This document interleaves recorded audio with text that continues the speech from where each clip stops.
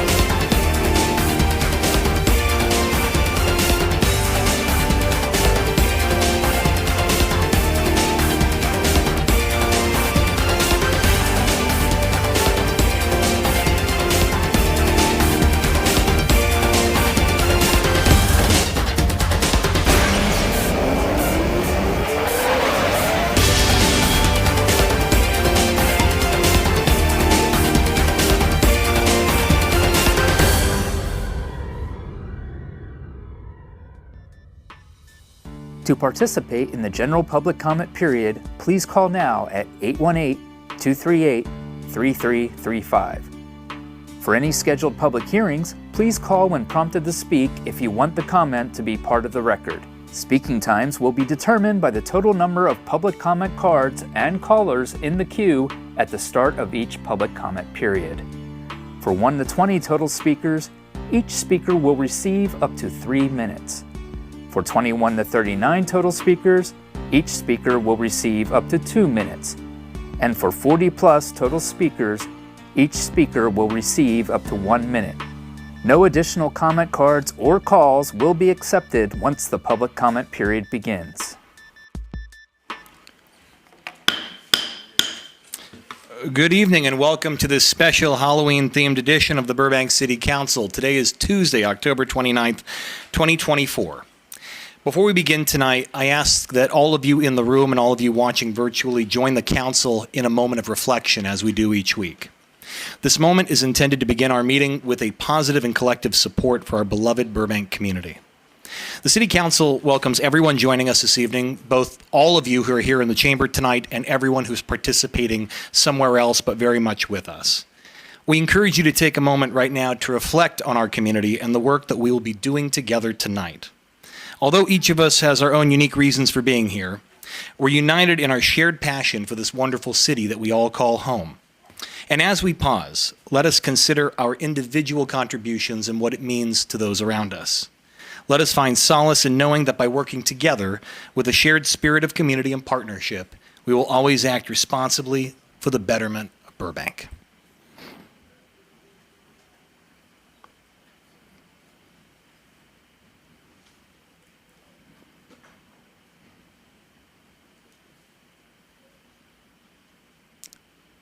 Thank you all very much. And with that, if you'd please stand and join me in the Pledge of Allegiance. Ready and begin. I pledge allegiance to the flag of the United States of America and to the republic for which it stands, one nation, under God, indivisible, with liberty and justice for all. Ms. Clark, how are you this evening? I'm terrific. How are you? Taken aback a little bit, but I'm here. With that said, let's conduct the roll. I'm going to help you a little bit tonight, Ms. Clark. Do we have Daphne present? Here. Oh, so enthusiastically. Scoob? Right here. Fred? Here and ready to solve some mysteries. Velma? Here. And Shaggy? Zoink, I'm here. Confirming the presence of the entire cast of Scooby-Doo. Yes, and for the record, council members Mullins, Takahashi, Anthony, Vice Mayor Perez, and the mayor are all present for the meeting minutes. Thank you, Mr. Mayor, for the clarification. I was wondering what the minutes were going to look like. Pop quiz if you can tell me what Shaggy's real name is by the end of the meeting. Don't Google it, not fair. Ladies and gentlemen, there will be 4 periods of public comment tonight. This is the part where I go over some introductory remarks, so just bear with me, everybody, but it's important information for those of you who are hoping to speak before the council this evening. As I said, there will be 4 periods of public comment. Members of the public may comment in person or by telephone during the general public comment period. That's the very first public comment period that we'll have tonight. To do so, you must submit your cards or call in before the general public comment period begins. Now, the first public comment period is for general public comment on any matter concerning city business and or any of the agenda items that we'll be discussing tonight. If you're here in person and would like to speak during general public comment, you should have and still can turn in one of the yellow public comment cards available when you walk in the door. Just be sure to hand that to Miss Clark or Miss Ty. Now, if you'd like to participate in the general public comment by phone, please call right now at 818-238-3335. Fred, that was 3 3s and 1 5.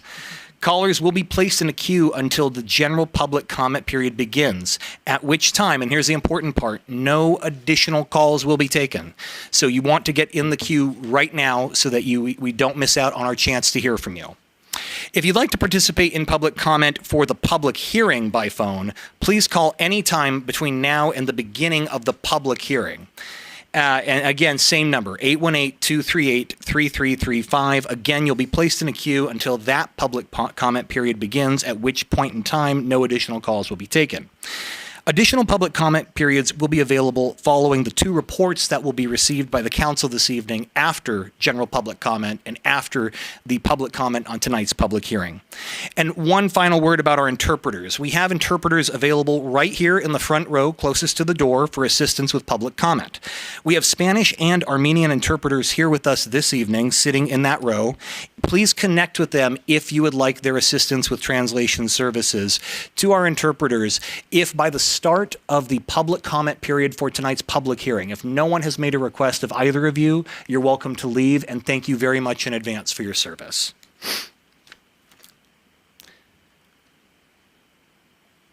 Now, before we go on, I'd like to make a special note about the council's adjournment tonight. Tonight's City Council will be adjourning in memory of former Burbank City employee and Key to the City recipient, Gerald McCarty. Donald Gerald McCarty, better known as Jerry McCarty, was born November 17, 1939 in Los Angeles. He was raised in Burbank and attended Burbank schools, Central, now known as Walt Disney Elementary School, David Starr Jordan, now known as Dolores Huerta Middle School, and John Burroughs, where he was an accomplished athlete in basketball, track and field, and earned many awards and set many records. In 1961, Jerry was hired by the city of Burbank as a laborer. And among his achievements, Jerry helped cut through the hillside to build the road going up to the Castaway Restaurant. Jerry changed departments within the city and became a sanitation engineer, where he picked up heavy trash cans and unloaded them into the back of the old-style trash trucks when everything was done by hand. It was hard work, but Jerry loved interacting with the people along his routes. Jerry always had a soft spot for helping people and would often help the elderly folks along his route, bringing their trash cans out and putting them back in. Jerry was fortunate to be one of the very first crews to learn to operate the new automatic trash trucks with the robotic arm.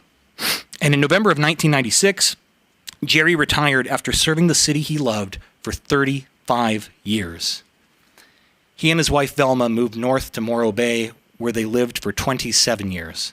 And in 2023, with their health declining, Jerry and Velma moved back to Burbank to live with their daughter, Linda. Velma, Jerry's wife of more than 50 years, passed away in December of 2023, and Jerry passed away on September 23rd of 2024. In addition to his daughter and son, Jerry is survived by a brother, a half-brother, and a sister and their families, plus 5 grandchildren and 3 great-grandchildren. Each of them was his pride and joy. I know that we have Jerry's family in attendance tonight, and I'd like to thank you so much for being here. And on behalf of the entire council and the city of Burbank, we express our condolences, and we hope you know that our hearts are with you tonight. And we forever remember all that Jerry was for this community, what he meant to so many people. And I think that in some small way, we can help ensure that his memory lives on. Thank you all so much for being here.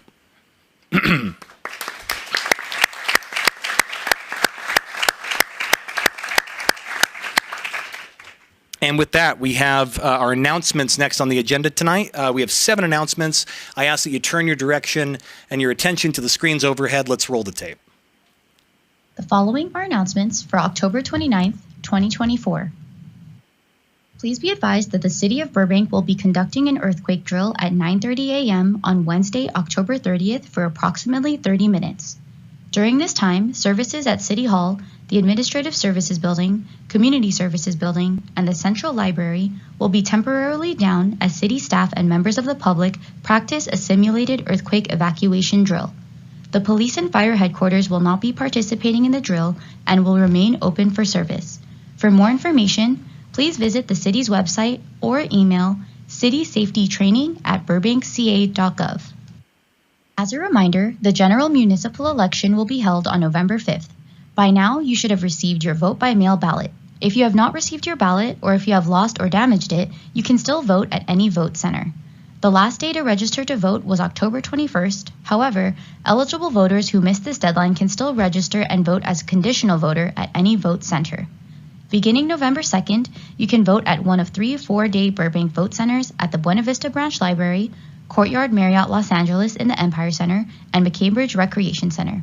You can also vote in person now at Burbank's 11-day vote center at the Magnolia Park United Methodist Church.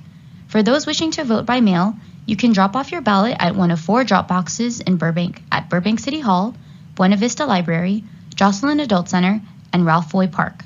For questions regarding ballots, please contact the county at 800-815-2666, or you can contact the city clerk's office at 818-238-5851, or email cityclerks@burbankca.gov. As part of the upcoming North Hollywood to Pasadena Bus Rapid Transit BRT line planning, Metro is developing a first last mile plan, which will analyze existing conditions and hurdles for pedestrian and bike access and identify possible projects that enhance non-vehicular access in the Media District, specifically at the Olive and Riverside Station. On Saturday, November 9th, Metro will be hosting a pop-up event at the Buena Vista Library to hear your input, feedback, and ideas for mobility needs in the neighborhood. Learn more at metro.net. Burbank is in Stage 3 of the Sustainable Water Use Ordinance. During the cooler months of November through March, Burbank will move back to 1 day per week watering schedule.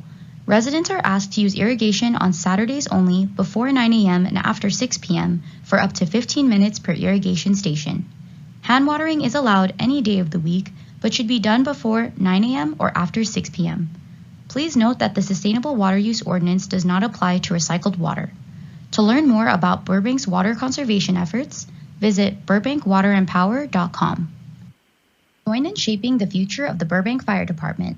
Use the QR code or visit burbankfire.us to take the Strategic Plan Survey. Please complete the survey by Friday, November 15th at 5 p.m. If you have any questions, please call 818-238-3473. City of Burbank has launched 2 surveys to determine funding priorities for the Community Development Block Grant Program's 5-year plan for 2024 through 2029. The grant funding is intended to serve the low to moderate income community and can be used for housing, infrastructure, homeless services, supportive human services, and economic development. Both surveys are open for public input through Friday, November 15th. The public is also invited to attend 2 interactive workshops taking place in November to give their feedback regarding uses for the CDBG grant funds and to discuss fair housing opportunities and challenges in the city of Burbank. Learn more by visiting the city's website or by emailing cdbg@burbankca.gov. The Burbank City Clerk's Office is accepting applications for 2 vacancies on the Burbank Cultural Arts Commission for an unexpired term ending July 31st, 2025 and July 31st, 2027. The deadline to submit an application is Monday, November 18th at 5 p.m. If interested, please apply online at burbankca.gov/BCC application. For more information, please contact the Burbank City Clerk's Office at 818-238-5851 or email cityclerks@burbankca.gov. This concludes the announcements for this evening. All right, that takes us to our next agenda item tonight, and we have one really exciting, fun presentation. We get to celebrate this year's winners of the Burbank 2024 Halloween Outdoor Decorating Contest.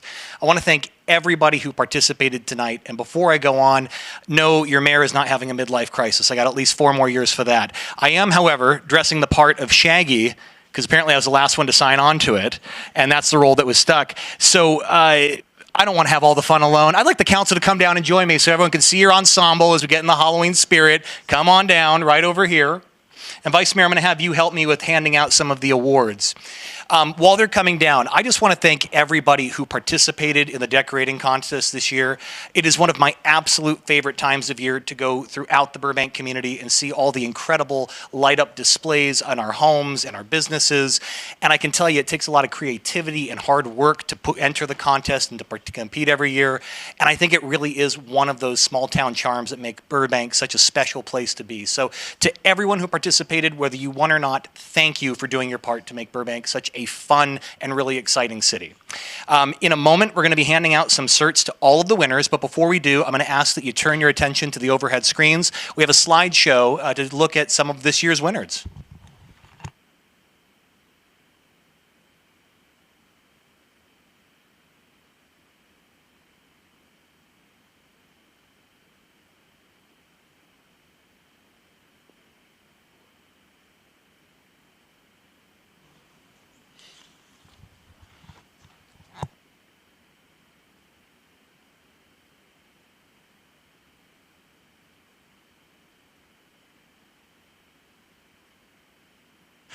Boy, if that doesn't get you in the spirit, I don't know what will. I will just say that I'm pretty sure all the winners are going to want to show off their winning homes and businesses. So if you haven't already, maybe on your way out tonight or in the next 2 nights, be sure to go out there and check out the houses that won. You can actually view the entire list of entrants and all the honorable mentions as well. One other ask on behalf of the council, as you're out there and enjoying all the spectacle that is Halloween, please just remember to be observant of pedestrians, exercise good driving habits, and just be safe out there, everybody. Without further ado, we'd like to recognize, and we're going to call up all the winners of this year's contest, starting with the winner of our commercial category, Melrose Mac, located at 2400 West Olive Avenue. I think we have Josh Smart here. Give it up for Josh.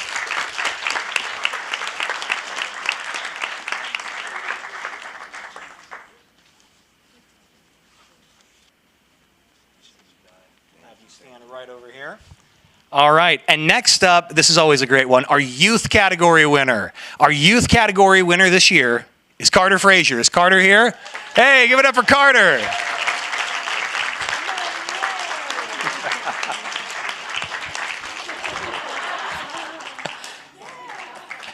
And special shout out to Carter's family that I think is also here. Thank you for helping them. Carter, what are you going to be for Halloween this year? A villager from Minecraft. Oh man, that's pretty clever.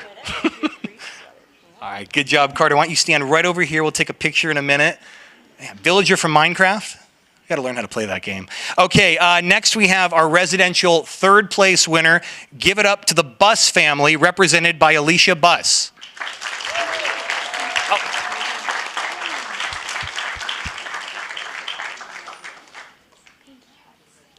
What was your name?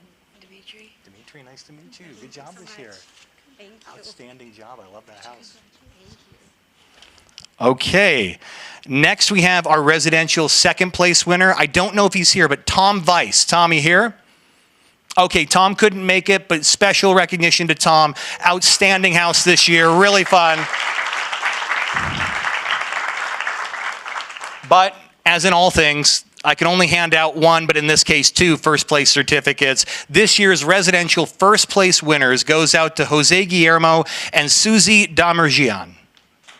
Joe, Jose and Susie, come on up. Outstanding. As we all get set for a photo, I just want to say again, thank you all so much for your creativity and fun spirit.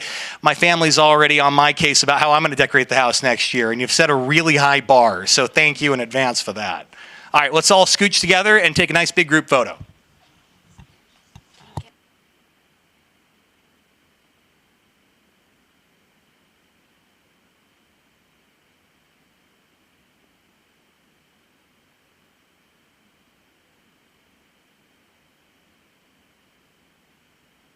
Give it up for all our winners this year.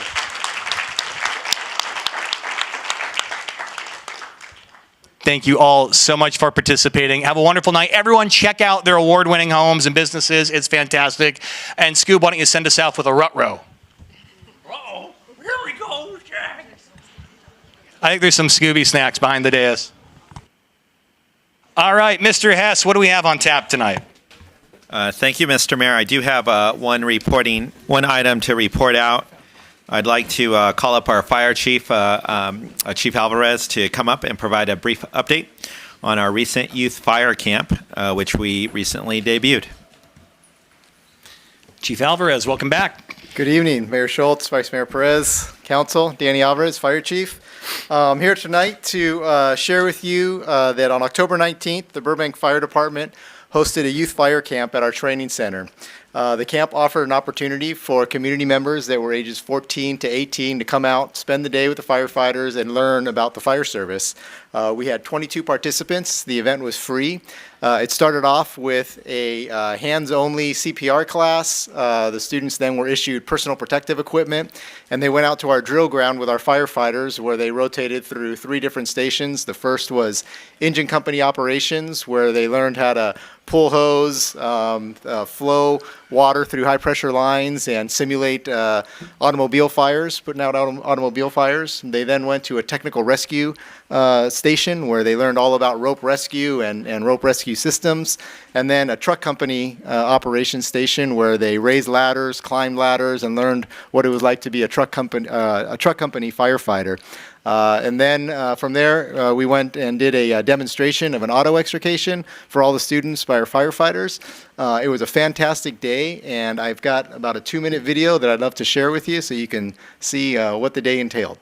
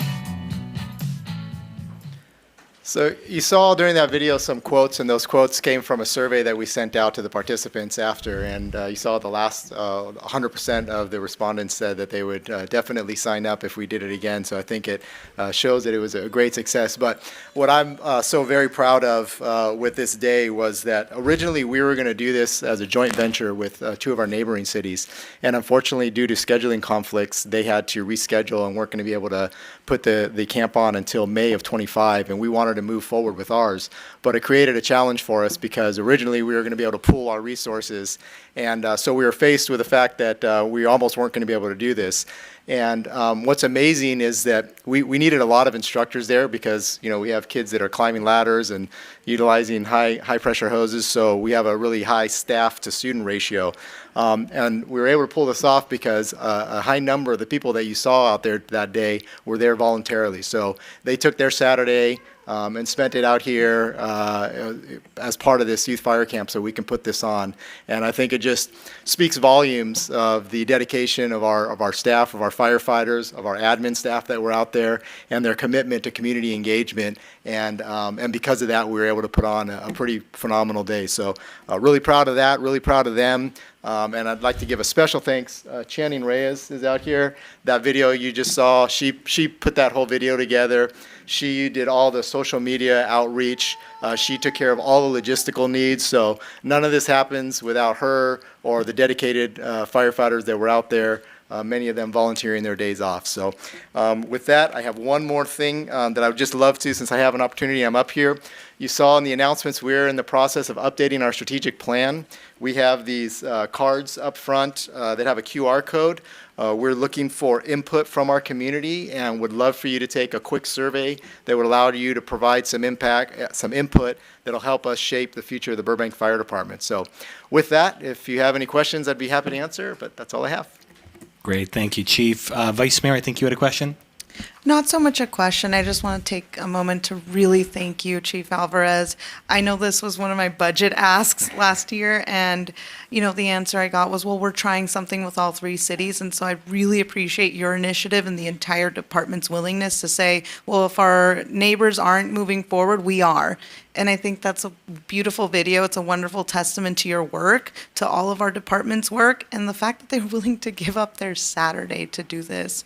I'm incredibly grateful, and I hope we have a few new firefighters in the mix coming soon. So thank you so much, really, from the bottom of my heart. Thank you for what you do. Thank you.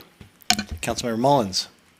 Thank you, Mr. Mayor. I too want to echo the Vice Mayor's compliments to the department. And it looked like it was a lot of fun, but I'm sure it was a lot of work, like you said. But how wonderful it is to get our youth involved and even understand what climbing the ladder is and how you save lives and putting out a fire in a vehicle. So I want to sign up for the class if you allow me to. Absolutely. Maybe we should have a category for adults so we can get practice. So thank you so much. Sure. Thank you.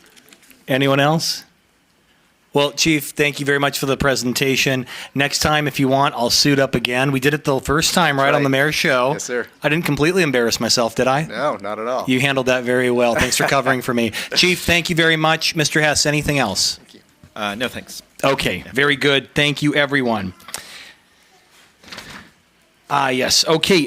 We now have 2 additional presentations to council this evening. The first presentation is a legislative update from Assemblymember Laura Friedman, who represents Burbank as part of the 44th Assembly District. Assemblymember Friedman, welcome back to the city of Burbank. Thank you. Thanks for having me. I didn't realize that I was supposed to dress up tonight, so I didn't, but you all look amazing and very colorful. So thanks for having me. This is the legislative update that I do every year around this time to give you a little highlight of the work that I've been doing for you, for our community in Sacramento for the past year. We have a slideshow. Do I need to do anything? Okay, great. So this year, okay. So we introduced a lot of bills this year, as we always do, but it was a very tough budget year. So for all of the members of the legislature, there was a smaller percentage of bills that were passed through this year because every bill, no matter what it is, has some budget implication. We were very happy to have 12 bills ultimately signed into law, which was actually more than most members. So very proud that we were able to do that work. I'm not going to tell you about all 12, but I'm going to highlight a few that I think are maybe of particular interest to people. AB 810, and by the way, the only order that these are in is numeric bill order, so no other order. AB 810 continues work that I have been focusing on for many years of protecting people from harassment and abuse. This bill comes out of some of the lived experience of one of my staffers who was a college athlete during the Varsity Blues scandal and was really dismayed to find out that there was a problem with some college athletics where coaches who were known to be a problem were allowed to quit universities when they caused a problem and could just go and get hired somewhere else. So we worked for 2 years with the Higher Education Committee Committee, and it became one of the priority bills for the committee. And what this bill focuses on is a practice that's sometimes called passing the harasser. The LA Times has covered this. Many newspapers across California have covered some pretty egregious examples of, sometimes it's in the athletics department, sometimes it's tenured professors, but basically they have a pattern of harassment, inappropriate sexual relationships with their students, maybe retaliation, and rather than investigate, the schools will just allow that professor to quit and move on. They go to a different school. There's no background talking about what they had done. And so this has become a pattern. So under this bill, now the universities will have a proactive responsibility to investigate complaints. And then if they're substantiated by the university, they must be then passed on to any future employer of that athletics coach or that tenured track professor. And the prospective universities who are looking to hire these individuals also now have a legal responsibility to request the information from previous employers. This bill was also supported by the UC Board of Regents. It had no opposition, and I'm proud to say it had unanimous bipartisan support in the legislature. AB 1868 is the second bill that I've worked on with the nonprofit Habitat for Humanity that some of you might know. What this bill does is it creates uniformity in how properties are assessed which are for sale, new apartment buildings that are for sale rather than for rent. So Habitat's model is that they sell the units to low and moderate income individuals. There's been a lack of uniformity in how these properties are assessed across the state, and sometimes the assessors will base the valuation on Habitat for Humanity or the city that's backing up the loan, leading to a much higher assessed value. In those counties, these nonprofit developers cannot build the housing at all. So this bill, I was, again, proud to say, had a principal co-author who was on the other side of the aisle for me, a Republican, and it also had unanimous bipartisan support and was signed into law. AB 1889 continues work that I have done to try to protect wildlife. This bill just simply requires that when cities or municipalities update their general plans, so pay attention, Mr. Planning Director, that they also have to, if you have migrating animals that are through your community, that as you're developing new subdivisions, allowing for new development, you plan for those safe passage for those animals, so that hopefully we have less mountain lions killed on highways, less bears being airlifted out of people's backyards. In this slide, I love this slide, that little hole you see under the road is actually a wildlife crossing for birds. And you can see the birds kind of scooting through that little tunnel. It's simple, it's as simple as those kinds of proactive measures to help save wildlife. AB 1963 has to do with a bill that's been talked about for a chemical that's been talked about for many years in this country called paraquat. It's a pesticide that's banned in 66 countries, including China, where it's produced. It is very, very toxic. Small doses, unintentional ingestion of small doses is deadly. And farm workers who use paraquat have twice the rate of Parkinson's disease than the general population. We work with Dolores Huerta and other environmental groups that now what this bill will do is require that the Department of Pesticides do an immediate reevaluation of Parkinson's disease. This bill was also sponsored by the Michael J. Fox Parkinson's Foundation. Very proud that it was signed into law. AB 2297 prevents this horrible practice that still happens in California of low-income individuals having their homes, have a lien put on their homes because of unpaid medical bills. Medical debt is still a significant driver of bankruptcy, with over a third of Californians reporting having medical debt, and medical debt disproportionately impacts low-income communities of color. It's the leading driver of bankruptcies across the United States. This bill makes it clearer about when hospitals and how they notify people about their rights to get charity care, and it also prevents credit agencies from putting liens on people's homes. AB 2552 is the fourth bill I've done about anticoagulant rodenticide. Some of you may recognize one of our most famous former residents, unfortunately recently passed, which was the mountain lion P22, who lived in Griffith Park. The famous photo on the left is the same cat as on the right after he was poisoned by anticoagulant rodenticides, which is a rat poison that kills rats by internal hemorrhaging. But when non-target wildlife, including owls, hawks, bobcats, and mountain lions, eat those dying rats, they get poisoned by the same rodenticide. So if you see a bobcat with what looks like mange or a mountain lion, usually it's a coyote you're going to see, that looks like it has mange, it has rodenticide poisoning and is hemorrhaging internally. This is the fourth bill to try to get this stuff off of our shelves. Very proud that it was signed into law. AB 2801 is another bill from an experience of one of my staff. It has to do with tenants not getting their security deposits back, even though they haven't caused any damage, and clarifying that landlords should take photos on move-in of their unit so that they could show if there was damage. We work with the Apartment Owners Association on this bill. They believe that it's going to be protective of landlords as well as tenants. Very happy that this bill was signed. AB 2875 was a response to a really bad Supreme Court decision last year called the Sackett decision that removed wetlands from EPA protection. California's lost over 90% of their traditional wetlands. These are really important areas that protect coastal areas from flooding, provide crucial habitat, particularly for migrating birds. We have very little of it left. This bill, which again had bipartisan support, says that California now is codified that California will have no more net loss of our precious wetlands and only a net gain. And then the last bill I'm going to mention to you is AB 2925. Since October 7th, we have seen anti-Semitic incidents on college campuses really skyrocket, as well as other kinds of hate crimes on college campuses. This bill is very, I believe, common sense. And it says that if you're a university and you offer a DEI, a diversity, equity, and inclusion, or any kind of anti-discrimination training, you can make that as expansive as you'd like. And we'd like those trainings to be expansive based on your community and the makeup of your community. But what this bill says is that you must include in that training the 5 groups in California experiencing the most discrimination and hate crimes. Those are tracked by the Attorney General and updated every 2 years. We don't want colleges bringing their own implicit biases and ignoring groups that are experiencing discrimination and hate crime.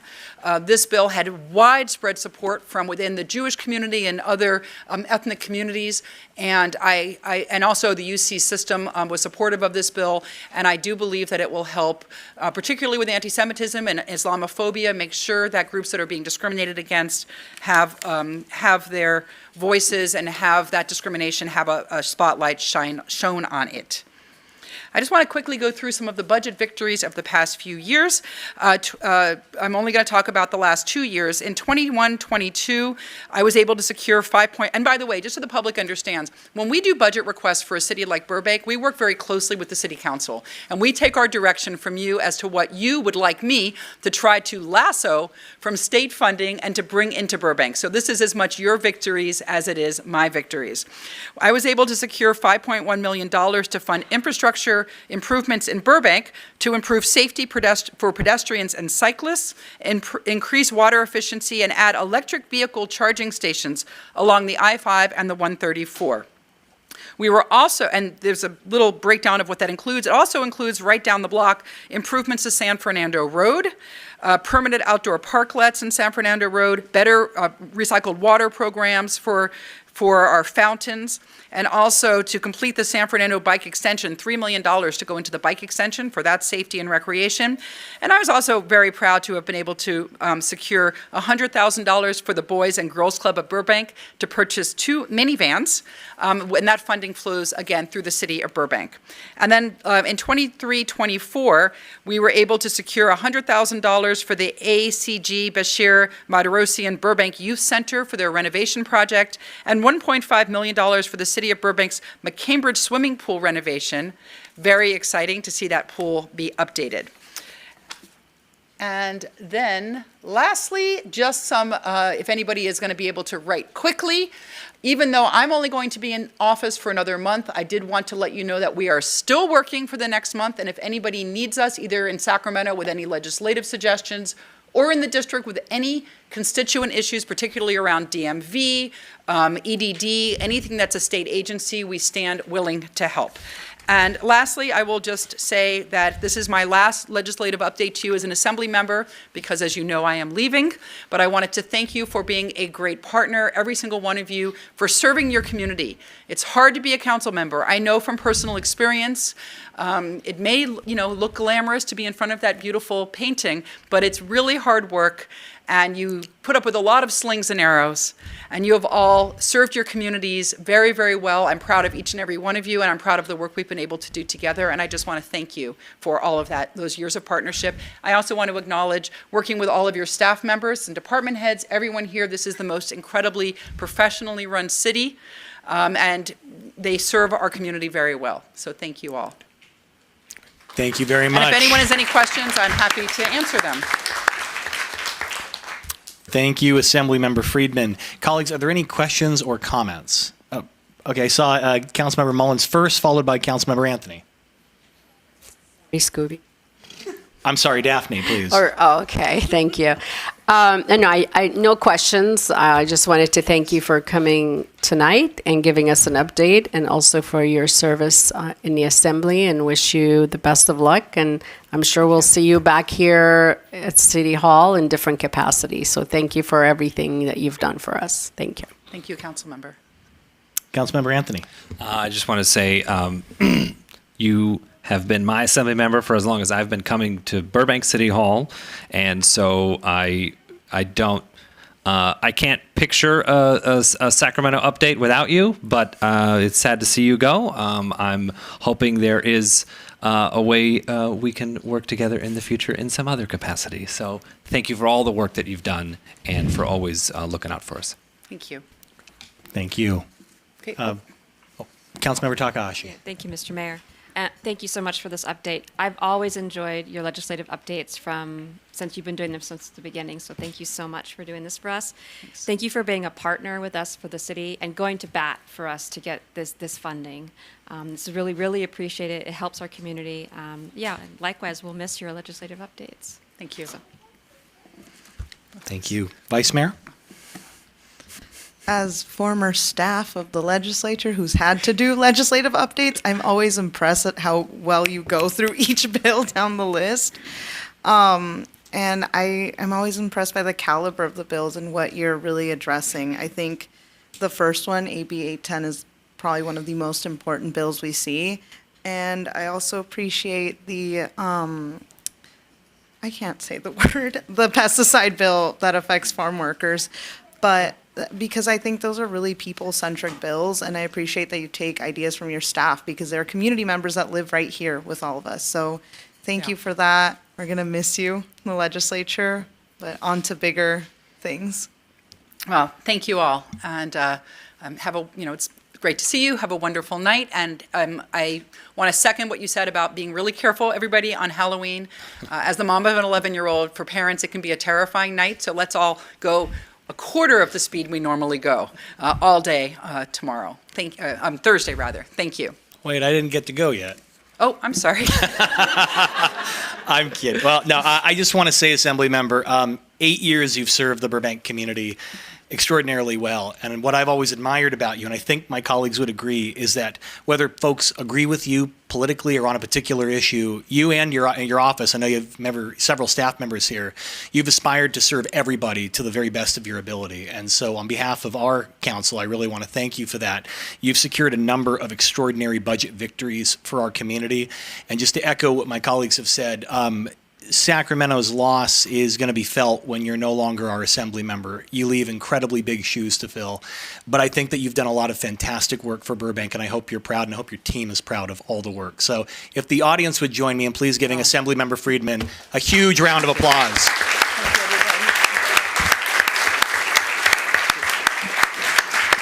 You know, Mr. Mayor, whoever follows her is totally screwed. That's all I'm saying. I actually agree with that.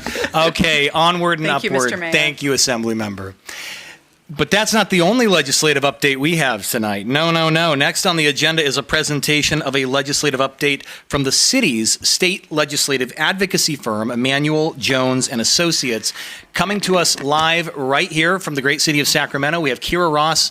Ms. Ross, thank you for being here. The floor is yours. Thank you. That's a hard act to follow. I've got big shoes here.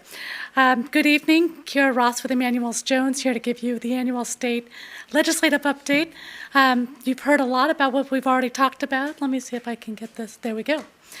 It's great to be back in Burbank. Before I begin, just want to thank your outstanding staff for a very productive day of meetings. We had, I think I had 8 or 9 meetings today, so had a lot of discussion about very important issues and really beginning to set the stage for 2025. Wanted to give a brief overview of what happened this year, and then we'll talk a little bit about what we anticipate in 2025. Beginning with the state budget, as you heard earlier, this was a year with a massive state deficit. It really dominated just about everything in Sacramento. And it was about $47 billion all told, which is an enormous number. As it usually does, it drove many of the legislative and budget decisions throughout the year. Significantly decreased the number of bills that were introduced, and that really drove all of the decisions as we moved forward.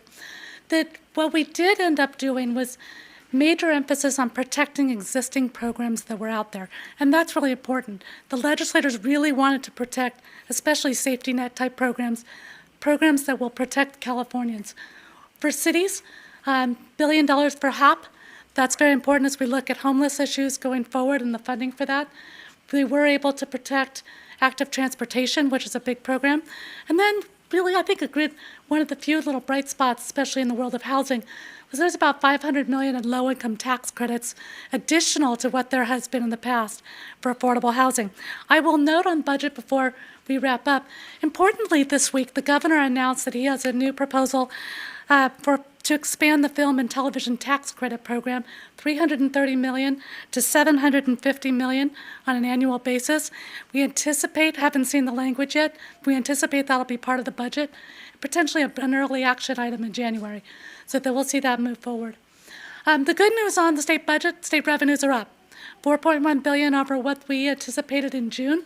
That's about 10% above projections. It's a little tempered. We know we have a structural deficit. We are anticipating 2 years of a structural deficit going forward next year. So we'll have to see in January where things go and where we ultimately end up with the state budget when the governor unveils that on January 10th. 2,100 bills, just over 2,100 bills were introduced. 1,200 went to the governor. 1,000 were signed, 189 vetoed. 15% veto rate. That is right on with where governors typically are. It's about 85% chance of bill getting there. Number one reason why bills were vetoed this year, funding that was outside of the budget. He's done it for 3 years. It's a deal breaker if you send a bill downstairs that's got funding that's not a part of the budget already. A couple of the bills that I just wanted to talk about that came forward this year. In housing and homelessness, again, a very big area for legislation. A couple of bills on builders' remedy projects that were particularly important. One, AB 1886, is an important bill that clarifies that cities can no longer self-certify their housing elements in the future. So that's a big deal as we move forward. Housing fees were another issue. There was a bill on housing fees that has us collecting them a little later in the process.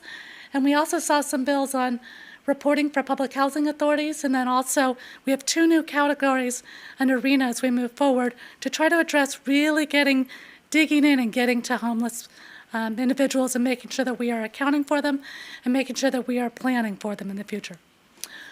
Climate sustainability, we have a big proposition on the ballot next week, Prop 4, $10 billion climate bond.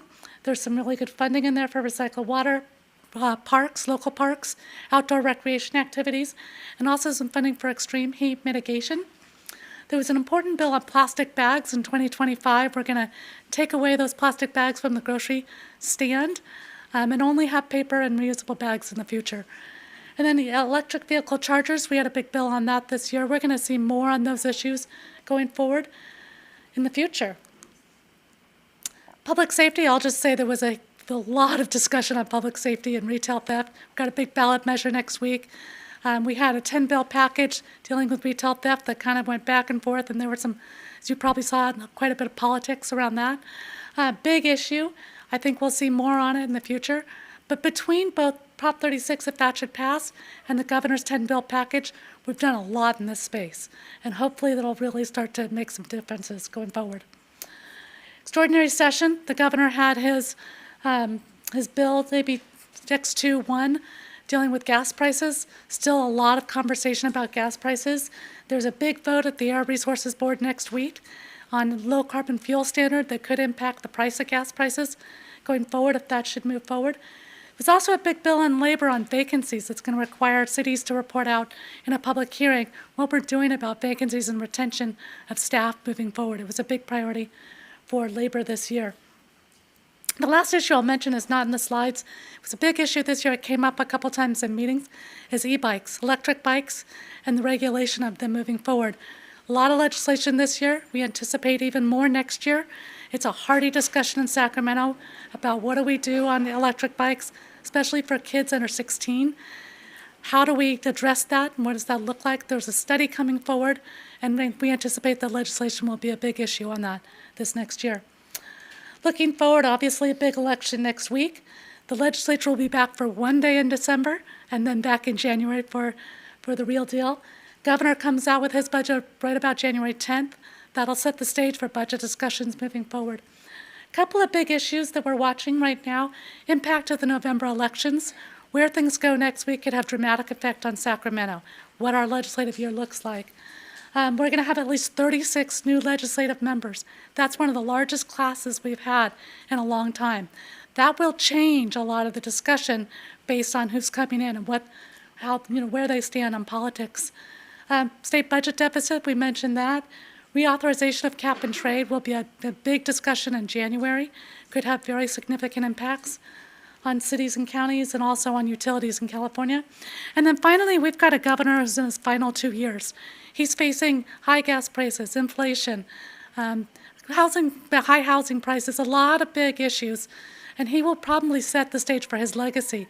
So we're going to see where that goes in January. It's going to be big issues and big discussions as we move forward. So that's a lot of issues, a lot of information. I'll stop there and see if there are any questions. Thank you very much, Ms. Ross. Colleagues, any questions or brief comments for Ms. Ross? Oh, yes, Councilmember Mullins.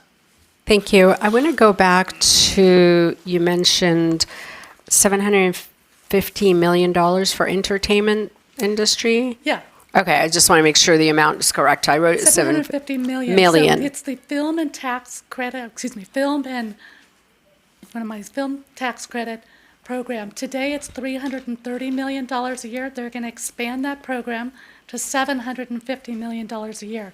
I believe it's a 5-year program is what they're proposing. Mm-hmm. It's a proposal right now, needs to go through the budget process. Typically things like this come out as part of the governor's budget in January. If they want to expedite it, sometimes they'll do it as an early budget action item. But we'll have to see where that goes and exactly what the details are.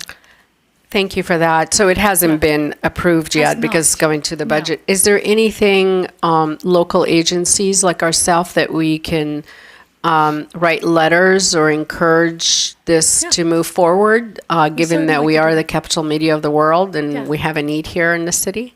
Yeah. Okay. That's something that I could work with city managers. Okay, that would be great. Yeah, we saw that the other day, and we're definitely going to support that.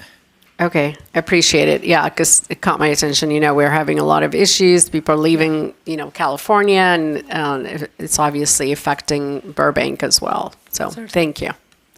Thank you. I think I saw Vice Mayor next, followed by Councilmember Anthony. Yeah, just follow up on that, not to be negative, but what are the roadblocks, if any, that we anticipate with the film tax credit? Because I know last round around we had some roadblocks, some folks who weren't on board. So is there anything you anticipate there? I don't have a lot of insight on that at this point. It's a brand new proposal. Typically on budget proposals, it's where does it fall within the broader picture of what else is out there. A lot on budget proposals is what the state of the budget is come January. Where are we? What does the deficit look like? Can we afford to do this? Tax credits you're losing, the state's going to lose some money, so it's not a money maker. Right. So it'll be part of that discussion. And we'll know as we get closer as who's supporting and who's opposing, what that looks like. Great. And as we get closer, I know this is one bill or one proposal, one budget piece, and we look at a lot of it, but this is a big piece for Burbank. Yeah. This is almost half of our economy relies on the film industry. And so I think for us, it would be really helpful to get those updates. If we need to reach out to other legislators, I expect that our legislators will be supportive, but if we need to reach out to other folks and remind them of the importance of this for our entire population, I think it'll be really helpful to have those updates. I'd appreciate that. Happy to do that. Yeah. Thank you. Thank you, Vice Mayor. Councilmember Anthony. The discussion around that tax credit, is it just an increase to the total, or are they looking at the actual management of it? Because one of the biggest issues I've seen, especially when you compare it to, say, a state like Georgia that does a lot of tax credits, the streamlined ability to get that money back is much quicker. There's a lot less red tape and bureaucracy. So people simply don't even want to deal with the California Film Commission because it's such a headache. Right. Is there any discussion on managing the tax credit, or is it just a discussion on raising the limit? So I'm going to preface all this with, I've not actually read the actual budget language. My understanding is an expansion of the existing tax credit at the commission that would expand it from 330 to 750. So I haven't seen the language. So once I see that, I'll have a better read on that, and happy to make sure to get that to you as soon as I can get my hands on it. All right. Okay. All right. Thank you. I wanted to ask a quick question on something else here. You mentioned AB 1893, the builder's remedy. Yes. How would that change the builder's remedy? Would it make it harder? Would it make it easier? Would it make it a bigger threshold to qualify? It changes the threshold from when it does two things. It sort of puts more parameters around when it can be used. The goal of that bill was really to sort of to put kind of parameters around how it's used and when it's used. But the importance is that it really determines when a city can say no, and exactly how a city can say no. So you're going to have a certified housing element.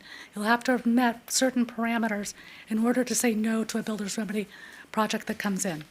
Okay, and then I guess my follow-up to there is AB 1886, the determining the compliance with the housing element. Yeah.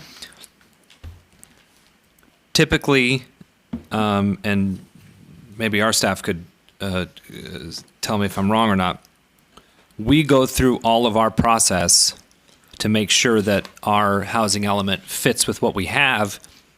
But at the end of the day, don't we send it to HCD to get certified anyways? Yeah. So how does this change? So, Mr. Mayor, this is a legislative update. This isn't a substantive discussion of the housing element.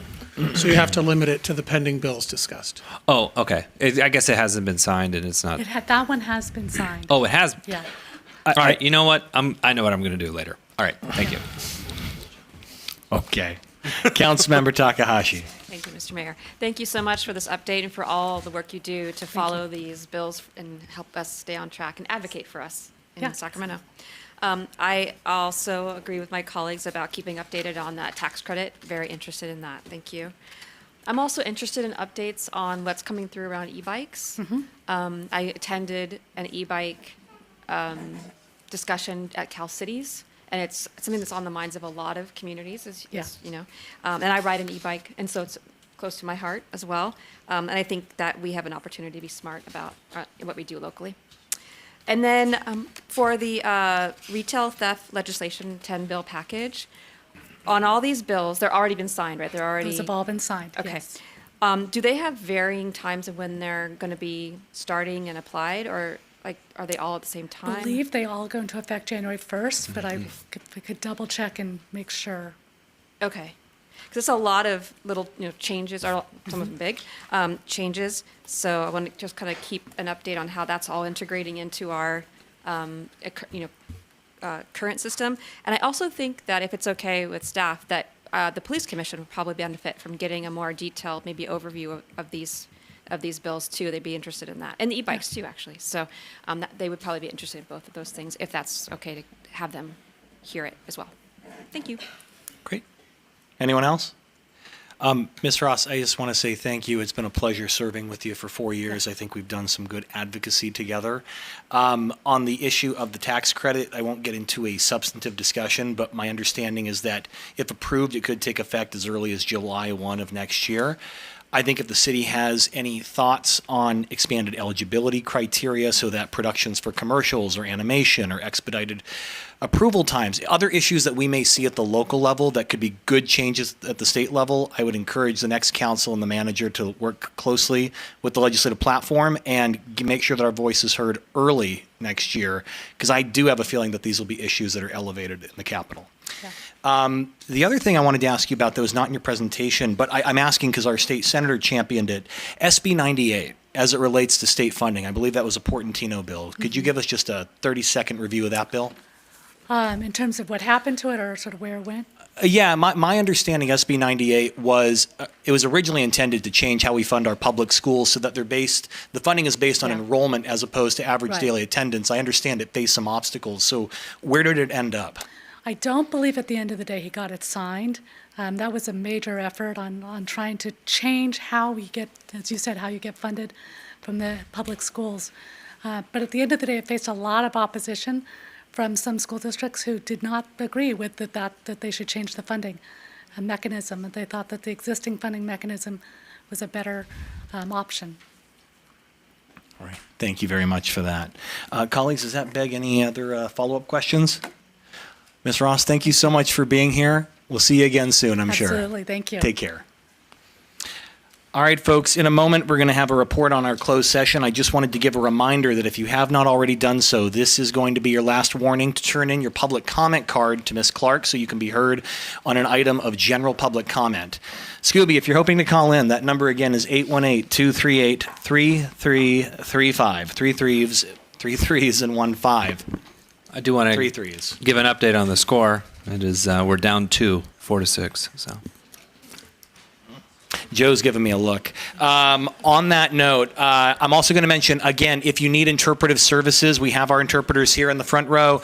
And final reminder, you can address the public hearing tonight, the item regarding the telecommunications appeal. You can address that in general public comment.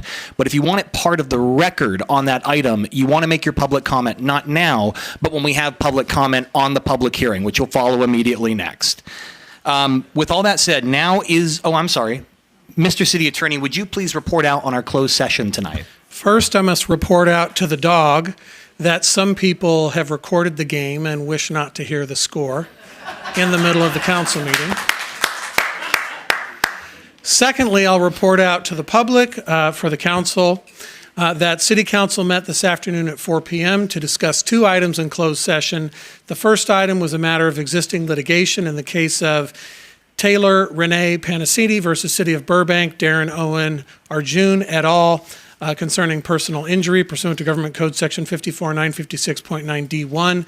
The second item was labor negotiations concerning Burbank City Employees Association pursuant to Government Code Section 54957.6. Council met with the city's labor negotiator, Ms. Betsy McClinton, Management Services Director. Thank you very much for... And City Council took no reportable action this evening. Oh, outstanding. Thank you for the reminder on both items, Mr. McDougall. All right. Now is the time for general public comment. In a moment, I will be calling out the speaker's name as well as the person who is next in line to speak. In order to keep public comment moving in a timely manner, we have a designated seat right here in the front row for speakers who are next up to the podium. So when I call the first name, you can come to the podium. The second name I call, you're welcome to take that seat in the front row. So as soon as they're done, you can jump right up and we can get your comment heard as well.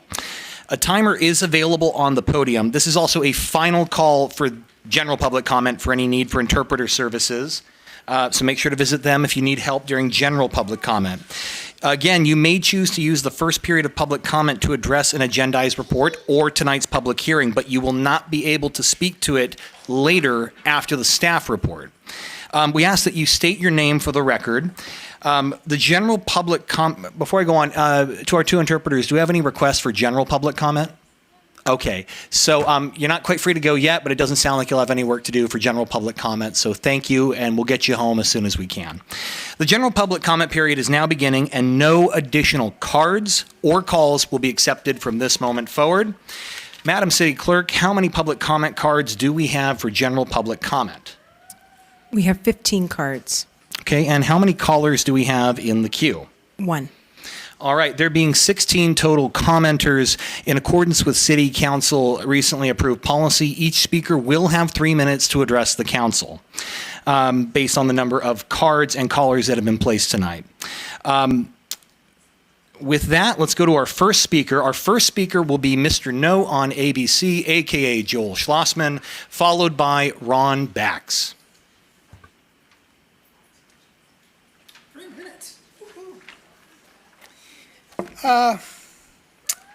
Boy, I already forgot what I was going to say. Mr. Schultz, you're a manipulator. You told us that crime is down. It's not. if you would have listened at the police commission, the police department gave a report, and they said crime is up and crime is trending up. Well, get it straight. I believe the police department over you, okay? Now, ABC, vote no on that. The bond is about to expire. Our taxes will go down. The school district is mismanaging. They're wasteful. It's problematic over there, and they're just not to be believed. Vote no. If you're having a hard time financially with your utilities or food or anything else, vote no, because you'll get extra money if you vote no. Now, Mr. Anthony, here's something disturbing that I got in the mail here. Has your picture on it and a bunch of quotes that you've done, that you've said. So I want to give you the opportunity to acknowledge these quotes and to verify that they're accurate and you said them. I'm going to read one of them. Quote, "Why are all these bitches young and thin now? Old and fat is why they were evil in the first place. Duh. Hashtag Disney." Now tell all of us when it is ever okay to talk like that or think like that or disparage women in that way. You should be ashamed of yourself for talking and thinking like that. I can't think of any public official that is worth anything who would think like that about females, about part of our population. It's disgusting. And I don't know how you can sit there and just think it's a big joke. So I've got 54 minutes left, 54 seconds left. But think about what I said. And when it comes to the voting booth, when you go to vote in this election, don't vote for you. Don't vote. Vote for anybody except Anthony. I'm going to vote for somebody who doesn't think like that and doesn't put down women like that and doesn't think pedophilia is a joke and doesn't want to sleep with Casey Anthony and talk about it. Is it just me, or is Casey Anthony totally hot? It says, I don't think she did it. This is a murderer who killed her kid, and you're talking about her thinking she's hot? You've got some problems in your brain, mister, and you disgust me. Mr. Bax, you're up, followed by Elizabeth Bax. Since we have 3 minutes, I can get it all in. Okay, so Ms. Bax, okay, so thank you for that. So it'll be Ron Bax, followed by Mark Scroggs. Good evening, Ron Bax. You will be remembered as a city council that destroyed the affordable residential rental market in Burbank. As a result of your actions at the last meeting, I instructed my financial advisor to investigate 1031 exchanging my properties into REITs. This will result in 35 rental units having new corporate owners. I invite all mom and pop housing providers to call me 818-209-0168 if they see the same future I do and want to protect, which is probably their retirement income. Be prepared for thousands of residential rental units converting to corporate ownership. Mrs. Perez, you stated you were going to enjoy reading all 54 pages of the Pivotal Report Appendix the following day, yet you proposed a 4% rent increase cap from out of nowhere. Mr. Schultz, you told me you knew what the outreach and survey were going to say when you spoke at the BAOR on August 1st. Mr. Anthony, you have been transparent about your bias since pre-2020, and your demonstration of it at the Masonic Lodge was stunning, which was presented at the last meeting at 9:22 p.m. by Mr. Donahue. I wonder what renters will think when they hear, in your own words, your plan to eliminate their housing. Better yet, how homeowners will react to driving down the value of their home. So, did we waste $300,000 on taxpayer money? If the 3 in-person and 2 virtual community outreach meetings were to solicit public input, why did the council move forward with direction to the staff before reviewing the results? The FM3 presenter described the data as bifurcated, which, if I can coin a word, would be anti-bell curve, from which no conclusion could be made. Pivotal's presenter strongly urged review of the 54-page appendix. The 3 council members took above took the position of rent caps yes. The other two thought more work needed to be done before a decision could be made. So I repeat the question. If 3 council members were predisposed in favor of rent caps, why were there outreach and survey conducted? The council has asked for counter proposals to the BTU ordinance. I gave one, subsidies, in an email to the council and staff June 30th. And at this podium, August 13th. I wish I could say you rejected the idea, but it would require some recognition, which until Ms. Takahashi slipped at mentioning subsidies at the last meeting, was none. Enjoy what political life you have left. Thank you. Thank you for your comment. Next, we have Mark Scroggs, followed by Joe Pimienta.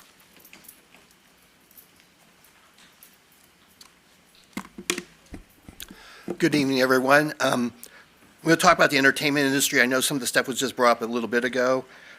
There's very little information on these bills that we know about, so it's kind of like in the clouds somewhere. And a lot of people are very curious. A lot of people are very skeptical because it's really more of the same, which is fine, but there's got to be stuff done in with regards to animation, non-scripted, like they said, commercials, documentaries, YouTube. I mean, YouTube, people are creating, they've done this, I know Cobra Kai was created that way, but as YouTube series that major producers are doing it that way now, to think that way, especially since there's spaces available here. And let's change it up around a little bit. Also, keep in mind that a lot of the state really doesn't care about entertainment, and so they think that we're just wealthy people, and they're going to put money into Brad Pitt's pocket, and so we have to sell it. So I've been reaching out. I know you guys know this, to different people, my clients, different representatives. I'm going to reach out much more to kind of help sell the idea and sell these other things, because we can't live like this. I was just saying this to Joe, how so many people have moved away, or they're not even going to move here. So you're losing that base, and there's a lot of people who aren't being mentored. I know they're talking about mentorship programs. There's no one to mentor. So there's a lot of issues to deal with. This is a great step, but it's not the only step.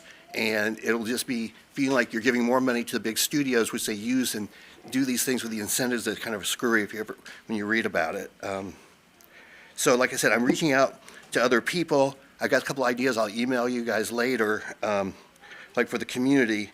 But on the positive side, because there's no strikes right now, there's more TV shows doing longer seasons. So there's a little bit more money coming in that way, a little bit more for some people. But in general, this is a nice step, but you don't want to get into that feeling like, oh, well, we did this, so we're all done. Because it's not going to help matters. Because these other states, I was looking at my casting breakdowns today, I got a little bit of time, and I think there was an NCIS breakdown and a roll on SWAT, and that was the only things here out of about 30 projects. So you've got these things shooting in, I got somebody shooting in Kansas City, Toronto, New York, they're all shooting elsewhere. So you got to keep that in mind, because these places are very aggressive, and they have great deals, and the people are really welcoming. So that's it for tonight. Have a good evening. Thank you for your comment, Mr. Scroggs. Next, we have Joe Pimienta, followed by Nicolette. Good evening, Scooby Gang, staff, and everyone in the chamber. First comments that I wanted to make tonight is first and foremost, I want to thank all the staff or whoever has been responsible for putting all the lawn signs and all those display signs, especially on the Olive Bridge and all over the city of Burbank, encouraging people to vote. As we all know, this is a very important year. The tensions are high. However, it's only as big as the people that participate in it. So again, for everyone who is eligible to vote, please participate and vote. I personally am a big supporter of Prop 33, and because I'm a resident of Burbank, I'm also a big supporter of Metro ABC. So I highly encourage that, but read your own.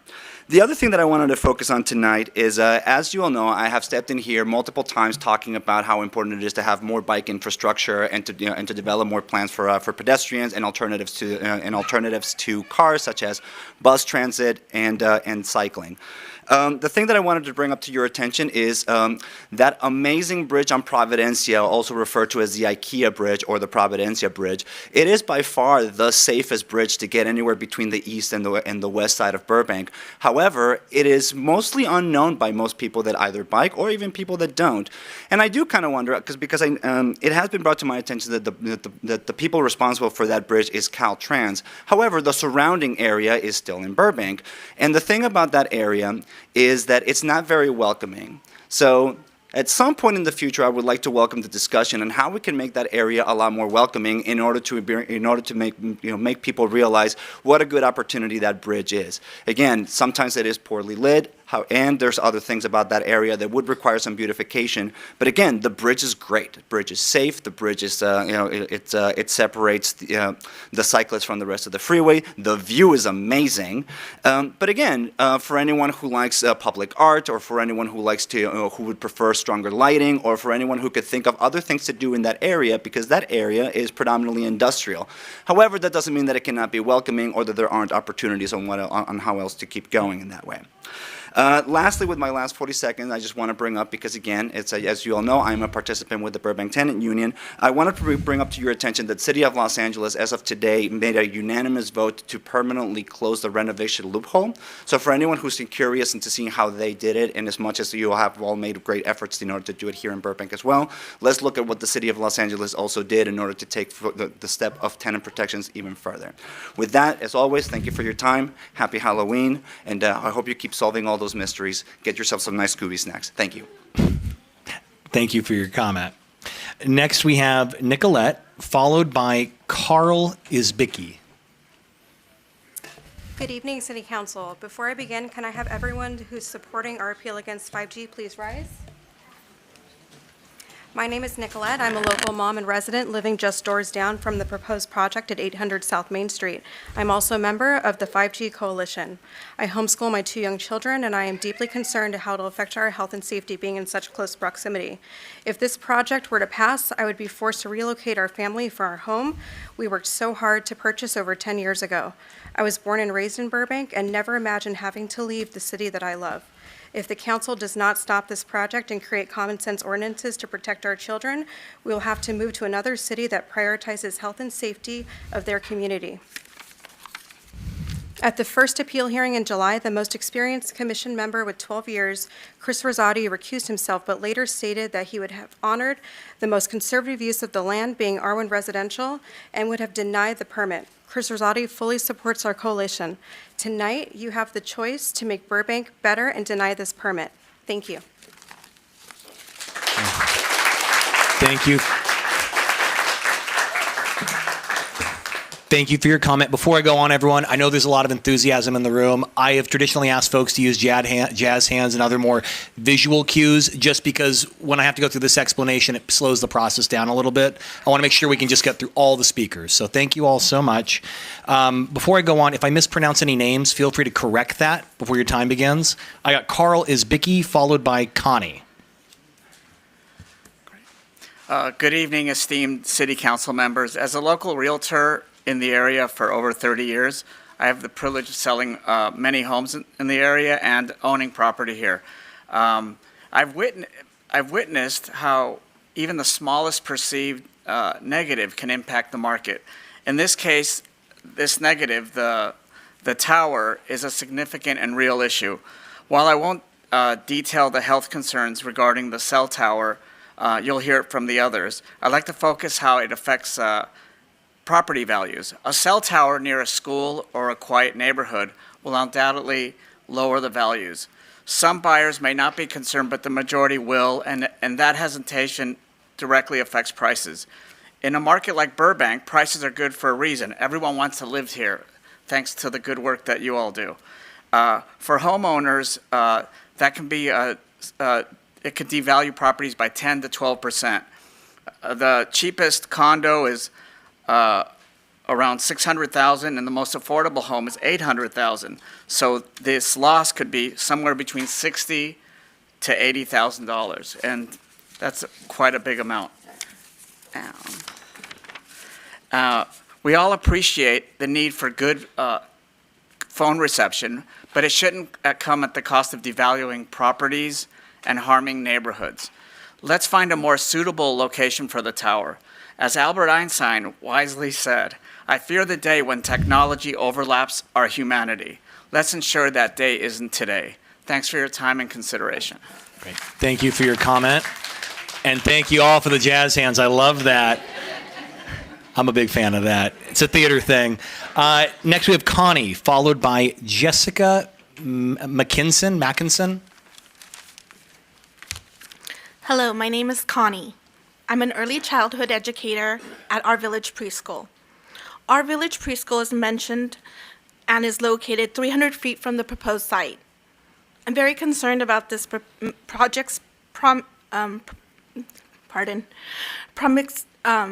this project being so close to our school. There's an industrial zone less than 6,000 feet away from 800 South Main Street, which would be a better choice. Considering that there are alternative options that could satisfy Dish Network's service needs in Burbank without potentially endangering children, I question why the proposed site is even an option when safer alternatives exist. Please reconsider and deny the AUP.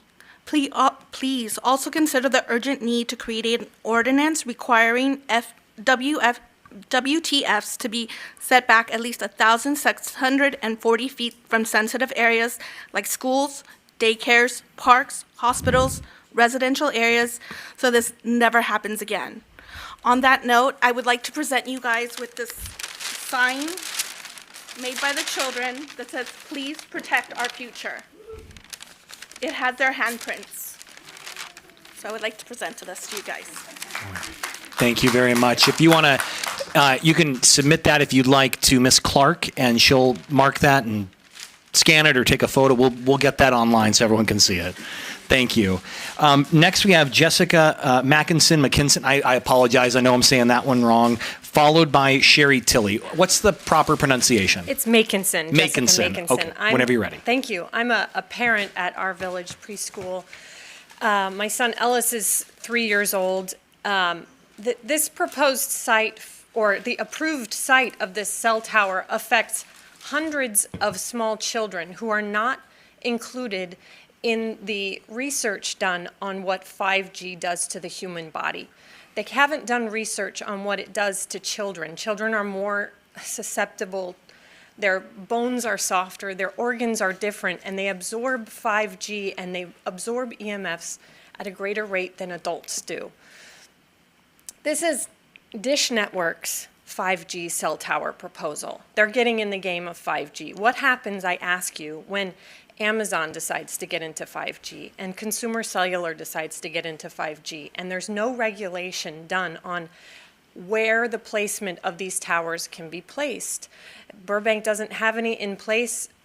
If you're allowing a 5G cell tower to go in less than 300 feet from where 2 preschools are, where does it stop from there? When all the companies want to, in the name of capitalism and fair competition, everybody decides to get in at the cost of our health. So not only do I ask you to deny the approval of this tower, I ask you also to create common sense laws and regulations about how far these setbacks can be from our homes and our schools. Thank you. Thank you for your comment.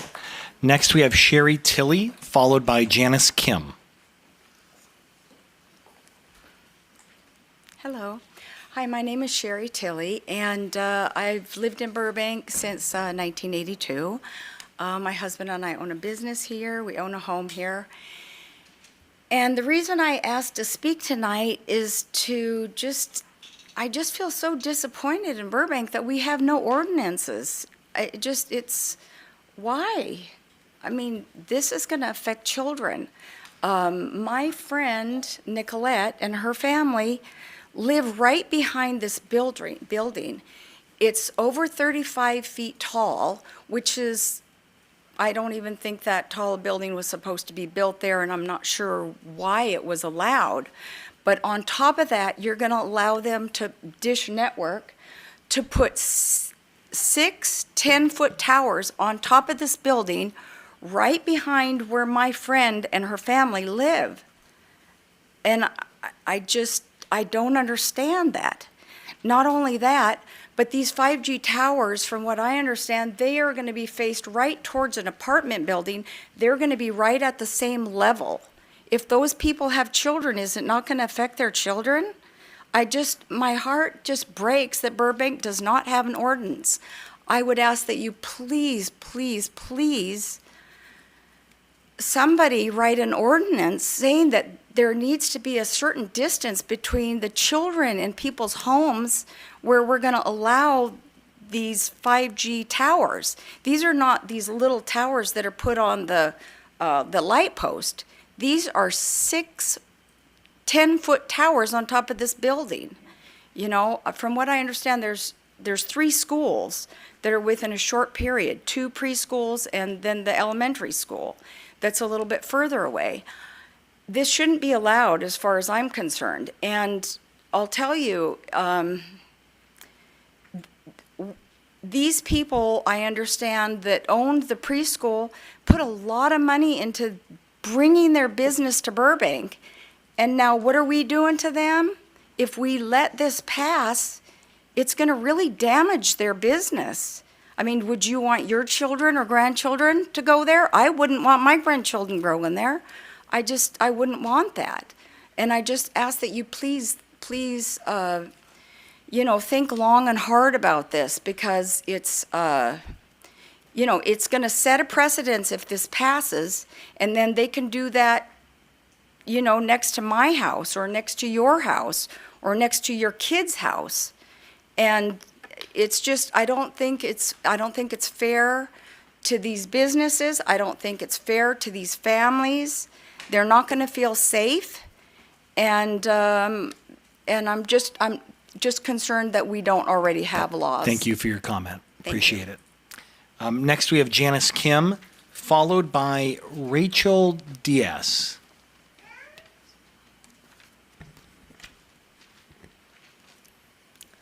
Good evening, Burbank City Council. My name is Janice Kim, and I'm a junior at Burbank High School. And today I want to address the youth board appointments for the 2024 to 2025 school year. This year, I am honored to be recommended to serve on the youth board, and I want to start by expressing my gratitude to the city of Burbank for this incredible opportunity. I'm excited to share my perspectives and ideas to contribute towards our community. A little bit about myself. I am deeply committed to leadership and actively seek opportunities to make a difference in every area that I engage in. I have currently dedicated 400 plus service hours toward my community, and I serve as the president of 3 clubs and an officer in 3 others, including Mock Trial, Physics Olympiad, Robotics, and the California Scholarship Federation. And in each of these organizations, there shares a common mission. It is to empower young people to express their voices and develop their potential. This principle of amplifying youth voices aligns closely with the role I aspire to fulfill on Youth Board, as I believe our core responsibility is to represent and advocate on behalf of our peers. One of my main goals that I want to focus this year is to raise awareness about teen driving safety. Every month I see accidents near our school, and it's heartbreaking to see students impacted. Driving is an exciting milestone, but it also comes with serious responsibilities, and I believe that we can promote safer habits through education, awareness campaigns, and community partnerships to make sure our streets are safer for everyone. Thank you so much for your time and consideration. Thank you for your comment, and thank you for applying to serve. Next, we have Rachel Diaz, followed by Jim Lane. Good evening, City Council. My name is Rachel Diaz, and I'm a student at Burbank High School and a recommended applicant for the Burbank Youth Board. Like Janice, I'm here to express my deep interest in serving on the Youth Board, an interest that has developed as a result of my diverse experiences. Co-directing the Business NAF Academy at BHS, serving the role as Vice President in Women in STEM Club, Operation Smile Club, and DECA, which is a business competition club, are just a few experiences that have given me a broad perspective, a perspective that I believe will allow me to authentically represent the needs of Burbank youth. These needs include education on vaping and substance use, financial literacy, and finally, a need for real-world impact and experience.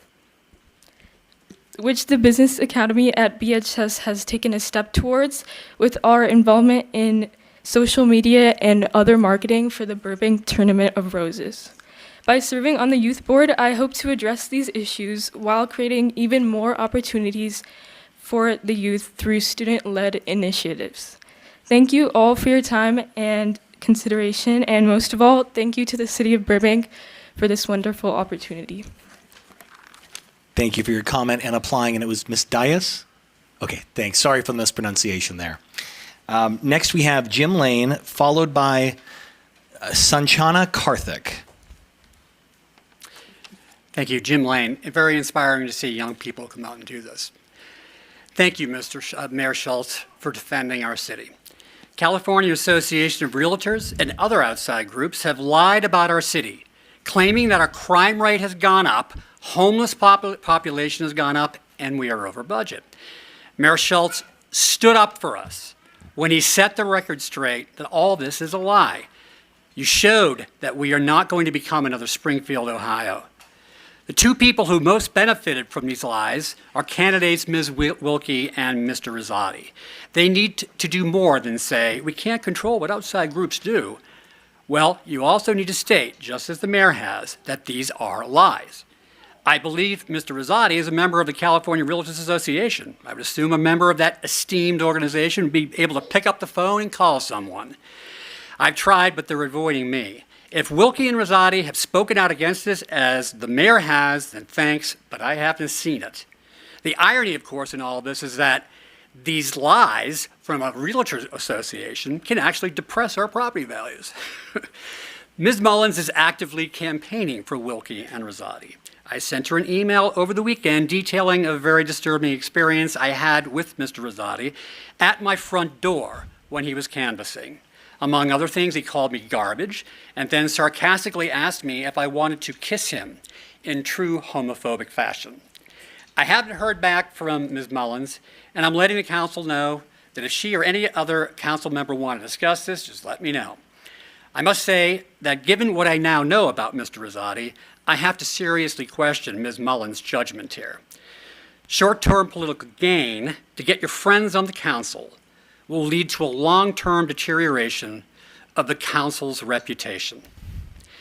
And then finally, I do just want to thank this new iteration of the Burbank City Council. I've lived in Burbank for 25 years, and I have to say that this particular council, which has gotten a lot of unnecessary attacking going on here, but this particular council kind of represents the Burbank that I know. Okay, the Burbank that, I interact with every day. So I appreciate all of you for sticking your necks out and getting the weekly abuse that you do. Keep it up, please, and defend our city from outside entities that are using us in very nefarious ways right now. Thank you very much. Go Dodgers. Thank you, Mr. Lane, and we'll continue to do just that. Next, we have Sanchana Karthik. Again, probably getting that wrong. I apologize. And then my last speaker card is, I believe it's Carolina with a K. Carolina. Good evening, Burbank City Council. My name is Sanchana Karthik, and I'm a senior at Burbank High School. I plan to address the youth board appointments. I'm applying for the representative at-large position on the youth board. I believe I am competent and well-suited for the position, further exemplified by my recommendation. As per my resume, I've been involved with Burbank City government through the CREST program during the fall 2023 session. I interned at the Community Development Department and left with a deeper understanding of workplace culture and local bureaucracy. At my own school, I am president of Accessible Aid Club, which is partnered with Burbank's Temporary Aid Center to deliver food and resources to the homeless population throughout Burbank and neighboring suburbs. As both a student and a volunteer, I can confidently say that most of my peers have little knowledge of decisions made by municipality, even those that affect them, such as Measure ABC. With many students displaying a lackadaisical and apathetic attitude towards school and local politics, I believe my appointment to the youth board could help foster involvement. Youth engagement is a vital part of government, as decisions made now affect the future, and today's youth are the future. Workshops to encourage learning and explain government functions may help motivate middle and high school students to engage themselves in community and school. Anonymous suggestion boxes at each school could give an opportunity for the silent to speak up and voice their complaints. If appointed, I believe I will be able to serve as a voice for my peers, both outgoing and introverted. Thank you for listening, and thank you for your time. Thank you for your comment, and thank you so much for applying. My last public comment card for general public comment is Carolina, Karolina, I believe. No? Going once? Going twice? Okay. I'm not seeing any response there. So that completes in-person public comment. We're now going to go to our phone lines. For all of our callers, please remember to lower the volume on your TV or computer and take your phone off of speaker setting when you deliver your public comment so that we can hear you loudly and clearly. Madam City Clerk, why don't we go ahead and send our first caller through? Yes, Mr. Mayor. The first caller is George Kevork. George, you're on with the council. Thank you, council members. Thank you for the opportunity to present on the concerns regarding the 5G tower on 800 Main Street. I want to note that as my professional role, in addition to being a Burbank resident, is working on government relations for tech companies. My role is to track this type of information and monitor legislation, policy bills affecting communities. And I must say, as a resident with 3 children within 100 feet of the proposed site, I am completely dismayed and at awe at the lack of communication from the City Council when it came to this type of information. I have not received one email, not received one mailer, not received one Facebook post. For all the discussion from the gaslights regarding the different posts by different members of council on their social media, I have not received one update or one posting regarding this proposed site on any of these council members' posting. That creates a concern for me as a resident where I expect due process and transparency. Just taking 3 points at heart. Number one, when we're talking about health and safety, there's a lack of information as to what information did the council rely on when it came to, as one of the speakers mentioned, the impact on children's bodies. What is the data and studies that were mentioned or relied on when the decision was made to examine and move forward with this process, in addition to the lack of transparency in hearings and opportunities to weigh into this information? Second, when it came to the environmental impact, what evaluation was done to make sure that these items were placed far away from vulnerable areas?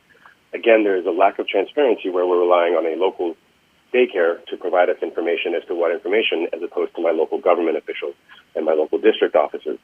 Lastly, the lack of information and the lack of public trust and transparency begs the question as to why it was done in this manner.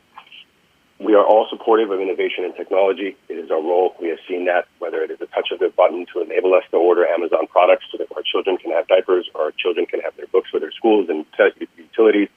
We also make sure that we have those public hearings, we have that public input, and we improve those misconceptions. Yet again, as I mentioned here, this information we're maybe coming at the 11th hour, partially because of, again, the lack of due process and the lack of transparency. Incorporating community feedback, promoting transparent dialogue, make sure that decisions around 5G actually reflects the community's values and priorities that many of folks here on this call have talked about. We hope together we can find a way that we can process and identify safer placement options and foster a cooperative approach to advancing technology and not become a battle for whether or not it's a zero-sum game. Thank you for your time, and I appreciate and hope that you will reconsider. Thank you for your comment. Ms. Clark, was that the last caller? Do we have anyone else?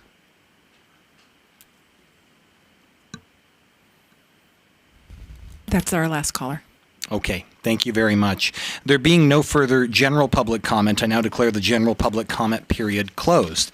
Now is the time for a brief response from the City Council, the City Manager, and or the City Attorney. Would anyone like to begin? Yes, Councilmember Anthony. I'm surprised you have something to say tonight on this. I do. Thank you, Mr. Mayor. So, Twitter is a funny place. You can retweet something that somebody else said, and it shows up on your timeline, on your feed. X, formerly known as Twitter. And people often attribute quotes to me recently for things that I've retweeted, which is interesting because, Mr. Schlossman, I don't talk like that. For about 22 years before I got into public office, I was a comedian. I did live shows, and I'm known in the comedy world as a clean comic. I don't swear. I don't use curse words. I don't disparage anybody. If you have to go back over a decade to find a retweet as the only thing that I've ever said disparagingly, that means I've done a pretty good job of talking the way I feel human beings should talk, which is respectful to each other. And lastly, Mr. Schlossman, Casey Anthony was acquitted of those charges. So if you're going to come up here and accuse people of doing something that they haven't done, that's pretty par for the course for you. So I appreciate you coming down. But if anyone wants to look at my social media, it's very fun. So thank you, Mr. Mayor. Thank you for the response. Who'd like to go next? Anyone? Okay, Councilmember Takahashi. Thank you, Mr. Mayor. As always, thank you for coming out and speaking. Thank you for all the emails that we received and the meetings and phone calls that you have reached out for various topics. Most of the comments that were made were in regards to the public hearing, so we'll address them then. But I did want to point out a couple things. I wanted to thank Ms. Kim, Ms. Dias, and Ms. Karthik for coming out tonight and introducing yourself for the youth board.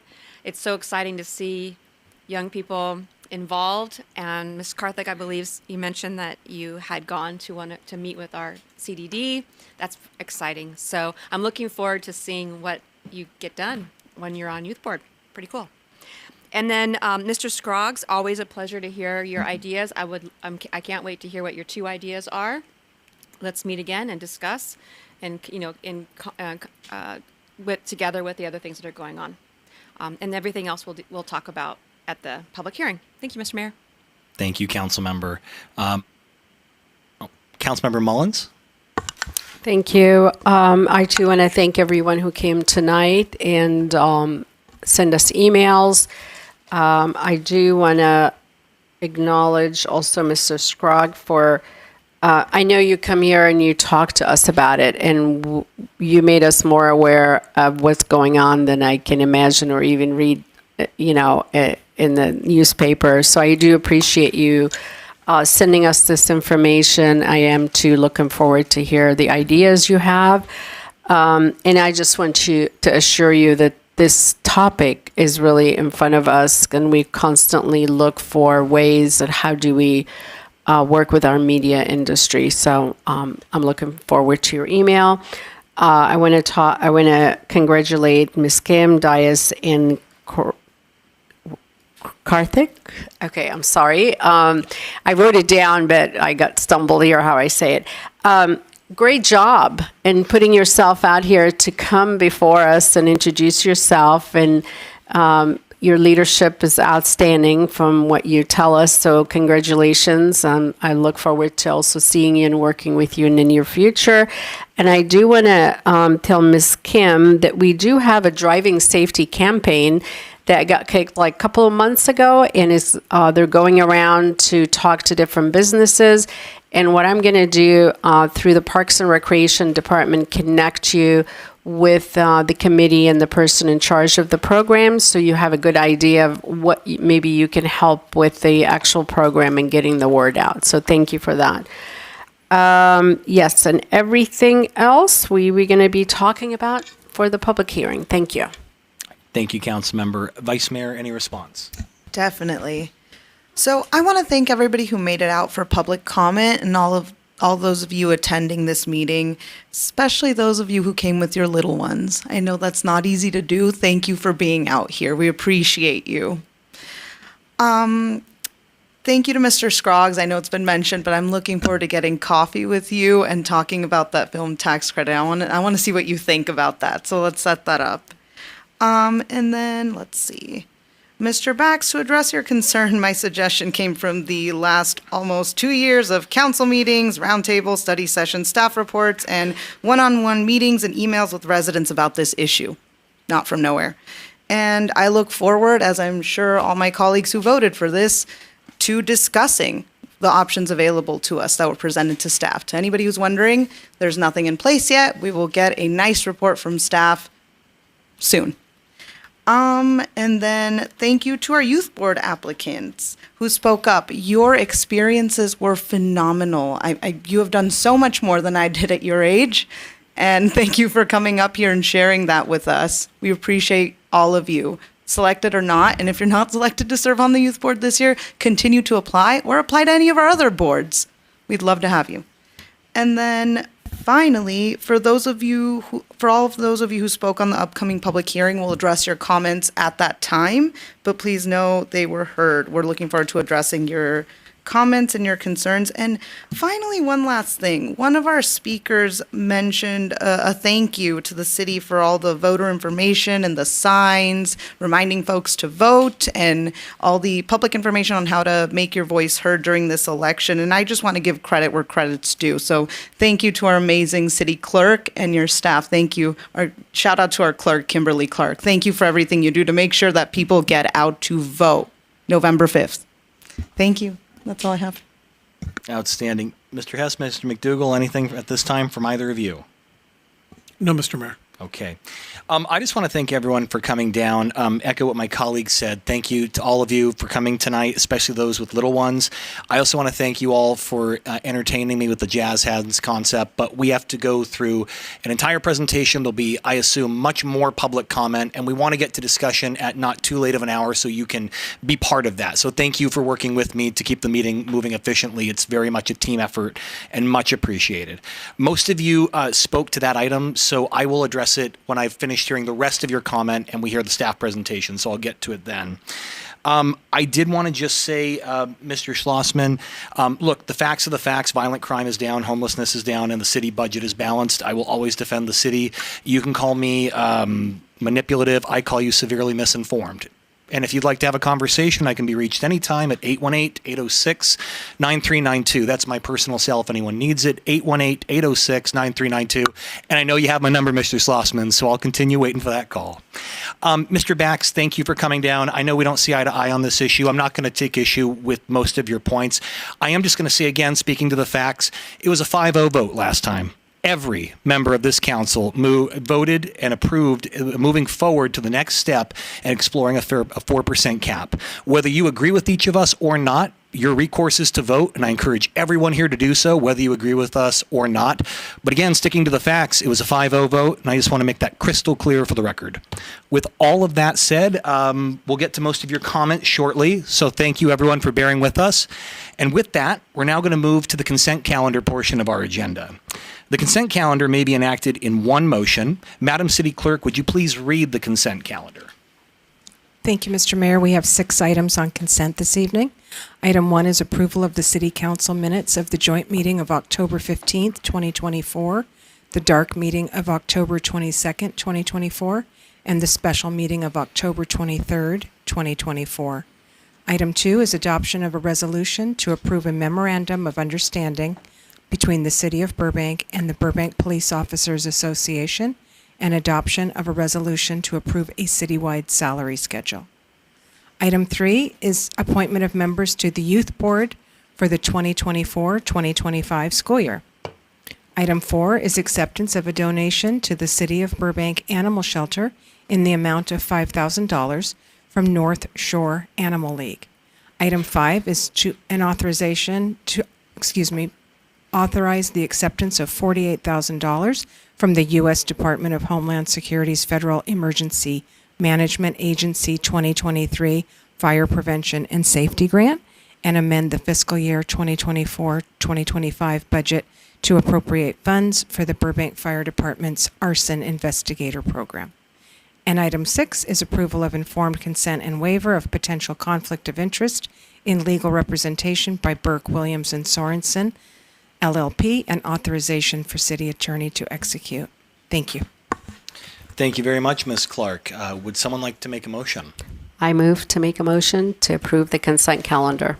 Thank you, Daphne. Is there a second? Second. All right. Thank you, Velma. We have a motion by Councilmember Mullins, a second by Vice Mayor Perez. Any other discussion? Seeing none, let's do a roll call vote. Councilmember Anthony? Yes. Councilmember Mullins? Yes. Councilmember Takahashi? Yes. Vice Mayor Perez? Jinkies, yes. And Mayor Schultz. Zoinks, yes. Passes 5-0. Congratulations. That takes us to the item that most of you are here for. This is the time and place for the public hearing for the adoption of a resolution denying an appeal of the Community Development Department Director's decision to approve project number 23-0005025, an administrative use permit for a wireless telecommunication facility located at 800 South Main Street, and a de novo consideration to conditionally approve project number 23-0005025, an administrative use permit for a wireless telecommunication facility located at 800 South Main Street. As a reminder, if you'd like to comment on this item, now would be the time to turn in these salmon, some call it, I call them pink cards. Turn those into Miss Clark, or call in now at 818-238-3335. As a reminder, you'll be placed in the queue until the public hearing comment period begins.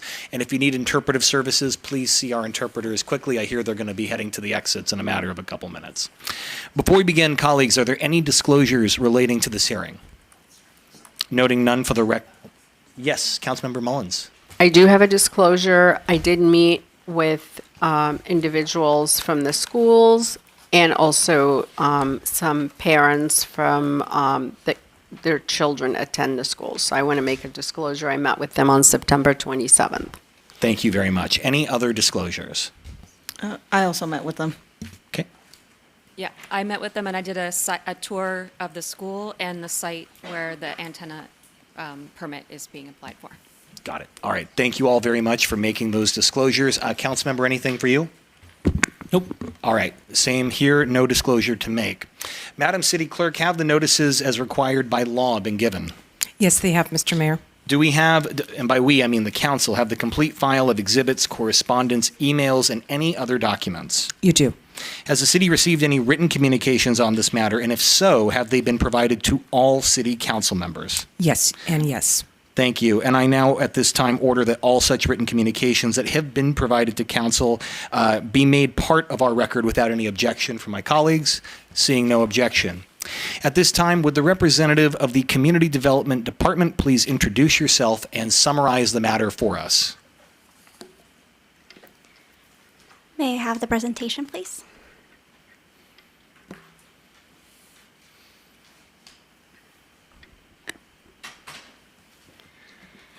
Good evening, Mayor Schultz, Vice Chair Perez, and members of the council. My name is Fatima Benitez, Associate Planner with the Community Development Department Planning Division. For your consideration tonight is project number 24-003938, an appeal of project number 23-005025, an administrative use permit to allow the installation of a new roof-mounted wireless telecommunication facility on an existing commercial building located at 800 South Main Street. The project representative is Rob Searcy on behalf of Dish Wireless. The project before you tonight, referred to as project number 24-0003938, is to hear an appeal of the Planning Commission's decision to conditionally approve an AUP for a new roof-mounted wireless telecommunication facility on an existing commercial office building located at 800 South Main Street, and to hold a new hearing to consider approval or denial of the underlying AUP. The project site is located at 800 South Main Street, between West Elmwood Avenue and West Valencia Avenue, as highlighted in yellow on the aerial photograph.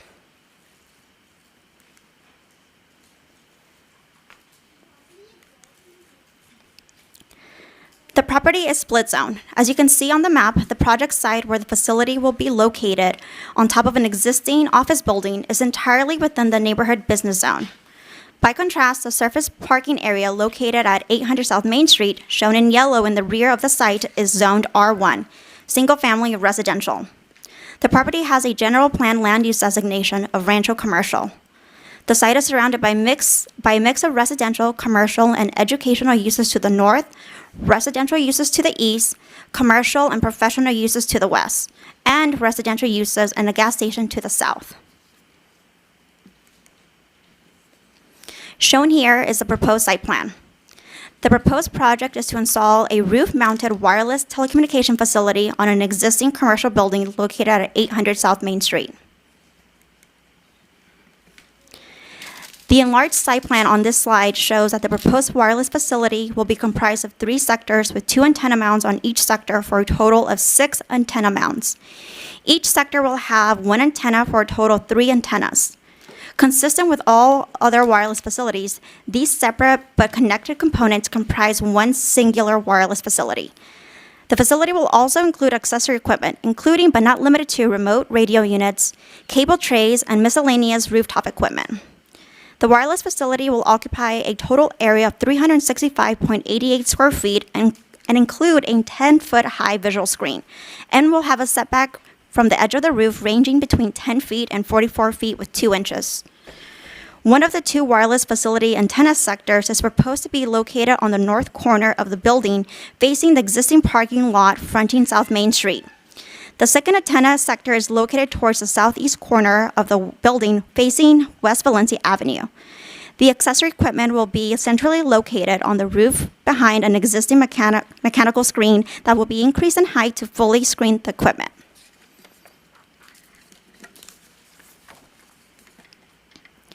Because the project site is within the neighborhood business zone and is residentially adjacent, an AEP is required. Per Burbank Municipal Code Sections 10-1-1959 subsection B, the review authority for an AEP is the director or planning commission if appealed, and city council if appealed again. The Burbank Municipal Code does not require a public hearing to be held prior to the issuance of an AEP decision. Although public notification is required for all AUPs, the public notification requirement for all AUPs include 1.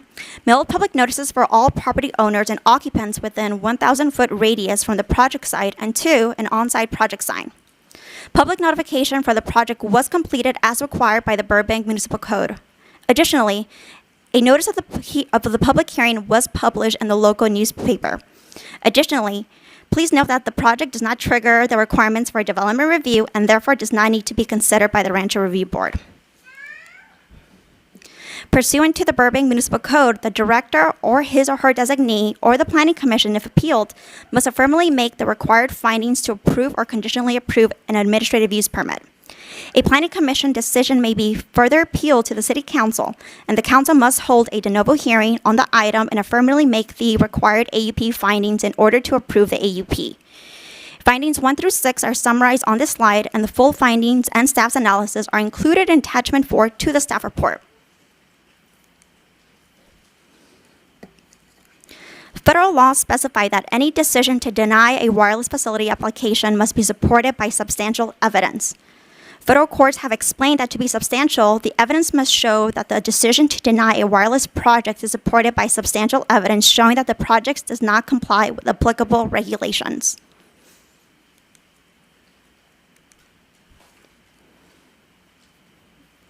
If an appeal of a planning commission's decision is filed, the city council must hold a de novo hearing to consider the appeal and also act on the project application itself pursuant to the procedures established for each application type.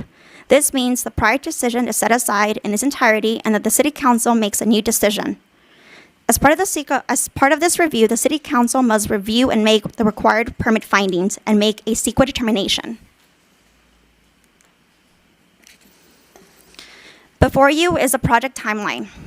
On October 20, 2023, Rob Searcy, on behalf of Dish Wireless, submitted an AUP application for a proposed wireless facility on an existing commercial office building. The project was deemed complete on January 18, 2024.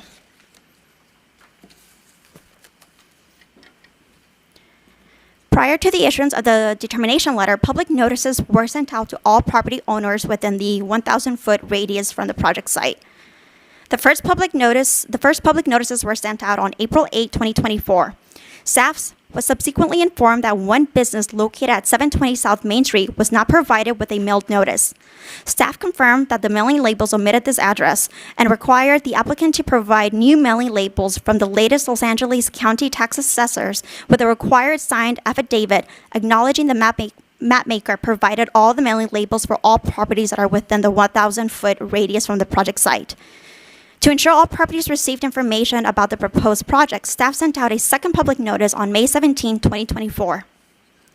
On June 5, 2024, the conditionally approved AEP decision letter was issued to the applicant and published on the city website. On June 18, 2024, Nicolette Lefebvre, on behalf of the appellant group of 31 individuals, submitted an appeal of the director's decision. On July 22, 2024, the Planning Commission denied the requested appeal and conditionally approved the AUP. On August 6, 2024, Nicolette Lefebvre, on behalf of the appellant group of 4 individuals, submitted and appealed the Planning Commission's decision.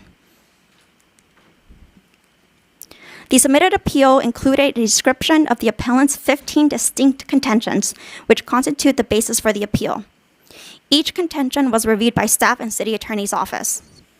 The appeal did not provide any new information that would constitute substantial evidence to show the Planning Commission's approval of the administrative use permit was made incorrectly.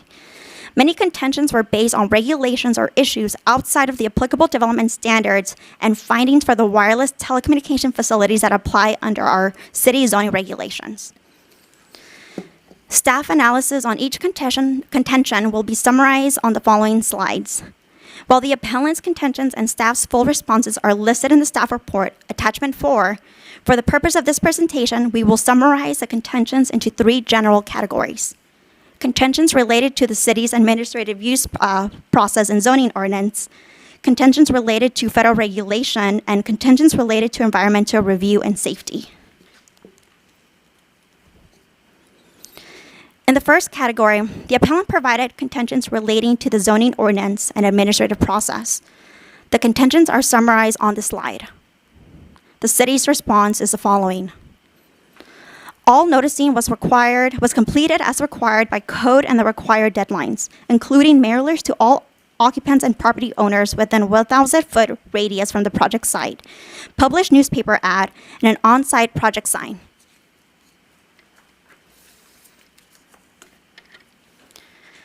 The project was reviewed for consistency with all development standards for wireless facilities and the zone in which the project is located. The project provides adequate screening and falls within the allowable heights for wireless facilities in the neighborhood business zone, despite the building being legal non-conforming in regard to height. Furthermore, the applicant is not required to provide coverage map or alternative site analysis. These requirements would only apply to wireless facility projects that are entirely within the R1 single-family residential zone.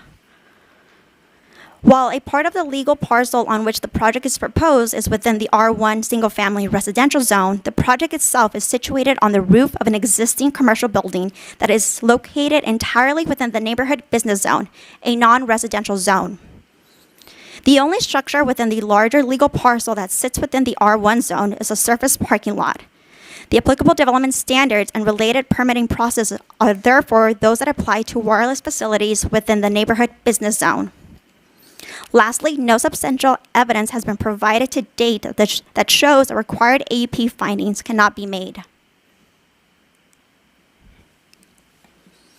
In the second category, the appellant provided contentions relating to federal regulations. The contentions for this category are summarized on this slide. The city's response is as follows.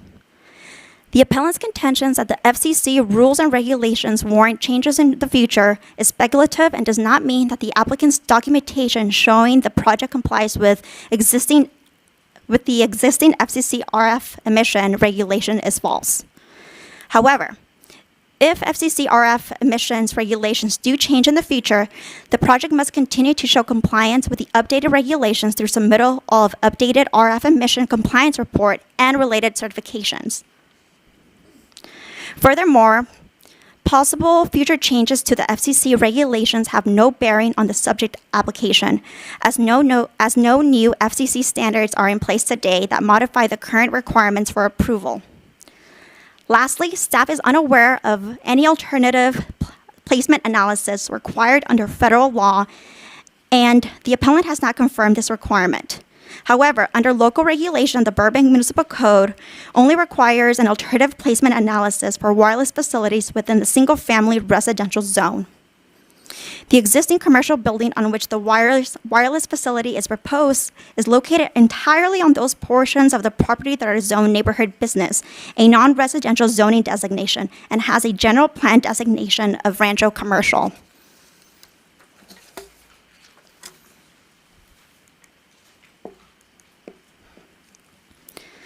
In the third category, the appellant included contentions relating to environmental review and safety. The contentions are summarized on this slide. The city's response is as follows. Pursuant to Section 15303 of the CEQA guidelines, new construction of a limited number of small facilities or structures and installation of small new equipment and facilities as small structures are categorically exempt from CEQA review. The categorical exemption is intended for small-scale projects such as building-mounted wireless facilities. This project involves building a new small wireless facility totaling 365.88 square feet on top of an existing building without significant modifications to the building structure. There are no unusual circumstances that would preclude the use of this exemption. In responding to the appellant's claim relating to health effects, it must be noted that federal law prohibits cities and other local agencies from regulating the placement, construction, and modification of wireless facilities based on environmental effects from RF emission if the facility complies with the FCC's regulations concerning emission standards. The applicant submitted a radio frequency electromagnetic energy site compliance report prepared by an independent third party that confirms the project compliance with existing FCC RF emission regulations, and therefore the city is precluded from denying the project based on potential environmental effects stemming from potential impacts of the project RF emissions on the surrounding neighborhoods, including local wildlife. Regarding claims about wireless facilities catching on fire, the appellant did not furnish staff with documentation or any other evidence relating to fire issues caused by any wireless facility in the city or elsewhere. Staff routed the project to the city's fire department and Building and Safety Division of the Community Development Department for review, and no safety concerns were identified. Even if independent studies observe health-related issues from RF emission, as provided by the cited example regarding firefighters in California, the city can only regulate a wireless facility based on RF to the extent that the facility fails to comply with the FCC's applicable RF standards.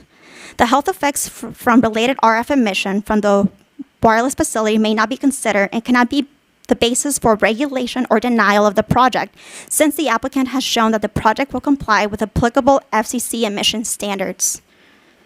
Lastly, the appellant's example of insurance company risk assessments related to 5G cannot be independently verified.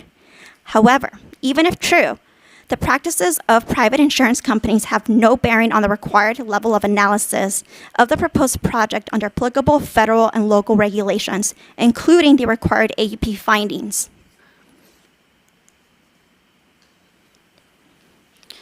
The appellant's contentions did not provide a basis for overturning the Planning Commission's decision to issue the AUP, and the appellant failed to show substantial evidence that would alter the analysis that supports the required findings to issue the AUP.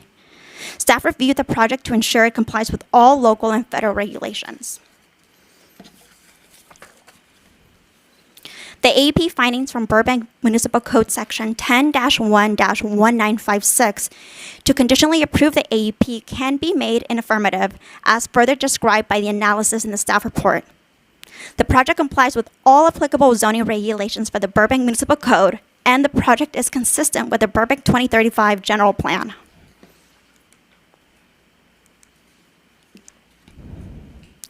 Staff recommends that the council find the project to be exempt from the California Environmental Quality Act, CEQA, pursuant to CEQA Guidelines Section 15303, pertaining to new construction of a limited number of small facilities or structures, or conversions of small structures from one use to another where only minor exterior modifications are made. Therefore, staff is recommending that the City Council adopt a resolution to deny the appeal of project number 23-0005025, approve the project AUP for the reasons described in the staff report and this public hearing, and find that the project is exempt from CEQA.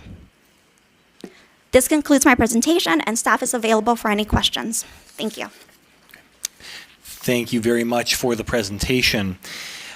Now, we have 4 appellants who have filed an appeal.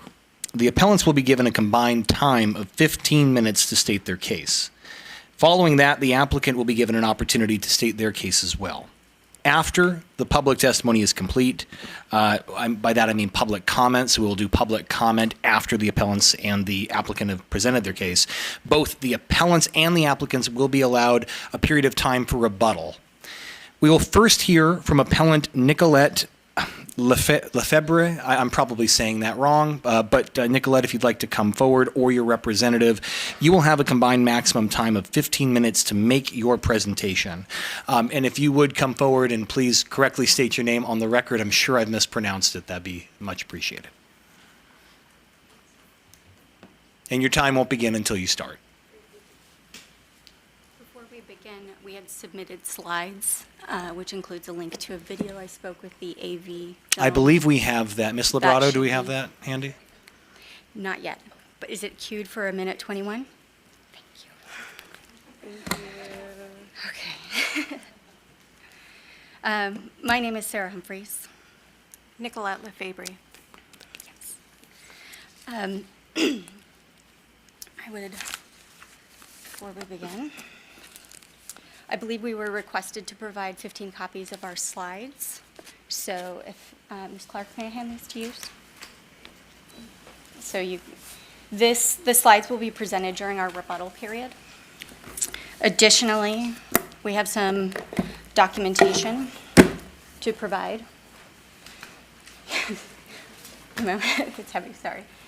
In these packets, you will see expert testimony, attorney testimony, letters from concerned residents, from the realtor, some lawsuits, federal lawsuits that pertain to the information that we will be presenting this evening.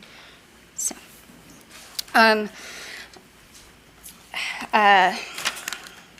good evening, City Council. My name is Sarah. I'm here tonight as an active member of our city, as a parent, and as a concerned resident to urge you to approve our appeal and deny the permit for the AUP at 800 South Main. I'm introducing Dr. Chamberlain. He's a specialist representing our coalition. He has over 40 years of experience and has prepared an educational presentation for you based on his work for the governor-appointed New Hampshire Commission. Please give him your undivided attention. You may begin. An important starting point in describing the New Hampshire Commission is to let you know why. Can we up the volume? Basically, legislators were being told by their constituents that they were being harmed by wireless radiation, by cell towers, and industry was saying, there's no harm associated with wireless radiation. So the legislators decided that they needed to form a commission to find out the truth once and for all about wireless radiation. Basically, this is formal legislation. It had to go through both houses of the legislature and be signed by the governor. And in the final analysis, the commission ended up with 13 members, and including people with backgrounds in medicine, as you can see on the slide, physics, toxicology, electromagnetics, that was my contribution, epidemiology, biostatistics. In other words, people with the backgrounds to answer the questions that were being posed in the legislation. And we ended up meeting for over a year, and we looked at things such as peer-reviewed and commission-vetted publications. But because we acknowledge that not everything that's in a peer-reviewed publication is true, we had our own vetting process within the commission. So that was one and probably the most important source of information for us in the commission. We also invited people from the regulatory agencies. Federal Communications Commission, Food and Drug Administration, Environmental Protection Agency. Even though we invited them, they didn't show up. Well, the fact that the people wouldn't come from government agencies when asked to do so by a formal state commission tells a lot, and I'll say more about that later. We also brought in outside experts, and all of them provided clear evidence about the harms of wireless radiation, all of them except one. And that one who did not acknowledge those harms of wireless radiation was the one expert brought in by the telecommunications industry, was the only one paid to attend. Everybody else attended and presented to us on a volunteer basis. So just, this is a quick overview, as I mentioned earlier, but I do want to note that the outcome of the peer-reviewed literature is that we identified hundreds of top-tier, and I want to stress top-tier publications that showed harm from low-level wireless radiation exposure, because the vast majority of those peer-reviewed publications did show harm from exposure. And I have a link there that does an analysis of how many showed harm and how many didn't show harm.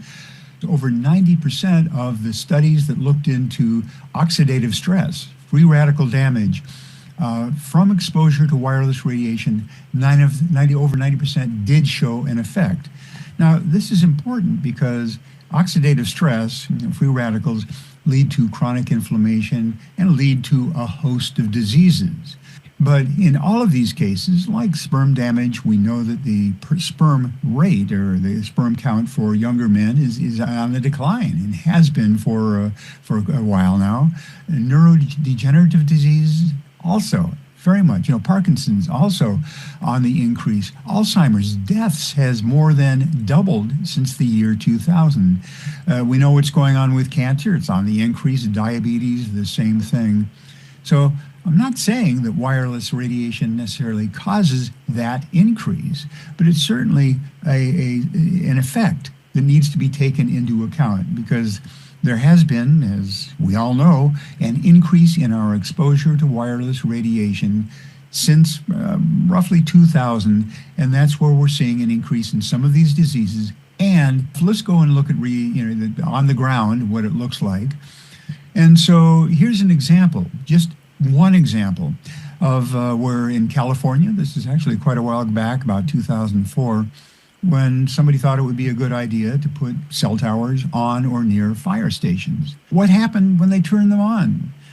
Well, within a week of installation, many firefighters developed unusual symptoms of headache, fatigue, insomnia, memory loss, confusion, nausea, and weakness. And after a time, firefighters in stations with adjacent cell towers were found to have forgotten CPR or became lost responding to a fire in a city they grew up in. And by the way, the maximum exposure that these firefighters received was only 5% of the FCC limit. In the final analysis, the firefighters, through their unions, were able to get ordinances in place so they no longer have to have or will have cell towers on or near fire stations. Just a continued example, this is a study that comes to us from Brazil, and it took place between 1996 and 2006. And it looked at, the death rate for people living near towers compared to the death rate of people living far away from towers.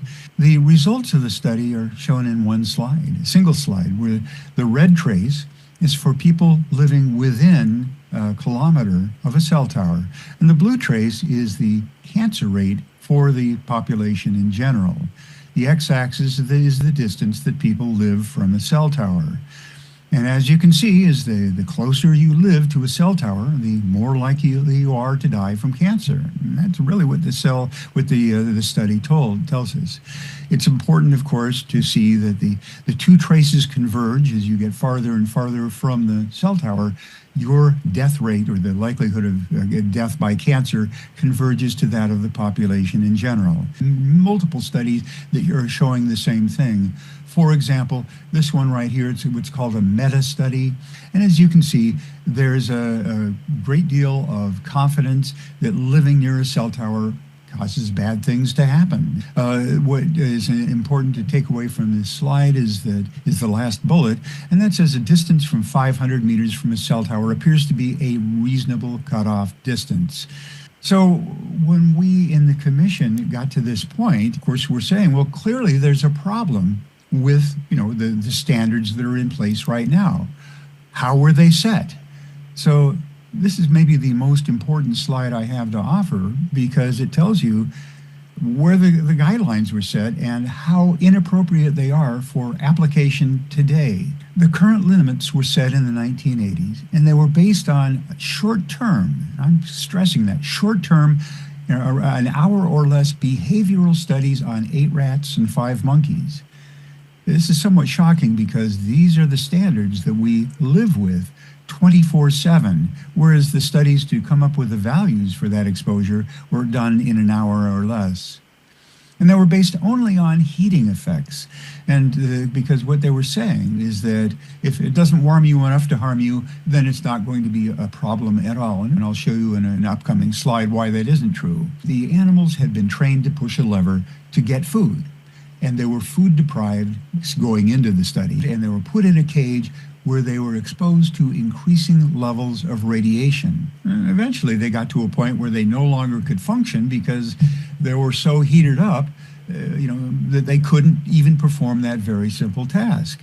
And the point at which they reached that point was referred to as the threshold dose of radiation. I should note that some of the monkeys had burns on their faces from that very high level of exposure. But that's what they designated as being the upper or the threshold dose. The FCC then arbitrarily divided that number, that threshold dose, by 50. They didn't have any relative risk target that they were shooting for. They just said, well, if that's the maximum they can take, well, let's divide it by 50 and call that the level that people can be exposed to 24/7, 365. Wireless radiation isn't a death ray. It's something that acts on you over time. So that begs the question, well, so how much of a signal do you actually need? If you want a strong signal, 4 to 5 bars on your phone, you need 0.008 to 6 microwatts per meter squared. If you can get by with the good signal, 3 to 4 bars, well, you need values of signal level that wouldn't even bother anybody. And I should note that with my iPhone SE, I can download videos from YouTube with only 2 bars. Why isn't the FCC protecting us? And that can be shown in one slide right here. It's from the Harvard University Center for Ethics. And what it shows is that the industry controls the FCC. It's a revolving door that's shown there. Why do they need to set the levels so high? Well, it's not surprising. It's money. And that is to put in a tower in a population center and be able to turn up the power to very high levels. You get a great coverage area. You're causing great exposures to people, but you're getting a great bang for your buck in terms of coverage area. If you did it more reasonably, and I'm saying that as a radio frequency engineer, you can provide great coverage without overly exposing people. It costs more money. If you read that article from Harvard University, it talks about how the FCC and how telecom are using the same techniques, same tactics as big tobacco did years ago. Things like cigarettes do not cause cancer. There is harm associated with wireless radiation, just as there is harm associated with smoking. And security is brought up sometimes as being a reason to have more wireless, and that's absolutely untrue. And I know this because I did research for the Department of Justice. The wireless networks are far more vulnerable to hacking than wired networks. You also should know that wireless networks can be jammed. Burglars are doing now is they're going and they're using these readily available jammers, turning on the jammers before they go into somebody's home. And that person has wireless security devices. They turn on the jammers and those security devices become useless at that point. So they go in, rob the house. When they leave, they turn the jammer off and nobody knows what happens. So it's something that you should consider. Also, if you're looking or considering any security issues relating to wireless. Could say a lot about the home values, and the bottom line is if you have a cell tower that goes up near your home, it's likely that your property values are going to decline. And I'm finding that more and more people are aware of the harms of wireless radiation, which means that they are less and less likely to buy a home near a cell tower. So in terms of the conclusions reached by the New Hampshire Commission, you can click on the final reports, 390 pages. Bottom lines, wireless radiation, it does propose a significant threat to human health and the environment. Wireless radiation is not nearly as secure. I just mentioned that on the last slide. And importantly, this isn't a scientific issue. The science is crystal clear about the harms of wireless radiation.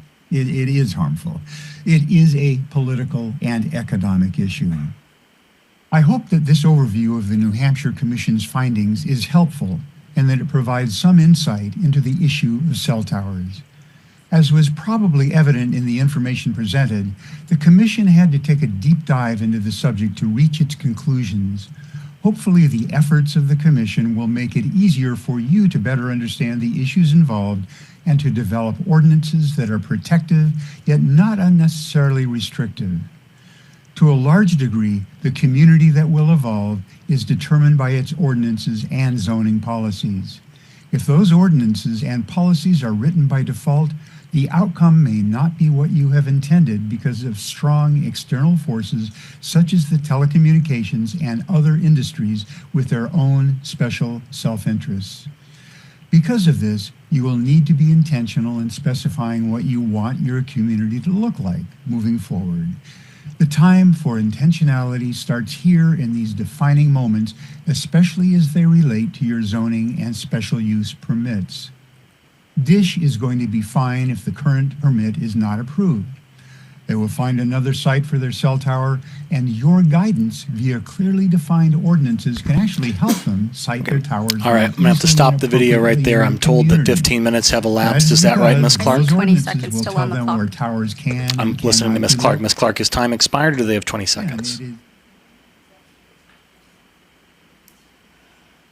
I'm sorry, what's the answer? Continue rolling for 10 seconds. Shown you that there is a lot that goes into the question of where a cell tower belongs, far beyond just identifying a spot and finding a willing property owner. Everything we understand about cell towers needs to be brought into our policies and these decisions.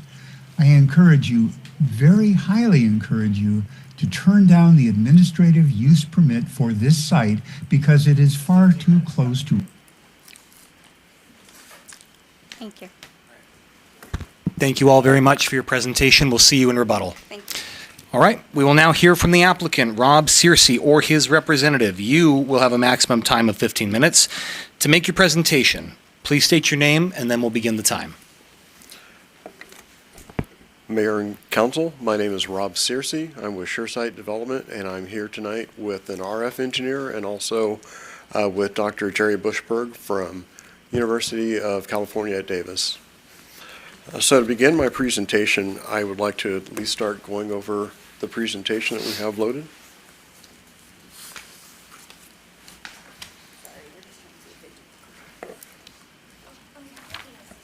Snuck it away.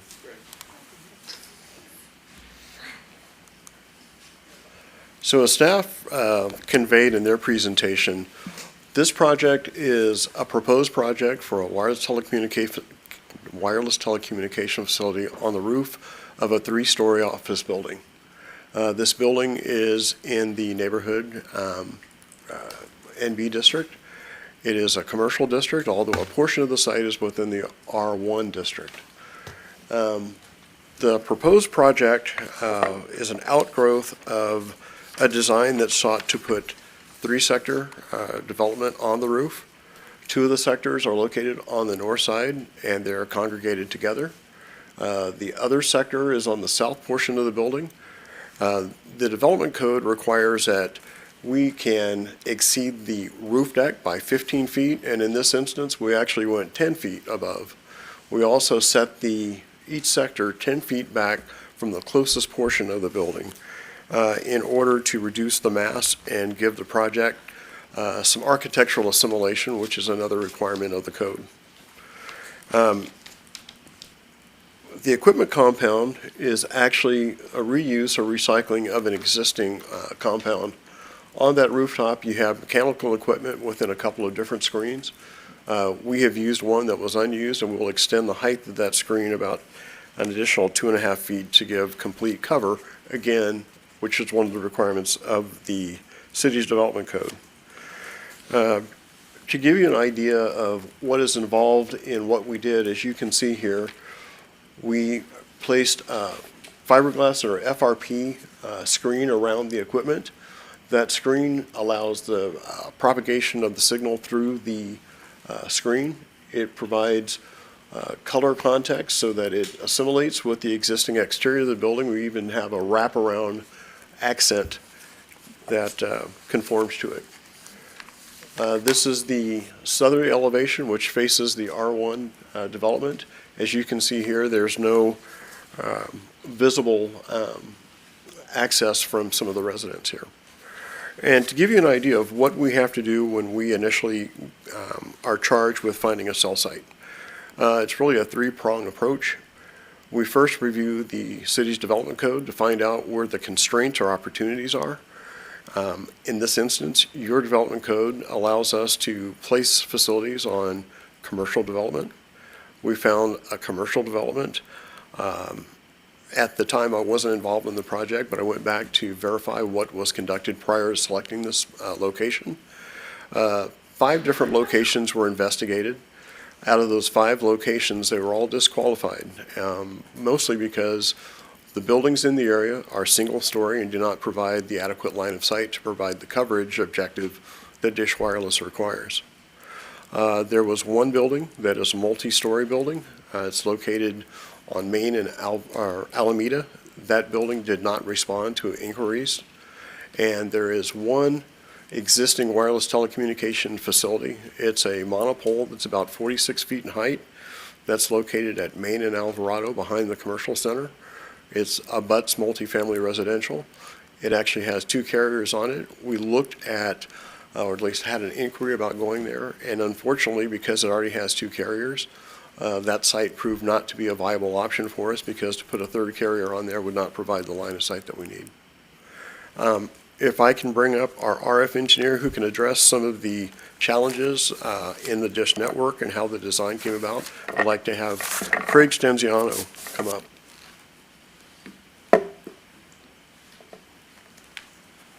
Good evening. Good evening, Craig Stenziano, RF engineer for Dish Networks. I've been in this industry for over 30 years. I have 4 children, 20 to 30 years old at this time.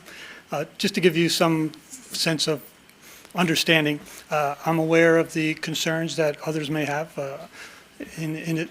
So just to set the tone there. But with regards to designing the network for Dish in the Burbank critical component for our network. It is the gateway from downtown LA into San Fernando Valley. We have significant mobility traffic that comes through Burbank via the Interstate 5 and 134, Route 134, Highway 134. So in trying to establish a design for the Burbank area, of which we have 12 sites identified to be placed inside of your jurisdiction, we need to attain a balance between coverage and capacity.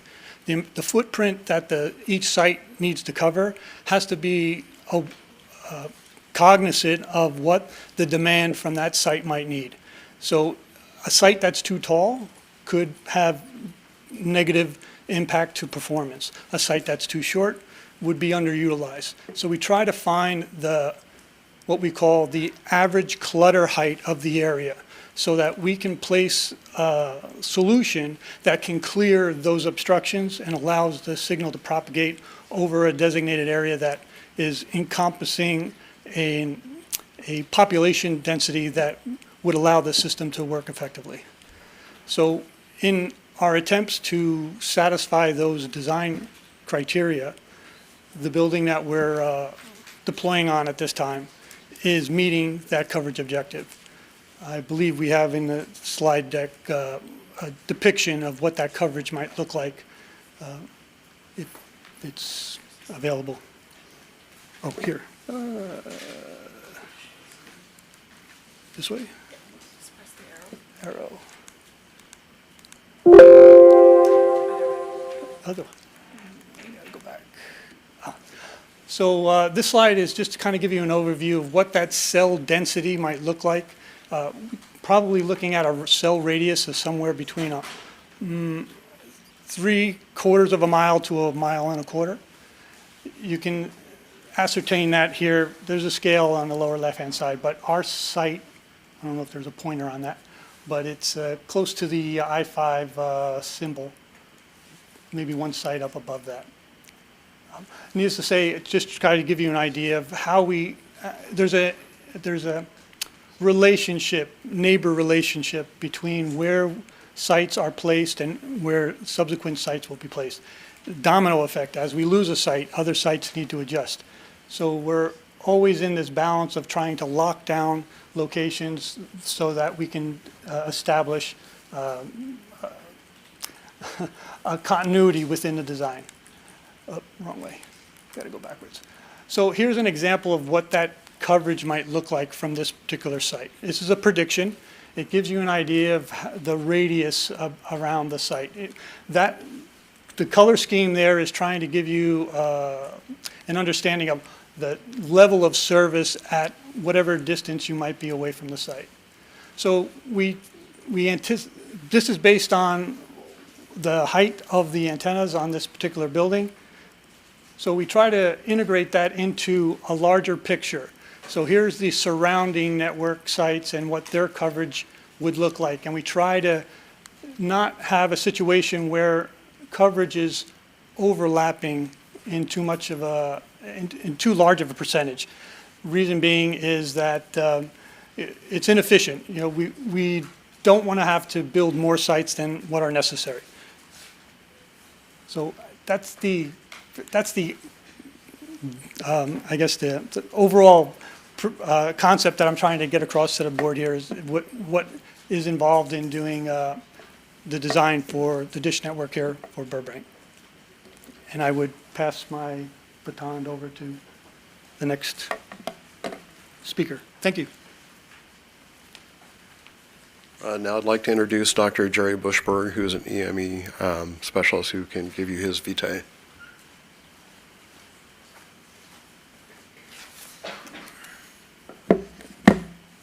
Good evening, members of council. Thank you for your time and attention tonight. I'm Gerald Bushberg. I'm a clinical professor of radiology and radiation oncology at the University of California, Davis in the School of Medicine. I'm currently still teaching there, but I've been designated as emeritus as I've retired from full-time work there. I have a 35-year experience dealing with RF health and safety issues, and my doctorate in bionucleonics was specifically focused on biological effects of RF energy. In addition, I'm the Senior Vice President and Chairman of the Board of the National Council on Radiation Protection and Measurements in Washington. This is a congressionally chartered scientific organization that provides advice to federal agencies on health and safety of radiation, both ionizing like radio waves and non-ionizing. Okay, so next slide. Oh, okay, good.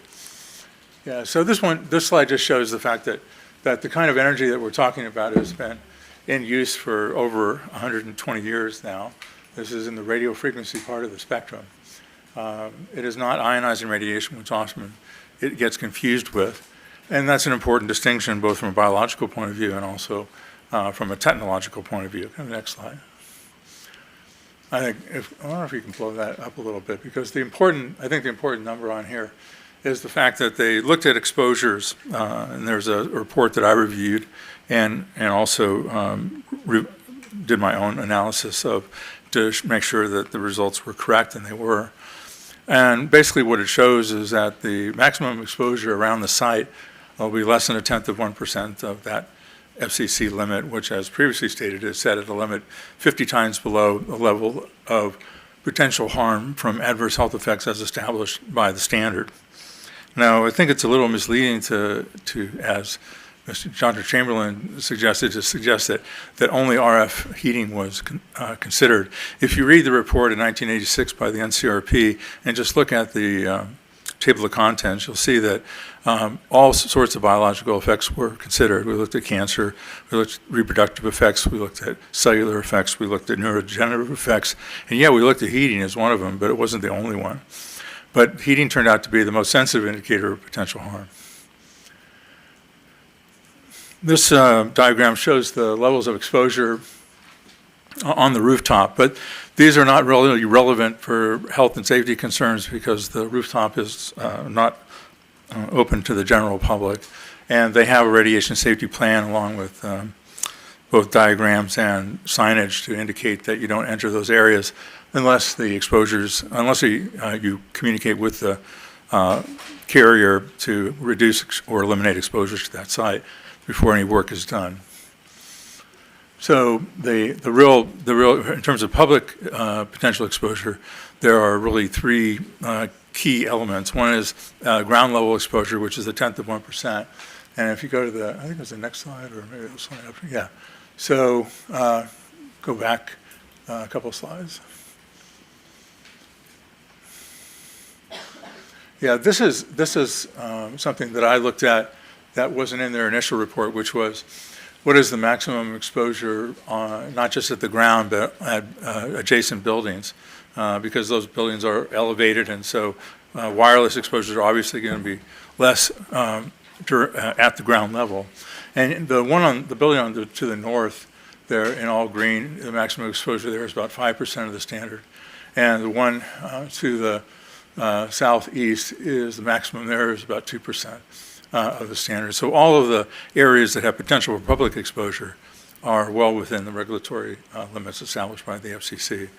And it's not really true that the standards haven't been reviewed since the Telecommunications Act. In fact, the FCC has a report and order that asked for a review from the federal agencies, members of the public, academia.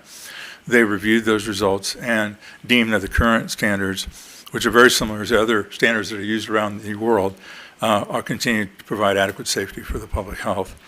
So that determination was made, and it's in the Federal Register. I'll turn it back over now to my colleague who will finish the presentation. I don't think you have much time left. Looks like we only have a few minutes. So basically what I provided in the handout also are wireless facts to show that we've had year over year about a 36% increase in data usage. That also drives the need for wireless systems throughout the area. We've also included some federal law for you to refer to that documents that the process that the city has initiated and enforces is one that is consistent with federal law. It's also consistent with, I'll finish up when I come back. Thank you for your time. Much appreciated. All right. That completes the initial presentation from both our appellants and our applicant. We'll now open the public hearing to hear from any person who wishes to speak on this matter. Each person may address the council on this public hearing item only. For members of the public who are here in person, please present a completed salmon, I'm going to call it pink, public hearing card to the city clerk if you wish to speak. The public hearing, public comment period is now beginning, and so no additional cards or calls will be accepted. Before I go on to our interpreter or interpreters, any requests for service? You're free to go. Thank you very much for staying so late this evening. Madam City Clerk, how many public comment cards do we have? 7. Okay, and how many callers in the queue do we have? I believe there's one. They keep dropping, but I'll check. Okay, then based upon city council policy, each speaker will have 3 minutes to address the council. Like I did previously, I'll mention the first speaker and then the next person who's up in the queue. The first speaker I have this evening is Addison, followed by Nikki.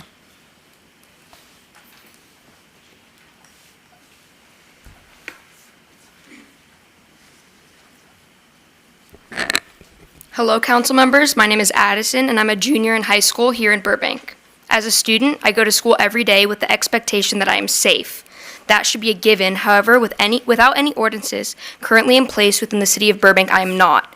The proposed 5G facility within the parameters of multiple schools will put teachers, homeowners, and students like myself in danger. Cell towers emit dangerous levels of radiation, which would jeopardize the health of those within the area. I ask that if not for yourself, then for students like me, think about what you are hearing here tonight. We ask you to stop this project at 800 South Main Street and prioritize the safety of students like myself by creating common sense ordinances to keep 5G towers away from schools. Please find a new location and make the necessary changes to better this city going forward. Thank you. Thank you for your comment. Next we have Nikki, followed by Krista with a K. Good evening, council members. My name is Nikki, and I'm one of the founders and directors of our village preschool, as well as a member of this 4-person 5G coalition. We want to make it very clear to all of you, despite what you're hearing, you are under no obligation to grant this permit to Dish Network, Dish Wireless. Here's a summary of your legal rights from a specialist in the area, Attorney Robert Berg, who we've been consulting with.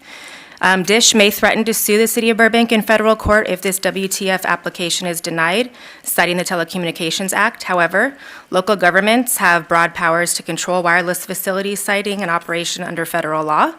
Wireless carriers cannot sue municipalities for monetary damages or attorney's fees, as established by the U.S. Supreme Court in the City of Rancho Palos Verdes versus Abrams in 2005.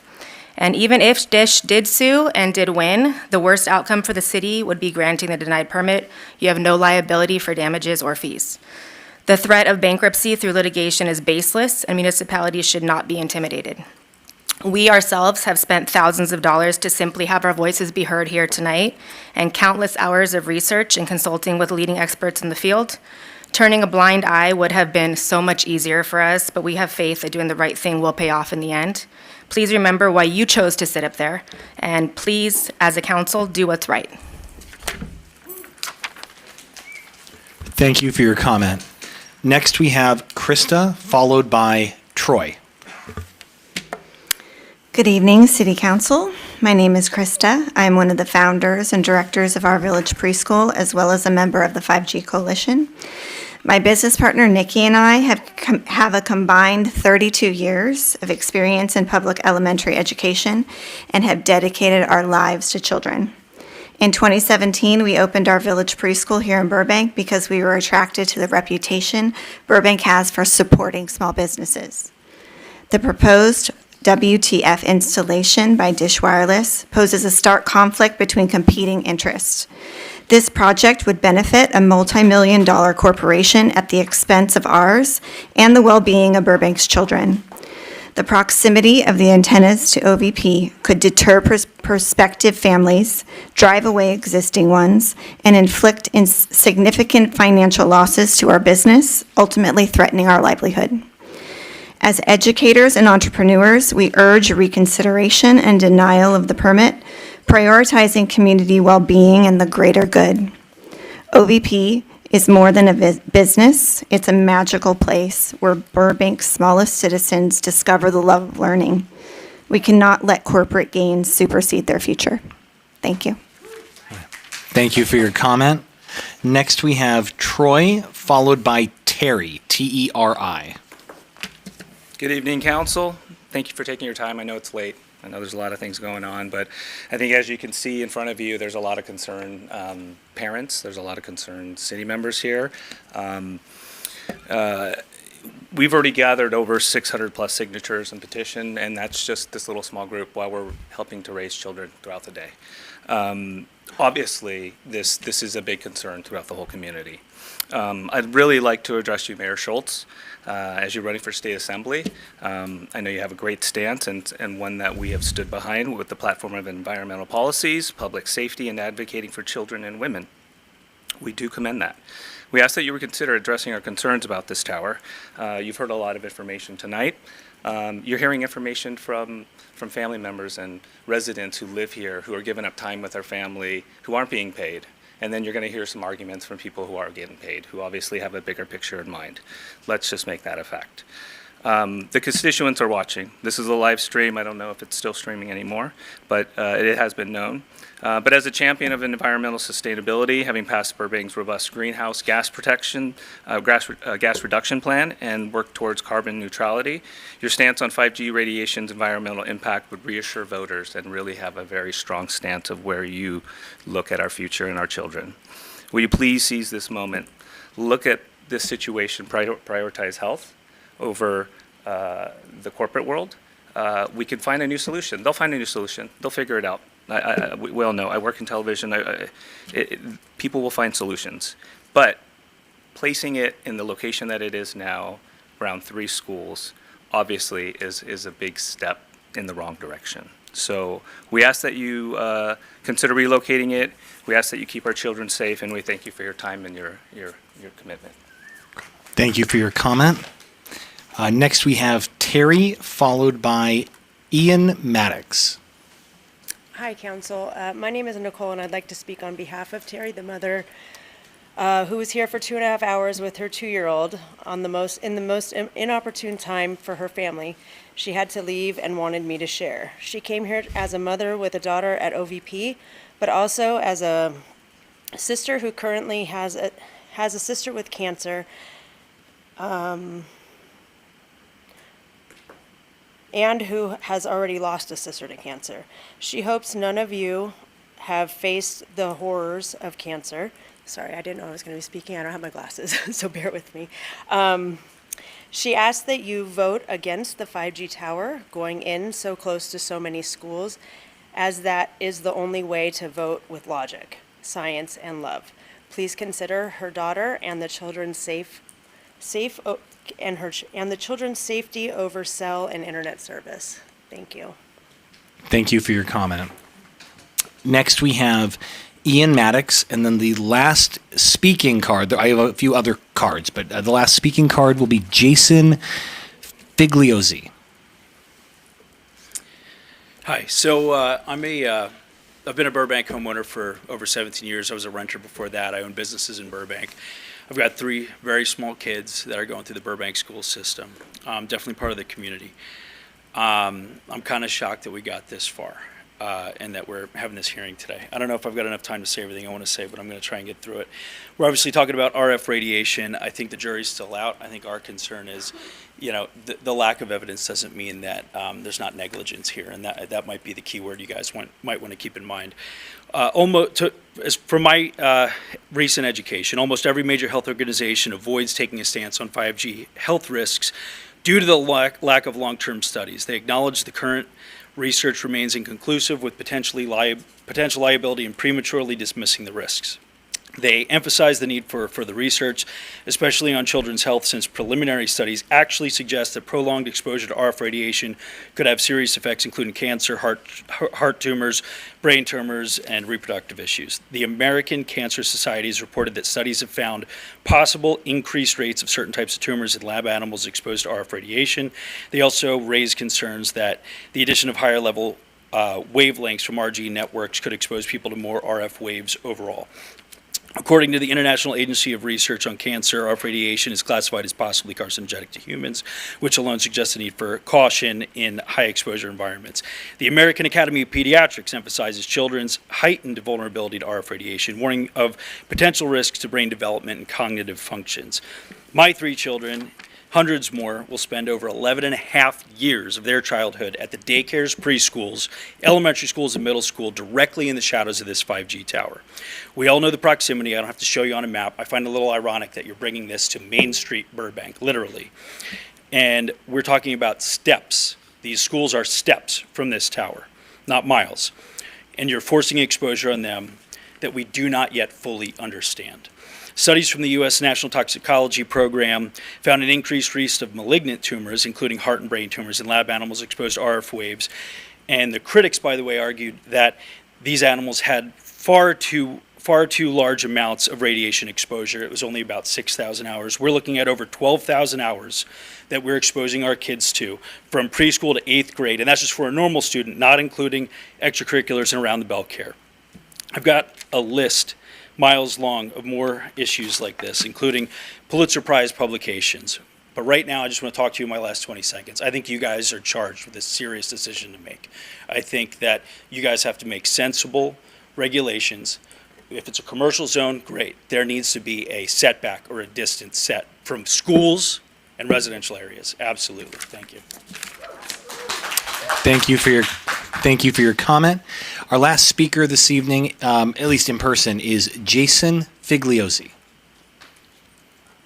Thanks for having me. I'm the last speaker, but I don't know how to follow that yet. But damn, I mean, it's clear as day. Everything that everyone's presenting to you is obvious, and you have people here that are being paid to give their information, and people that are here in support of their kids.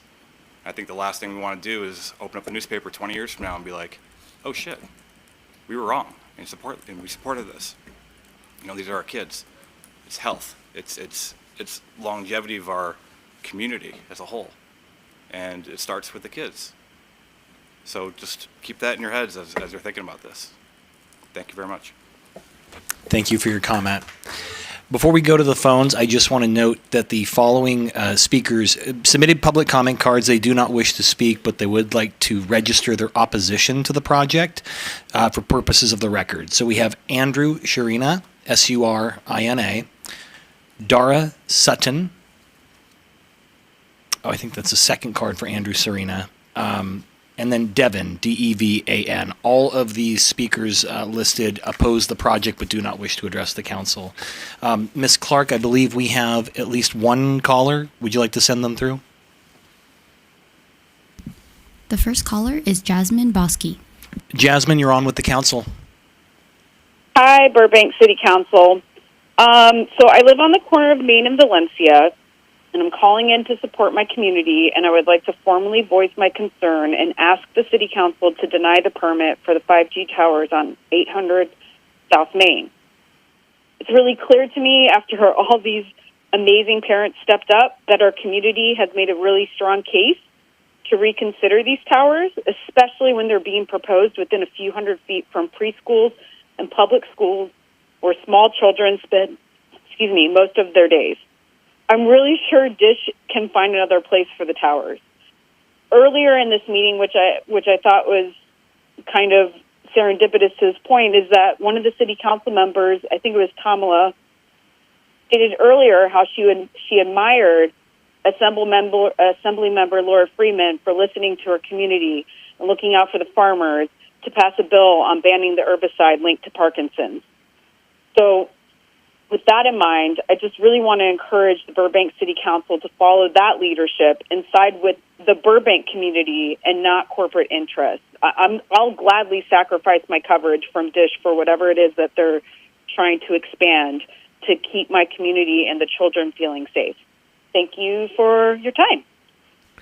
Thank you for your comment. Ms. Clark, do we have any other callers? That was it? Okay. There being no further public comment for this public hearing, I now declare the public comment period closed. First things first, would the representative of the Community Services Department like to make any further comments at this time?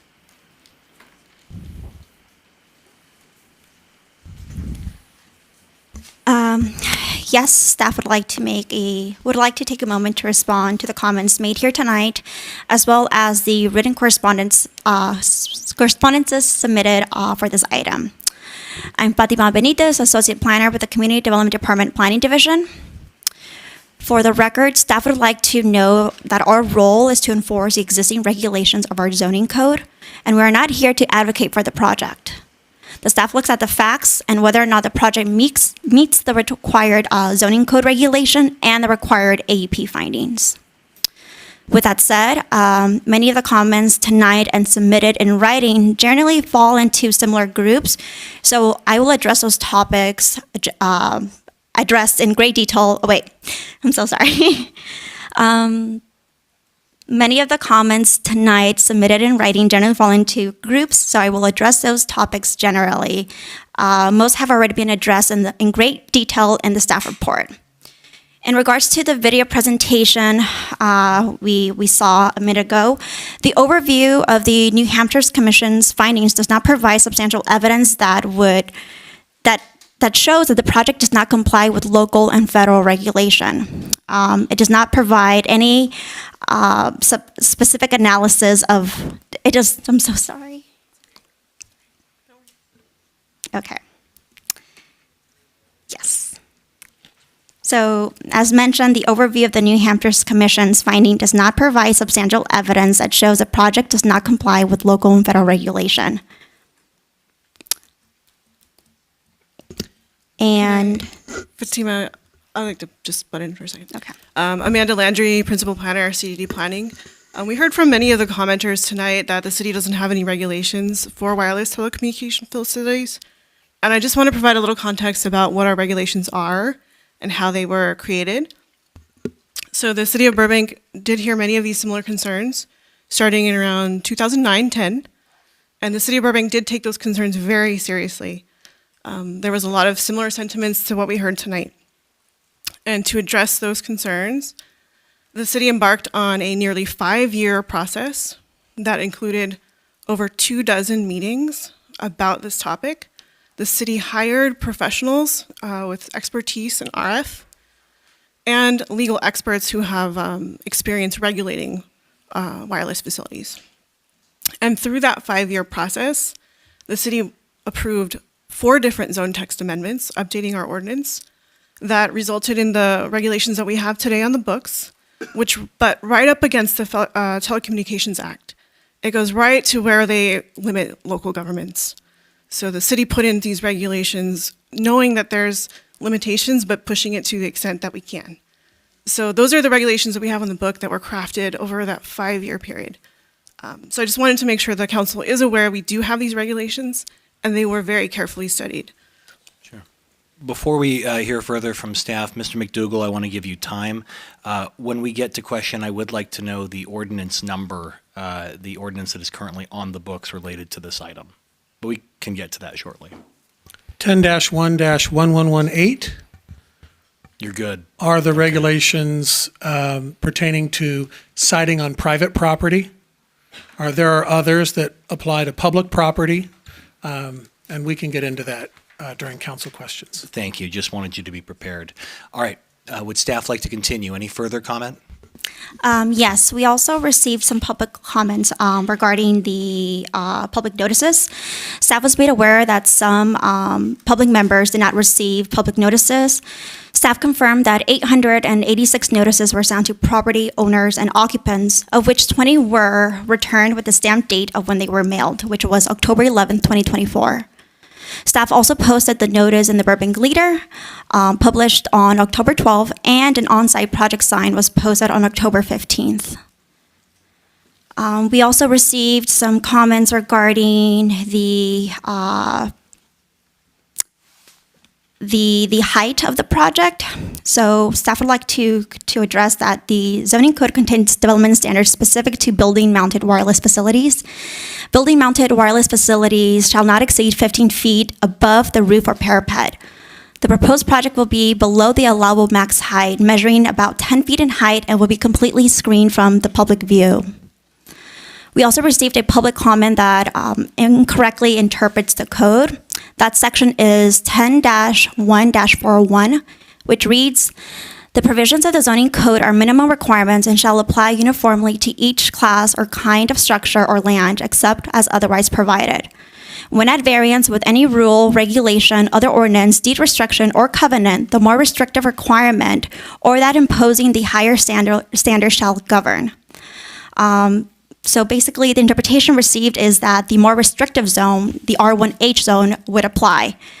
Staff would like to point out the Burbank Municipal Code is clear with respect to how to measure height for wireless facilities, and the staff has been consistently following the standards for several decades. There's no conflict as these are two distinct zones. The building located at 800 South Main Street is in the neighborhood business, and the parking lot is in the R1 single-family residential zone. Neighborhood business is a non-residential zone where wireless facilities are reviewed under an administrative use permit.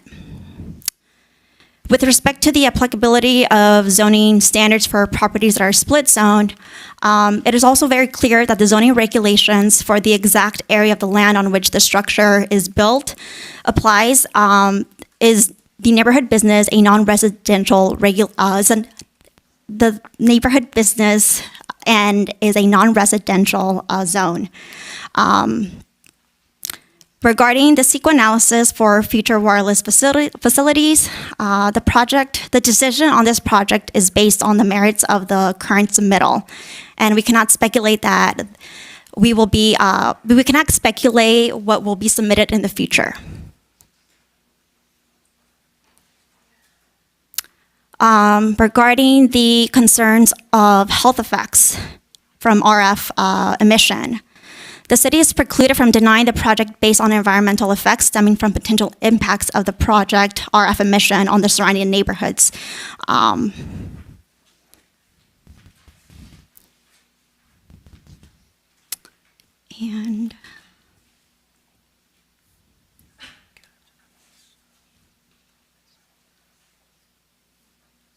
And with that, I'll leave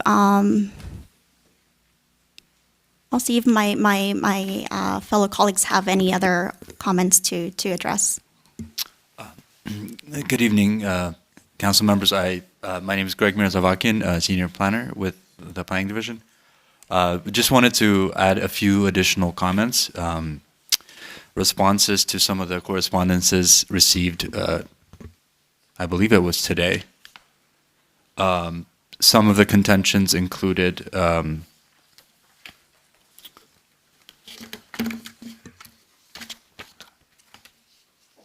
so there was the first contention was that the decision regarding the administrative use permit application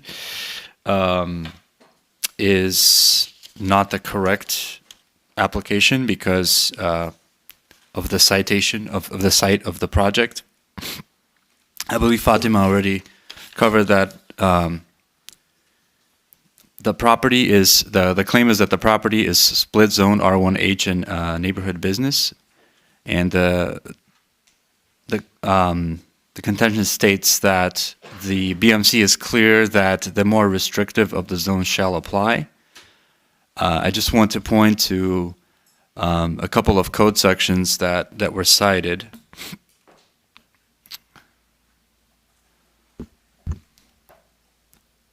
Uh, 10-1-401, interpretation of the zoning ordinance, and I'll read it into the record. The provisions of the zoning ordinance are minimum requirements and shall apply uniformly to each class or kind of structure or land except as otherwise provided. When at variance with any rule, regulation, other ordinance, deed restriction, or covenant, the more restrictive requirement or that imposing the higher standard shall govern.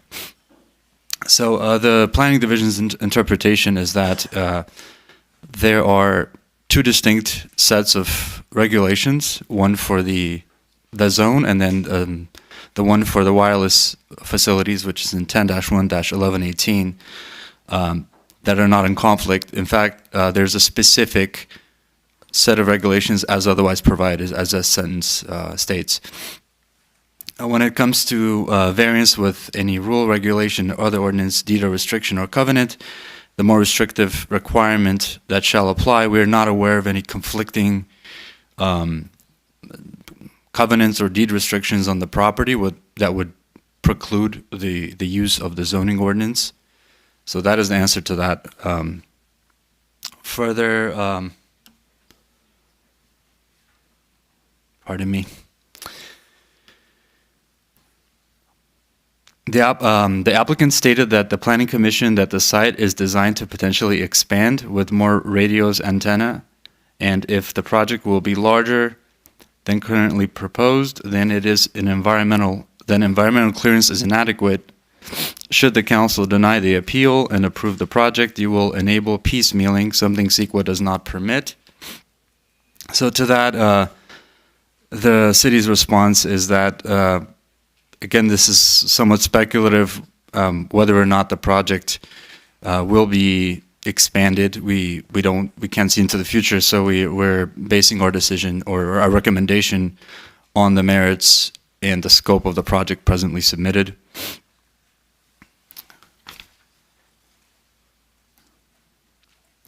Another contention refers to the building height. So the building is legal non-conforming in regards to height. So the contention states that the wireless facility will increase the height of the building. I don't want to be too repetitive, but again, we are basing it on the requirements of the wireless ordinance and the heights that are contained in that ordinance, which state that the facility can be 15 feet higher than the roof. So that is kind of, we look at that in isolation.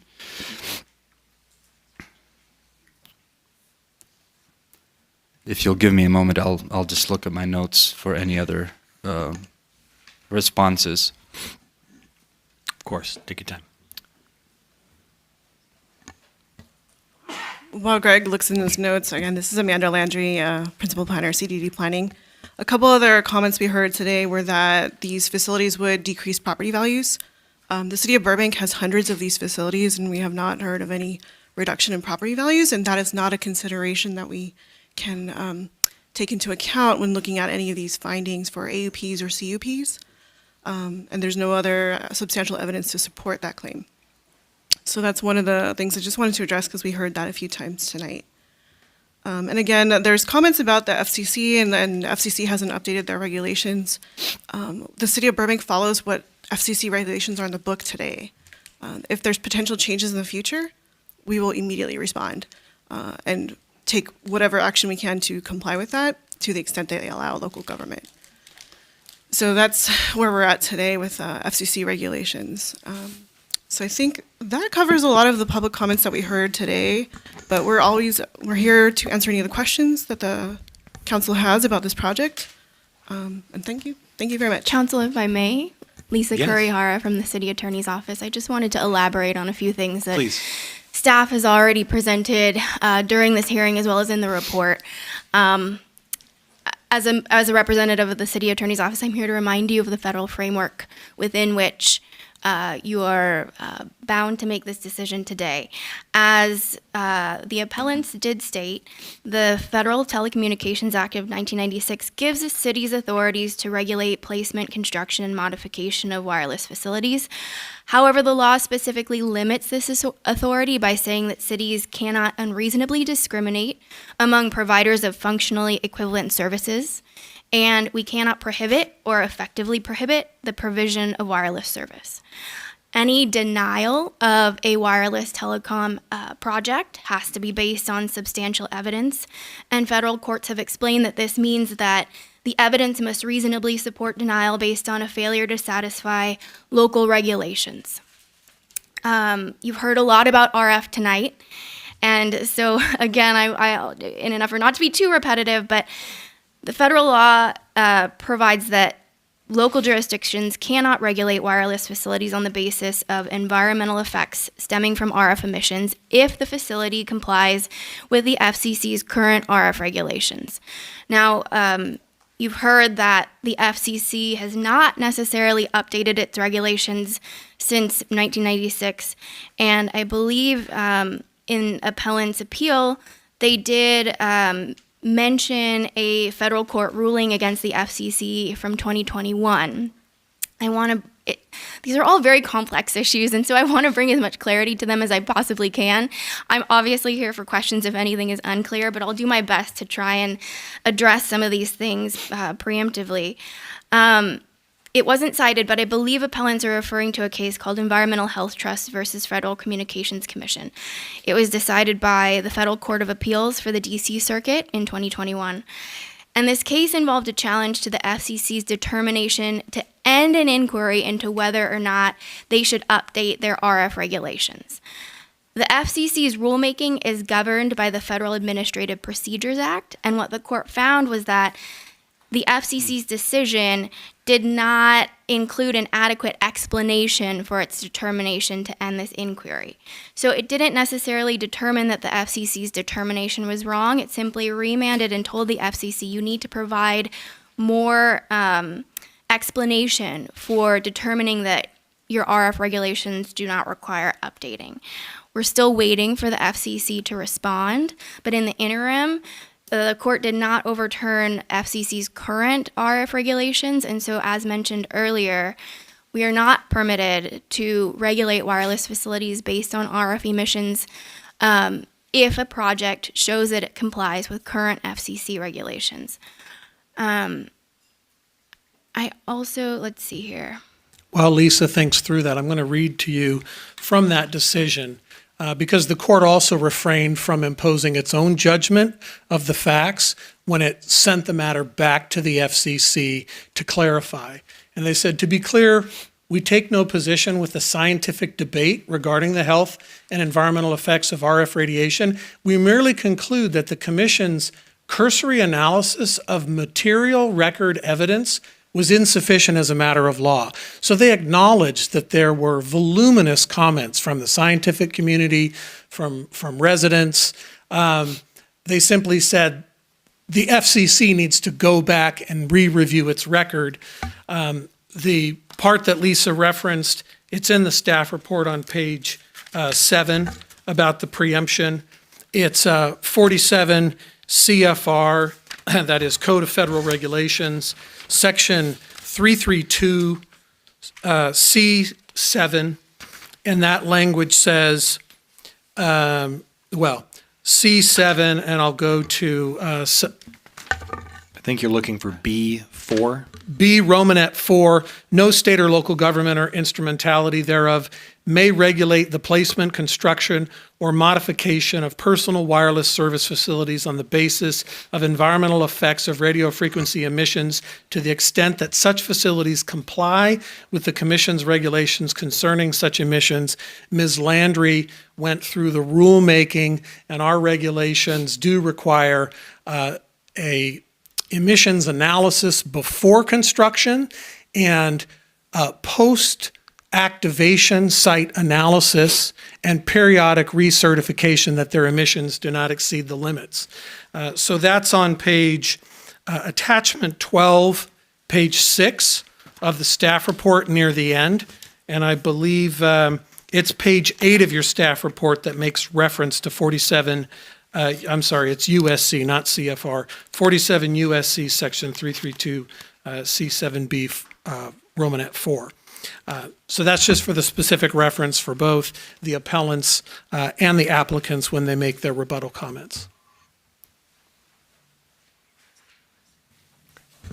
Any other staff response? Anyone working on a response? Okay. Oh, Not at this time, no. I think I see Mr. Ramirez approaching. Thank you, Mayor, Vice Chair, members of the council. Fred Ramirez, Assistant Director in Planning. All my colleagues have provided a lot of information in response to what you've heard tonight. I just wanted to kind of bring us back to what we were tasked to do with this project and its consideration by the city staff, and that was to look at a wireless telecommunications facility at this location per the city regulations as they currently exist, and with those preemptive requirements that exist under federal law. And what's in front of you, and the reason we're recommending that you deny the appeal, is that to date, the focus of those findings are really on site design, which we feel they've met those requirements for the findings. And we've heard a lot of testimony regarding environmental effects, which were precluded from including as part of that analysis. But I do empathize with the concerns of the public. As a parent, I understand their concerns, but you know, in our review, we have to be sure that we stay within the bounds, the guardrails that are currently established, and that is current regulations under our law, the local regulations for zoning, as well as those requirements and limits that we have under federal requirements. So I just wanted to kind of bring you back to that. It's not that we, in any way, shape, or form, are not hearing what they're saying. It's just we're limited to what we can review and what we're recommending to you as a result of that. Thank you, Mr. Ramirez. Anyone else from staff? Okay. Thank you. Would the appellant or their representative like to make any further comment? I'm assuming the answer is yes. You will have a combined maximum time of 10 minutes for rebuttal. Your time will not begin until you begin.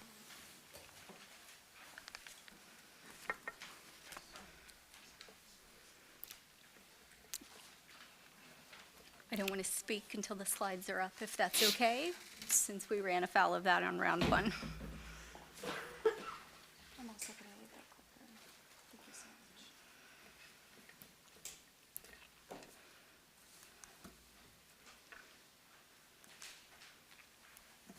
I want to open with a statement. We are not against technology. That is not why we are here tonight.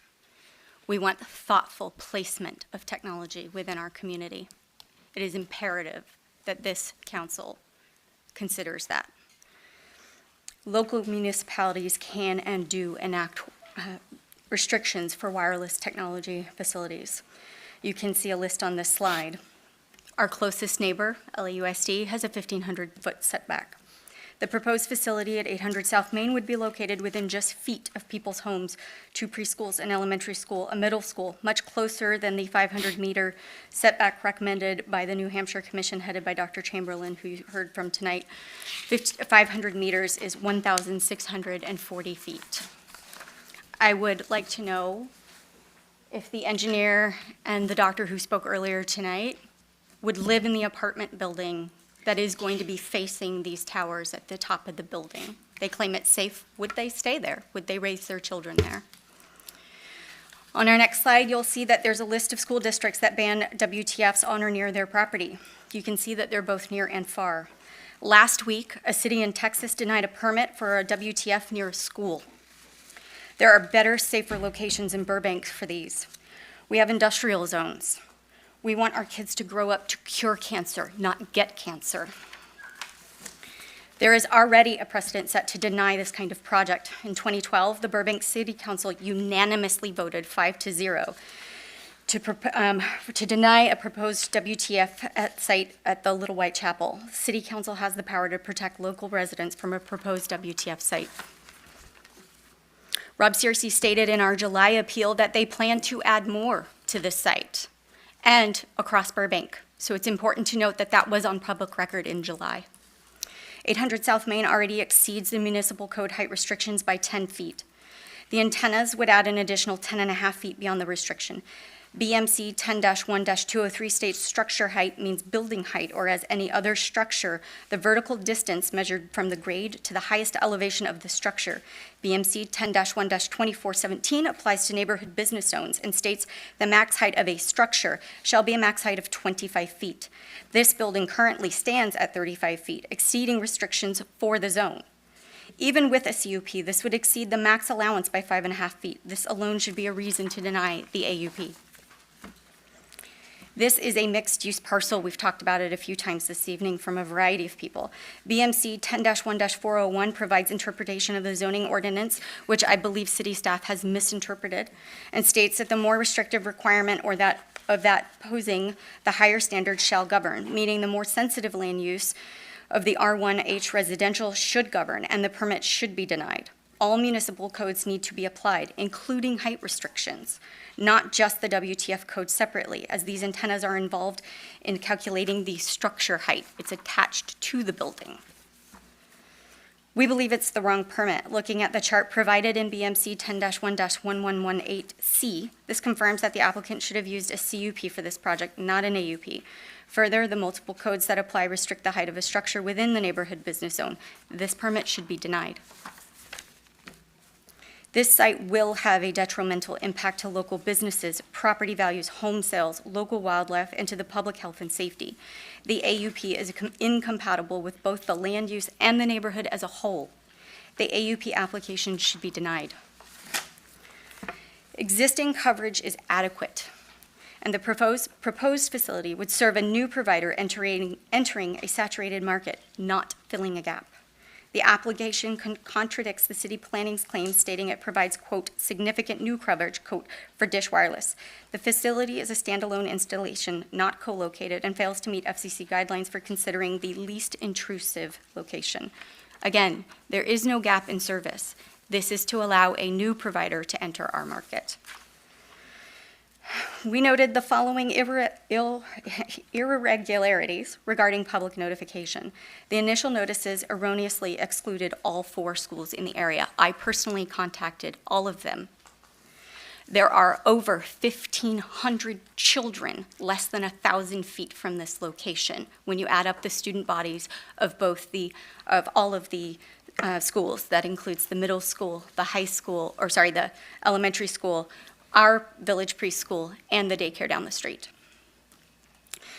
The applicant, Dish, submitted the list addresses for notification, and the planning department agreed to resend notices when they realized that we were left off.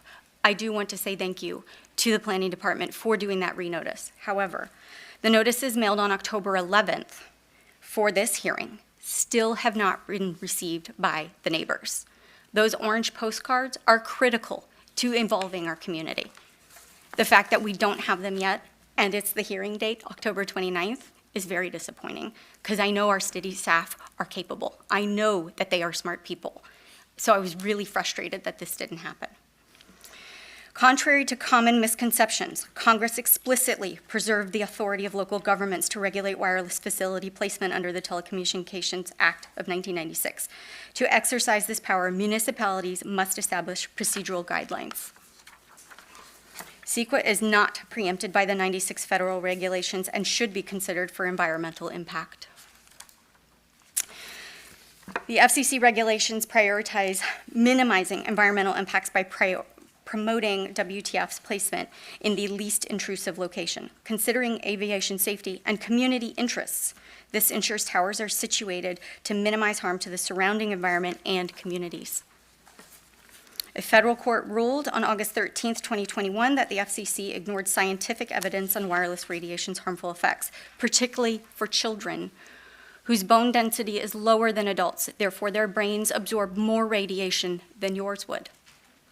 Compliance with FCC limits doesn't ensure safety due to outdated guidelines and flawed testing procedures, as we have talked about this evening.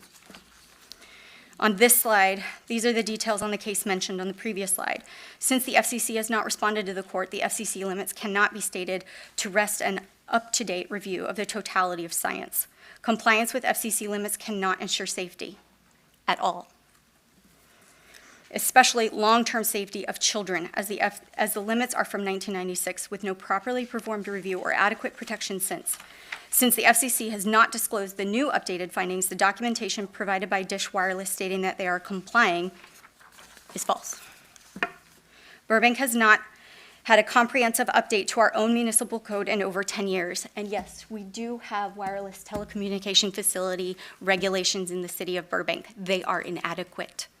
Other communities across the country have setbacks. As I stated earlier, LAUSD has a 1,500-foot setback. Palo Alto has a setback. Poinsettia Park in Carlsbad just enacted setbacks. Knowing that other cities in California have codified minimal distances from schools and residences, it proves that this kind of objective standard can be implemented and does not run afoul of FCC regulations. One of our own local Burbank realtors already spoke about the impact on property values, resale values, and timing. An impact of 10% or more is tens of thousands of dollars lost per home sale. And while there was an acknowledgement that we haven't seen a lot of that, not a lot of complaints about WTFs being located at homes, people are becoming more educated. This is going to become a bigger issue. We have a prosperous city. We need to protect it. Additionally, I love that Assemblymember Friedman spoke earlier today about protecting wildlife. There are 2 Cooper's hawks that nest in the magnolia tree in the lot adjacent to the proposed site. Cooper's hawks are protected under the U.S. Migratory Bird Act, and 5G radiation impacts their ability to navigate and to annually return to their nesting sites. These birds and others are protected also by California state law. As shared by Dr. Chamberlain, the New Hampshire Commission recommends a 1,640-foot setback, which is 500 meters from sensitive sites. Those would be schools, daycare centers, playgrounds, hospitals, nursing homes, and more. Andrew Campanelli is an attorney who is offered to do pro bono work to help cities create ordinances to maximize our authority to regulate WTFs, to protect from irresponsible placement and overexposure to levels of RF radiation emitting from those sites. The next slide will also give you some links. We urge City Council to uphold citizens' fundamental right to petition by addressing our concerns. We have spent over $9,000 to be heard. This amount discourages community engagement. At our first appeal, the Planning Commission asked the city attorney if they could waive our appeal fees. The city attorney stated that fees needed to be paid in order for the process of the appeal to begin. We respectfully request a refund of the $6,231 that we spent for our second appeal to be here tonight. City Council can and should deny the AUP and protect our community. Thank you. Thank you for your rebuttal. Would the applicant or their representative like to make any further comment? I'm seeing an indication of yes. You as well will have a maximum time of 10 minutes for rebuttal. Thank you, Mayor. Can you load my document, please? Thank you.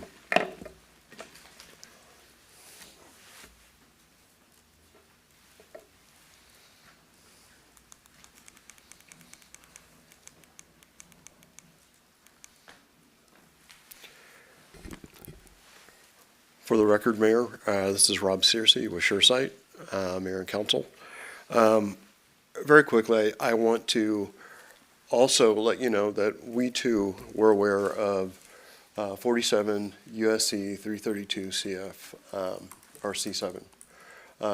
we are aware that local jurisdictions are bound by these federal guidelines, and they dictate what local jurisdictions can do in the deliberation on these projects. When the city was going through the preparation of the wireless telecommunication ordinance, it was a collaborative effort with stakeholders who live in your community and also with wireless telecommunication carriers who are a participant in this. And I think if you look at how your code is set up, it is a three-tiered code that is, I would say, consistent with both federal and state law, and it's also very onerous. For a co-location under federal law, you can have a 6409 application, which gives you certain permitted rights. This is not a co-location application, so then we have to look at the location of where we're proposing the site. Since it's a business that is within 150 feet of residential, we're then required to meet the second tier, which is the AUP application. If we were in a residential neighborhood, it would be a CUP. As I stated, one of the things that we do when we triage a site, once a search ring has been issued, we review the code to make sure that we understand the restrictions, opportunities, and restrictions that local jurisdictions place on what we can do as a land use approval. This project met all the requirements of the code. And if you can see, the code requires that we meet the design standards, that we provide all the secretion of the equipment away from visual access, which we do. It's been stated for the record that going forward, if the project were to be approved, that we're required to not only meet current FCC standards, but to perform an actual live test 30 days after the site is inaugurated. And then every 5 years after that, we're required to prepare another test for whatever FCC standards that are in place so that we confirm that we are still in compliance with those operational standards. As it relates to some of the comments that came out from the public, I have a picture here of a site at Patrick Henry Middle School. This is in Northridge, and this is a wireless telecommunication site adjacent to their playground. So the 1,500-foot policy they have is not enforceable on the local jurisdiction. There is absolutely no enforcement of that preemption or restriction. So what the city of Los Angeles did, they said, okay, in those instances where we have an application that's within that defined footprint, we'll send it to you, the school district, and you can provide comments. But it's obvious that that is not enforceable from a preemptive state of operating within that distance of a school. Also, they said that we did not notify the school districts. I have the land use map that shows in yellow the Burbank municipal school districts that have labels that were provided, and those cards were sent out by staff to those jurisdictions. Again, staff has stated we have an ordinance in place. That ordinance, again, is very cumulative and restrictive. We talked about property values. Right now, there is a subdivision in Rancho Mission Viejo where the developer is actually entitling cell sites because it increases the property value and encourages sales of both single-family, high-end, mixed-use, and affordable housing. So that's in Rancho Mission Viejo. I know it's not Burbank, but it is indicative of the fact that it doesn't diminish property values, it actually encourages sales. So anecdotal information can be had on both sides. So I thought I would present that as a opposition. They also mentioned that Palos Verdes versus Sprint. It absolutely is court case law that provides for a local jurisdiction to be able to control time, place, and manner and deal with aesthetics. Your code does that, and we have met those requirements. Again, it's a high bar, and we met those. As far as the findings for the Burbank Municipal Code, one of the findings for an AUP is that we don't disrupt the quality of life based on the operation of that project. Controversy over whether or not it happens is not, it does not rise to the level of determining that that cannot be found. The director, the planning commission have all made that finding. I would request that you make that finding too, based on the information that's provided here in the record. As far as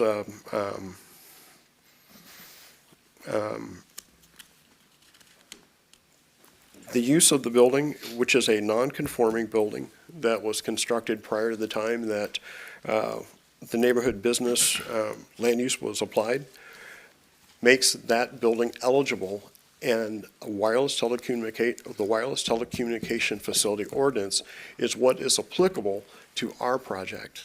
So I think staff would confirm that that's why this project is in conformance with the maximum height of 15 feet for a wireless telecommunication facility, and we've only gone to 10 feet. Anyway, I'm going to conclude my presentation. I'm going to let Dr. Bushbert address some of the comments that are remaining in my 4 minutes. Thank you, members of the council. Gerald Bushberg, independent consultant. And while I identified the various organizations that I work for or have worked for in the past, I want to make clear that my statements are based on my own professional judgment and don't reflect necessarily the views of any other organization or institution. A couple of things. So one thing, someone asked, would I live, near a site like this? And I think I can answer that this way. When my kids were little, which was quite a while ago, but we had 2 little munchkins, a boy and a girl, and my wife wanted to be able to hear the babies, which were on the 2nd floor, when she was in the kitchen on the 1st floor. So she wanted to put a baby monitor in the room. Now, baby monitor levels of exposure, I monitored in the crib just because, I'm a scientist, so I like to know what's going on. And the levels of exposure there next to the kids was about 10 times greater than the maximum levels that are proposed for this facility. Now, in reality, we really didn't need a baby monitor because you could hear these kids cry from several doors away. But even setting that aside, I felt completely comfortable in terms of exposing my kids at that low level of RF exposure. Now, there was another comment that related to the magnitude of the exposure and that it was somehow equal to or greater than some of the animal studies that were presented.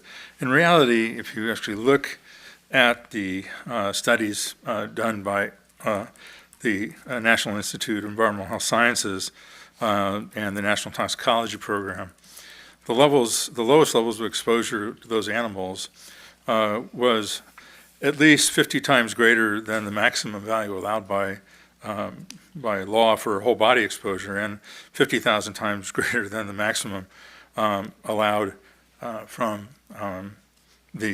compared to the maximum from this potential site. So these exposures were much, much higher than people have ever been exposed to or could be exposed to under current regulations. And then finally, one thing that people don't really realize about RF technology is that the vast majority of people's RF exposure today comes from your cell phone itself. In fact, the majority of cell phones that, let's say they have poor coverage, like 1 bar, they will talk back and forth to the cell site and tell the cell site to raise tell the cell phone to raise its power to maximum.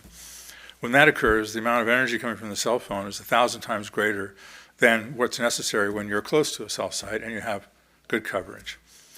The average exposure from cell phones is thousands of times greater than the maximum exposure from the cell site that's being proposed. So it seems counterintuitive to some, but in reality, the best way to reduce RF exposure in a community that uses cell phones is to have good coverage, which allows the cell phones to operate at their minimum power output. So I'll conclude with that and be happy to answer any questions that you might have. All right. Does that complete the rebuttal from the applicant? It does. Okay. Thank you all very much. That concludes the presentation, public comment, and rebuttal. I now declare the public hearing closed, and the council will move into question and deliberation. I am mindful of the late hour, but I want to ensure that my colleagues are spry and focused in the conversation, so I'm going to call for a 5-minute recess. Colleagues, please be back 5 minutes, no more than that, so we can convene. Council will stand in recess until 9:55 p.m.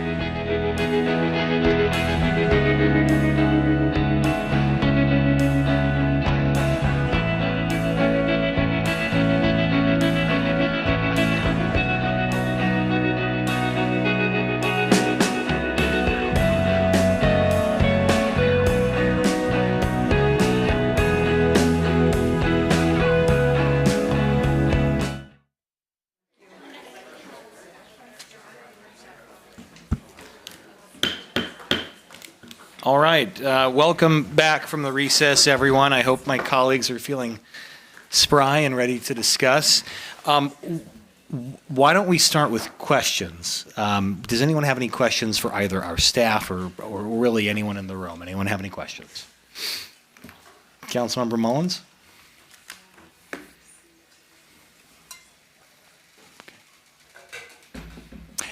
I can, yeah.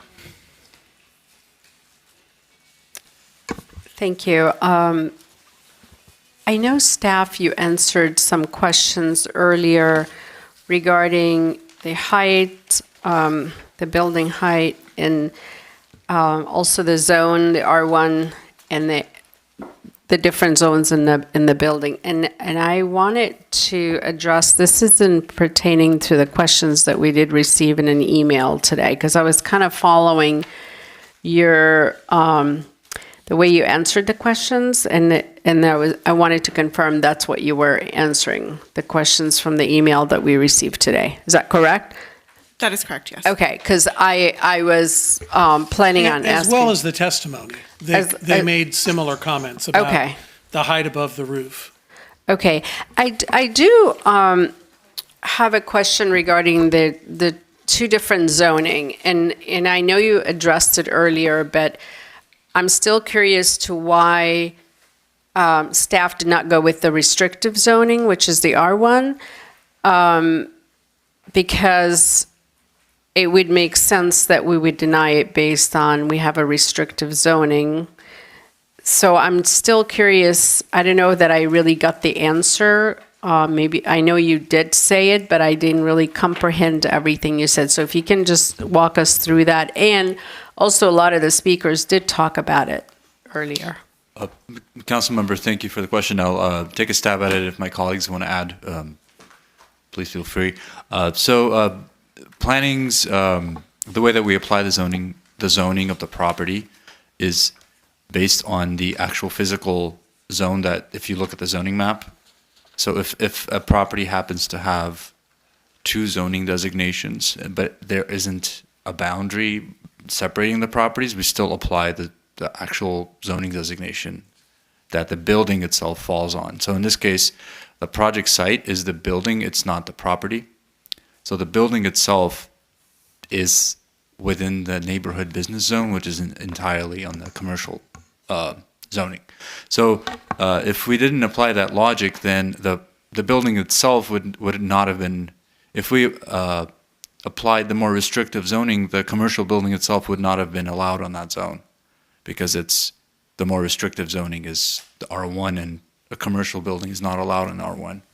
So by that logic, we apply the zone on which the actual project falls into. Let me put it a little differently. The property owner has a right to build under the zone designated for the parcel. So if they own multiple zones, they're limited on each parcel based upon the zone. There's not an implied limitation on a piece of commercial property because it happens to be next to a residential, other than the residentially adjacent standards. So it's the residentially adjacent standards that made this the administrative use permit applicable, not the fact that there is a separate residential parcel. So the piece that's zoned commercial has all the rights of a commercial piece of property. The adjacent residential doesn't somehow defease them of the rights they have to their commercial zoning.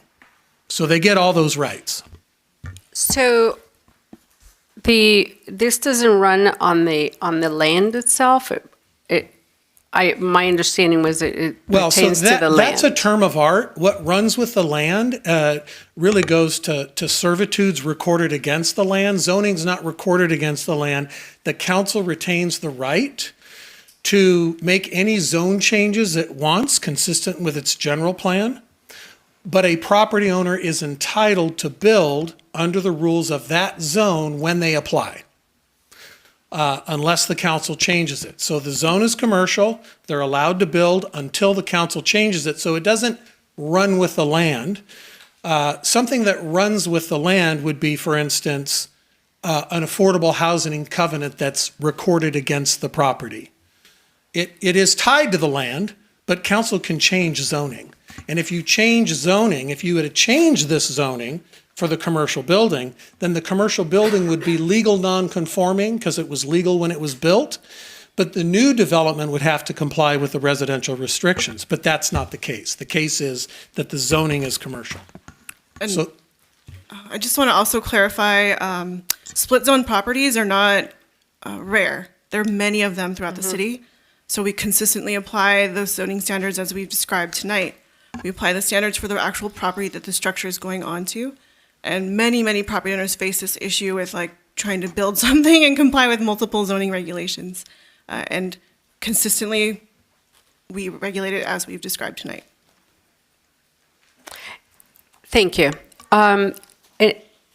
You did also mention, Mr. City Attorney, that the non-conforming for the building, and I did hear tonight some questions regarding non-conforming for the building height. So I wanted to confirm, is that the actual height of the building, is it conforming or non-conforming? Meaning, I think what I understood was the height is a lot higher than what the normal size would be for the commercial building. So I believe staff touched on this at the response, but the wireless regulations get applied on top of the structure. That's correct. So the building itself, yes, it's legal non-conforming with respect to height. This project is not altering the height of the building. It's a separate structure being placed on top of the building that's subject to its own development standards, which are contained in our ordinance, which we have applied to this project, and it is compliant with those standards. So that would give an exception because even though the building is non-conforming, but the actual project is conforming to the regulations and height regulations that we require? Correct. It's conforming to the regulations for the wireless telecommunication facility, which is the use of that structure. My other question that I just, from looking at the information or our regulations that was put together in 2015, did we take in account the equitable justice, the environmental equitable justice to develop the ordinance in 2015, which really talks about the impact on pollution, industrial waste, environmental impacts, and that includes the cell tower. Was that even taken in consideration back then? So I think a lot of what you're describing are the environmental justice policies, which are more recent requirements under the state law, and we just recently addressed it in our city's update to our safety housing element in 2022. So we do have policies related to EJ.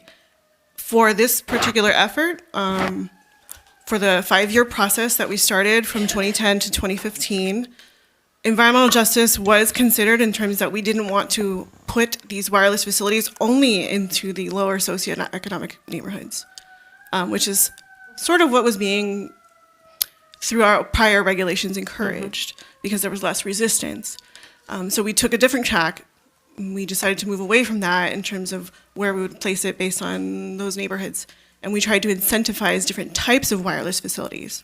So the most impactful wireless types facilities were the large freestanding towers.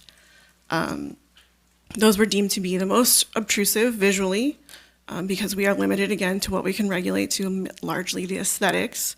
So we encourage the development of non-towers through this matrix of permissibility that encourages building mounted structures away and outside of residential zones, through the AUP CUP tiering.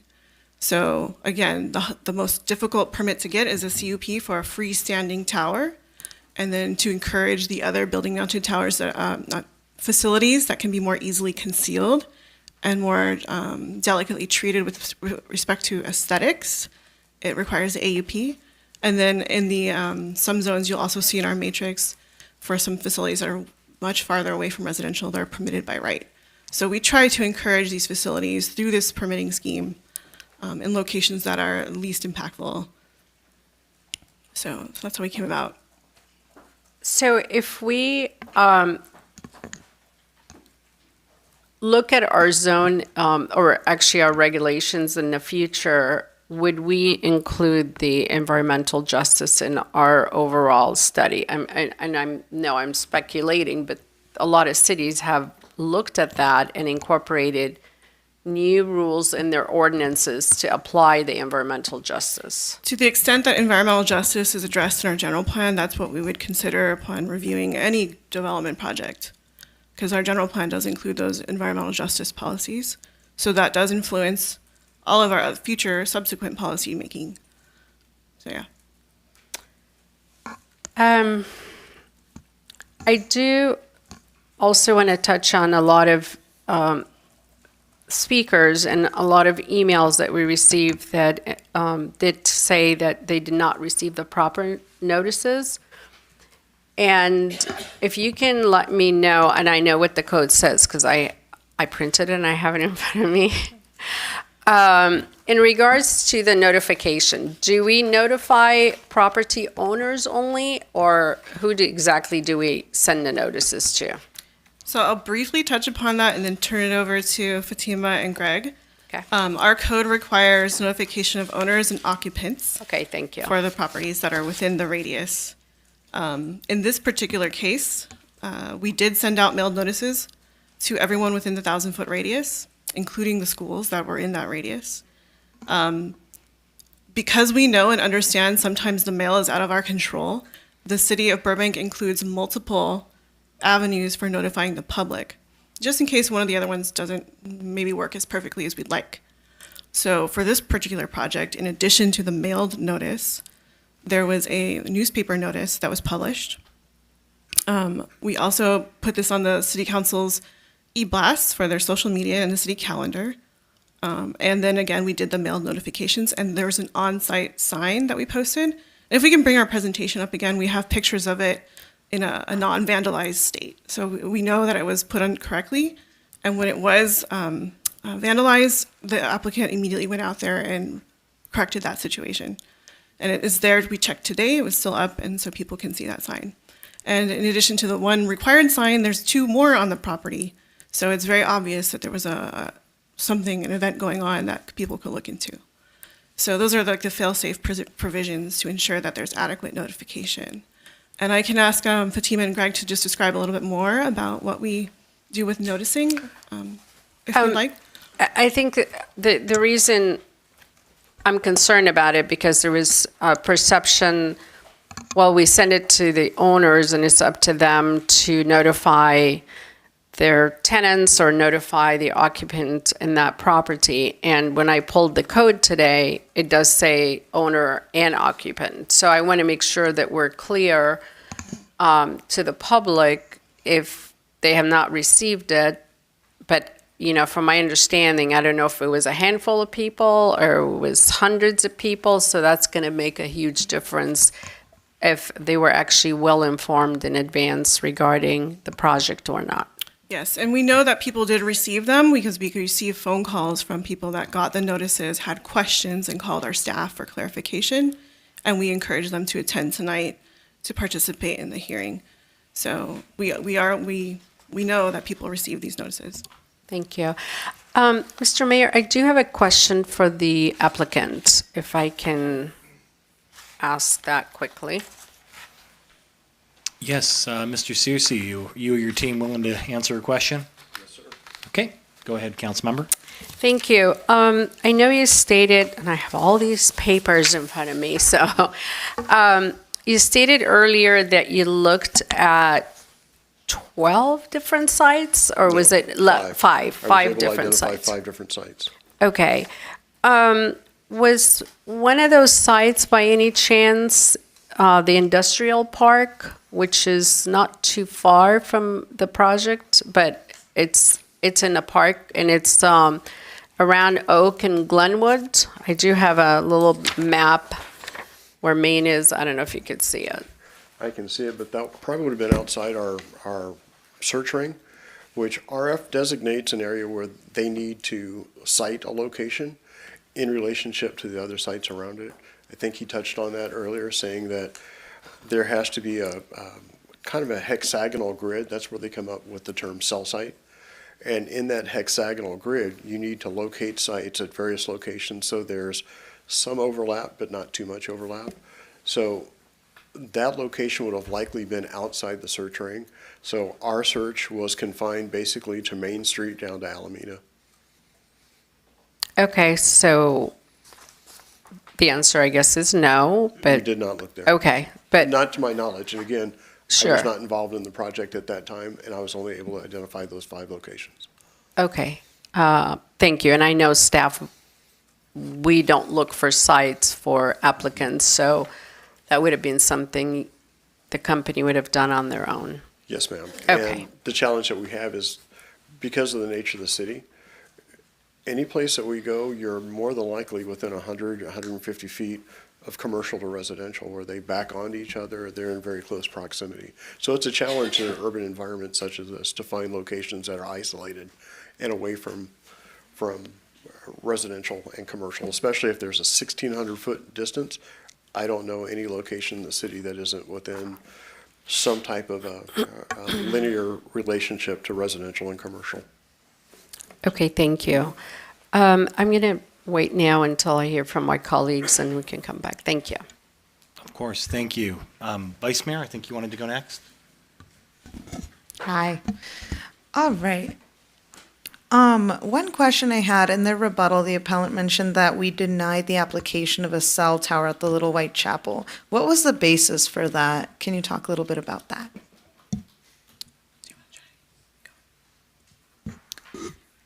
Thank you for your question, council member.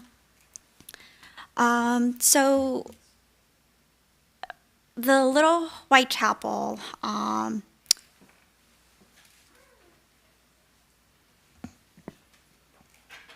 one, I would want to remind that this application should be evaluated based on its unique features and applying the standards in place at the time of submittal.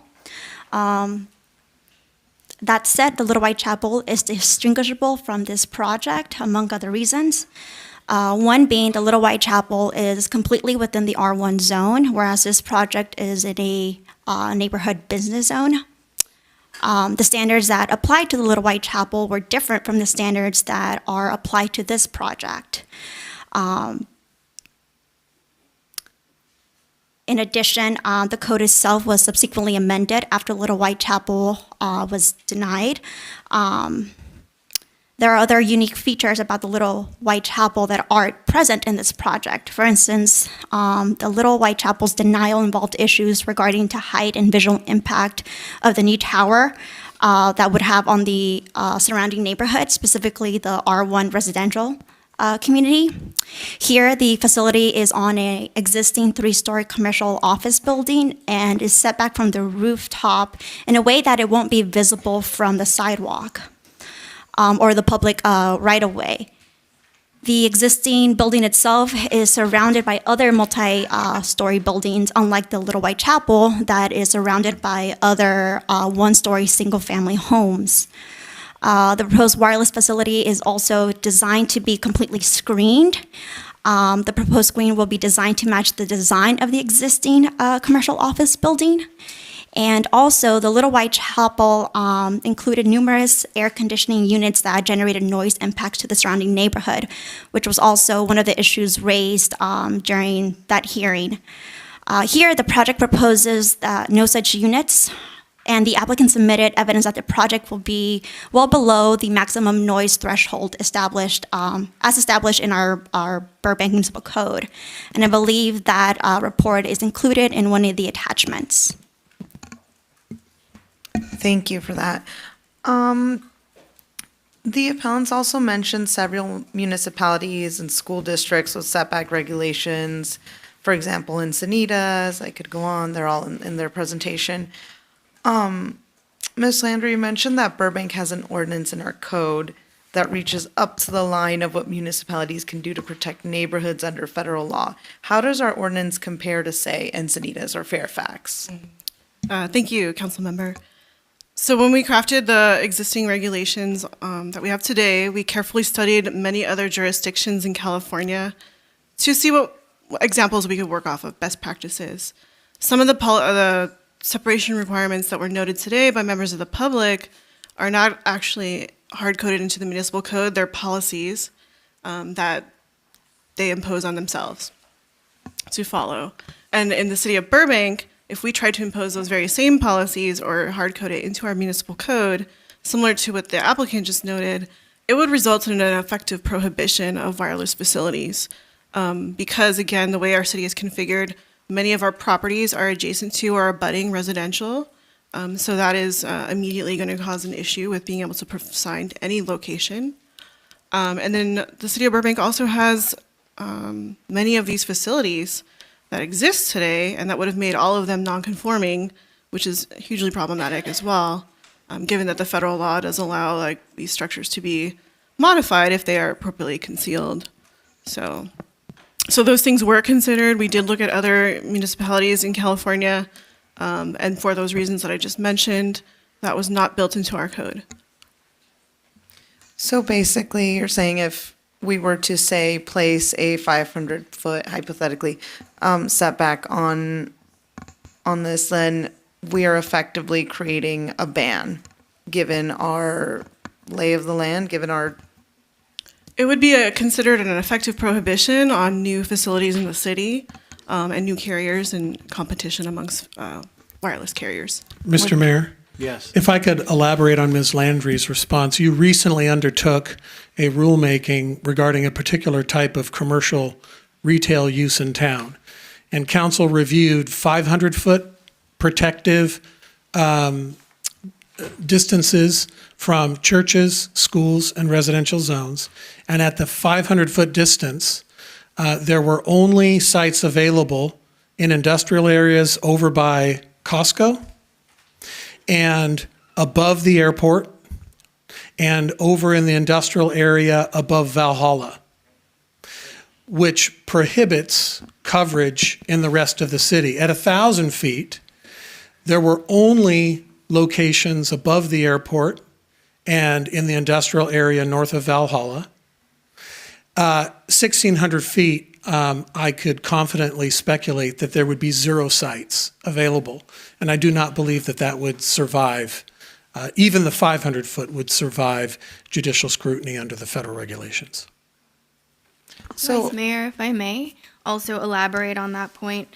In terms of how the FCC as well as recent federal courts of appeal have interpreted what it means to be an effective ban on cell service.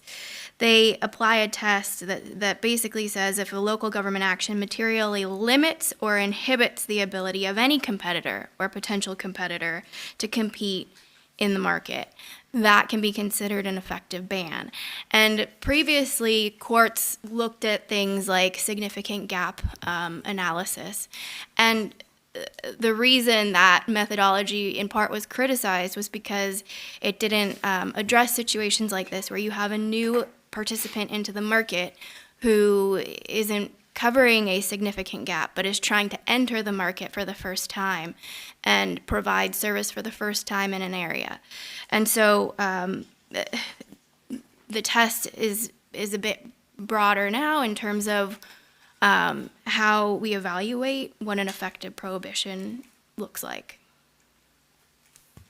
Got it, thank you. So in essence... Sorry, I don't want to interrupt your line of questioning. I had one follow-up on this point, if I may. Ms. Landry, I just want to be clear. Are you saying that the council back in 2015 or thereabout did or was provided information or did consider the possibility of setbacks and opted not to pursue that sort of regulation? Yes, earlier on in the process, we started, and actually there was rumblings of it in 2008 and formally kicked off more in 2010 through 2015, with additional modifications in 2016 and 17.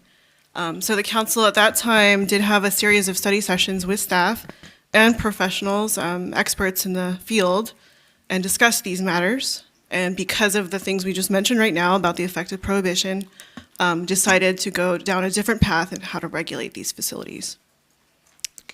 Thank you, Vice Mayor. Sorry, please go on. Thank you. And to our city attorney's point, I was alluding a little bit to our gun store ordinance here, but if I'm to understand, there are federal regulations that we are facing here that we would otherwise not face when we're talking about something like our gun store ordinance. Okay, understand.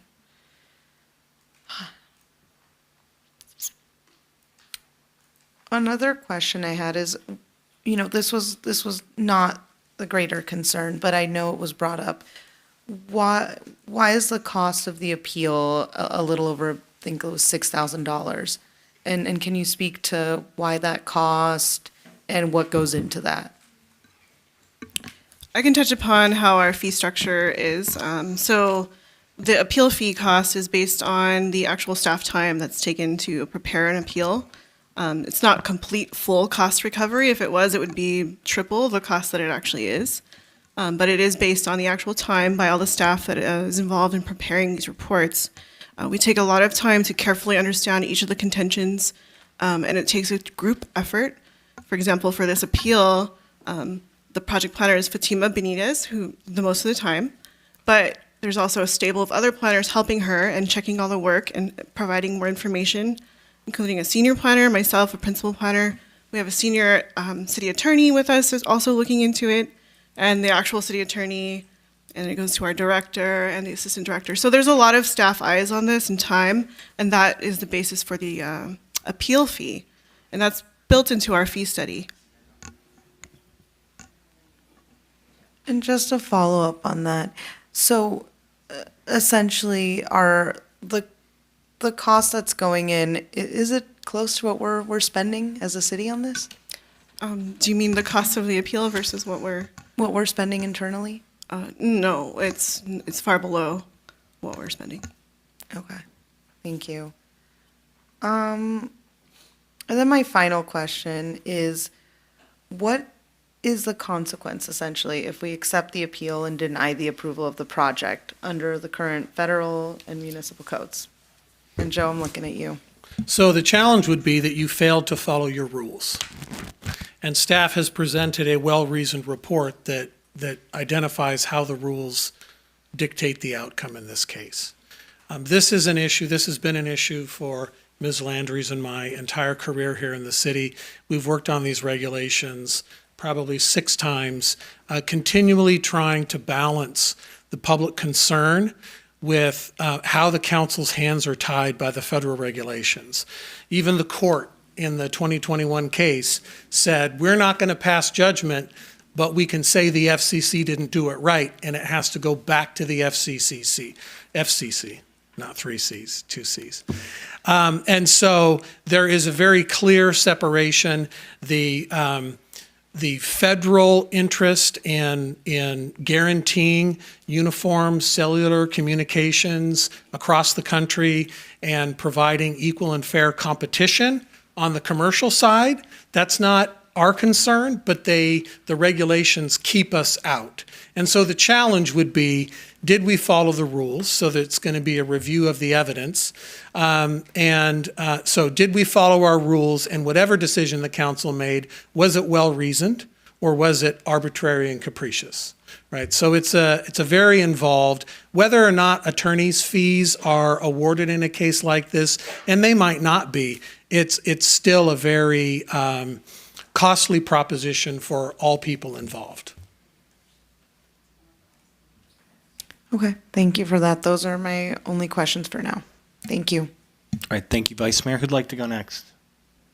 Okay, Councilmember Takahashi. Thank you. Thank you for asking those questions. A lot of them I had too, so I appreciate you asking them.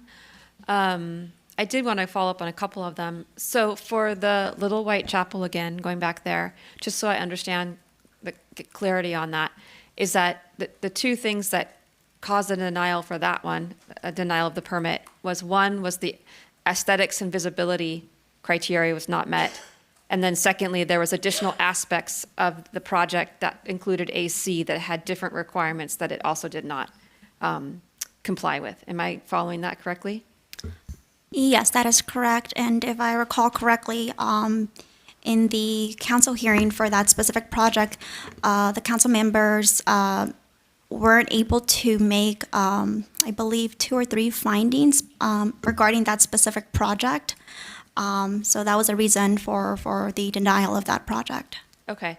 And so based on what we've already said this far tonight, that denial of that project followed our rules, as to what City Attorney was saying. The rules in place at that time, as Ms. Landry indicated, we went into additional rulemaking with all of the stakeholders, the residents, the carriers, and the rules do not look the same way today that they were back then. Okay. But at the time, it did follow the rules we had at the time? Yes. Okay. Thank you for that clarification. And then going back also to Vice Mayor's question about the 500 feet or other distance from schools and other city ordinances. My understanding, what you said is that other cities who have that distancing between schools and a site, that they're not requirements or hard-coded, but they're stating preferences or what they would like to see. But at the end of the day, that can't be, or that is, the other city ordinances don't have it as a requirement. Well, I'd like to clarify, some of them are from school districts, which only apply to school district properties. Mhm. They cannot control what's outside of their properties. So if they have a own internal requirement to have separations on their properties, because sometimes schools own properties that don't have students on it, and they can use it for these uses, that's their own decision, and it's not enforceable outside of those properties. Other cities that have separation requirements, a lot of times, like I said, they are just policies, or if they are in their code, you mentioned preferential separations. I think that's similar to, if I believe, Santa Monica. Was it Santa Monica? I believe it was Malibu. Malibu has a preferential tiering system, similar to what the city of Burbank does with our own tiering and permissibility, to encourage it, to make it easier the further away from residential properties it gets, which is exactly what the city of Burbank does. Okay. Mr. Mayor, if I could supplement that response. Every code, including our code, also includes a kind of a preemption provision. Actually, it's called preemption. It's 10-1-1118F. It says, notwithstanding any provision of this code to the contrary, the applicant may request a waiver, and there's more language there. But basically, we have to make sure that we can comply with federal law. And so if our provisions, to Ms. Kurihara's point, they create an effective ban, we have this preemption provision where we have to step our ordinances aside. So a perimeter type requirement, if it were to constitute an effective ban, then this preemption provision would go into effect, and we'd have to consider a waiver from the applicant to that standard so they could meet their coverage requirements. Okay. Thank you. Thank you for that clarification. And then a couple other questions. The first one is, do you have information on how many WTFs we already have in the city with other carriers? So I'll take a stab at this, and my staff can step in. We do have information about the number of facilities in the city. BWP actually publishes a map on their website showing all of the ones in the public right-of-way. Last I counted, there was over 100 of those.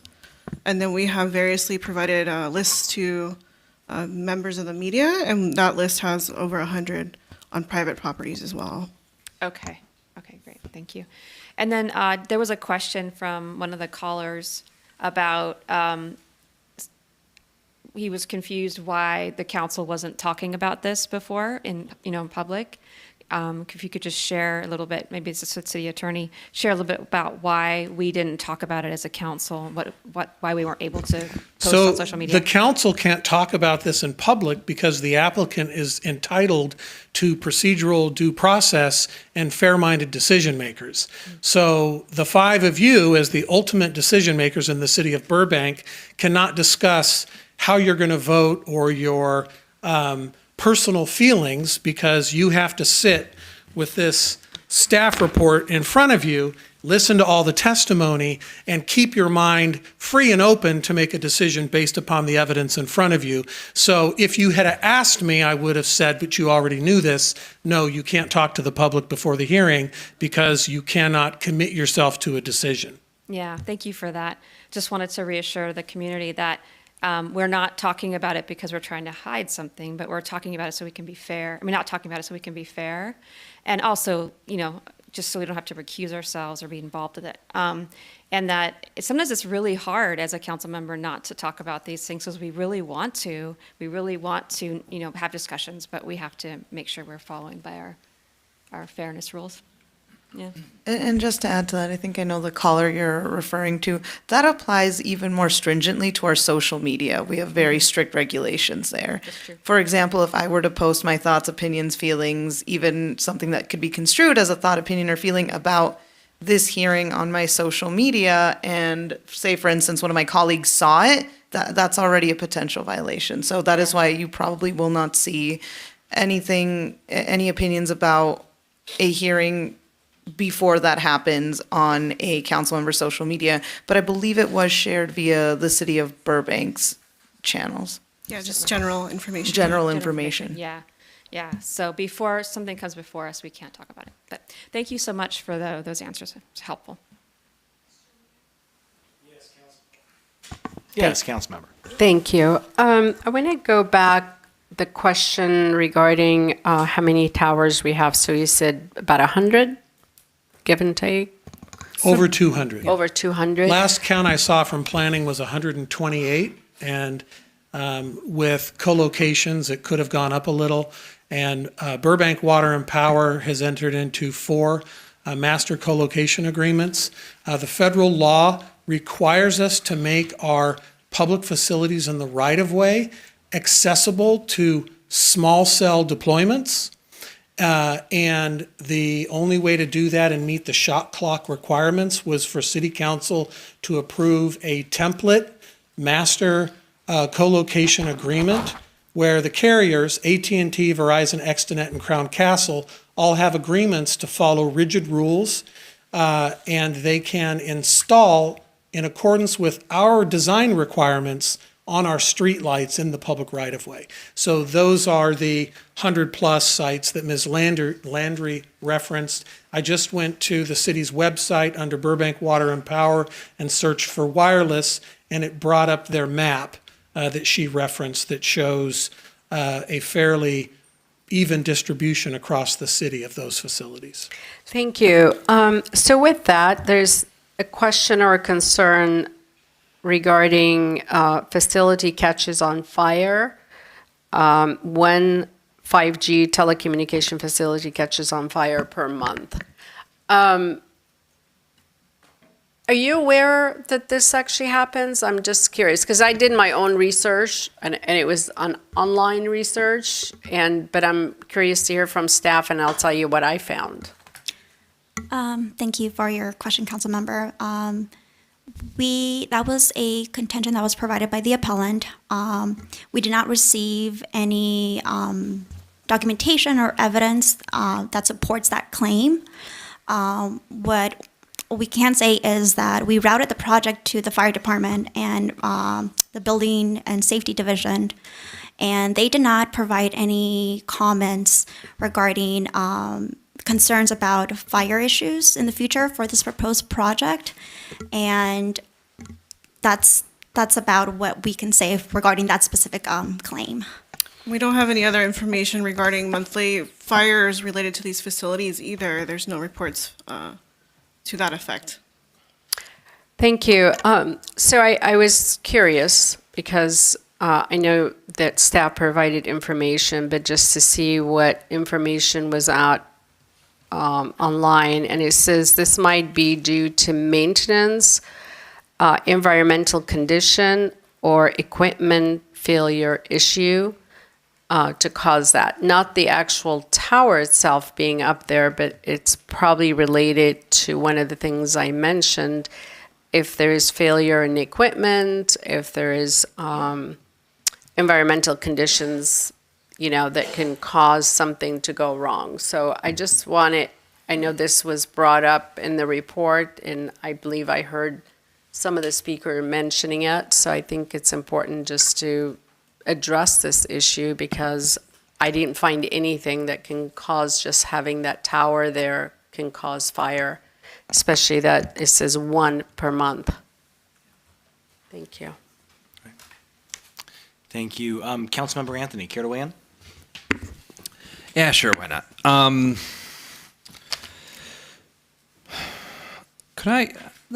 want to talk to the applicant. Mr. Cersei, do you just have a quick minute? Dish Wireless. Is this a subsidiary of Dish Network, the satellite television provider? Unrelated, they're separate entities. So it's totally. Did they start the same? Is this have anything relation to the other network, or no? Is that not a thing, or it just happens to be the same name? I really can't answer that question. Okay. I don't know, to be All right. honest. Sure. I've never, just personally, I've never heard of this company. So, do you guys have any other RF towers nearby, or is this the first one in this vicinity? Like, what's going on? No, there are sites that have been proposed here in the city of Burbank. Okay. They've been approved. They've gone through building and safety. I'd probably have to talk to RF to find out if any of those have gone into construction, but there are sites that have been approved here in the city of Burbank. Yeah, I see on slide 7, it says the proposed future coverage is a bunch here. Mhm.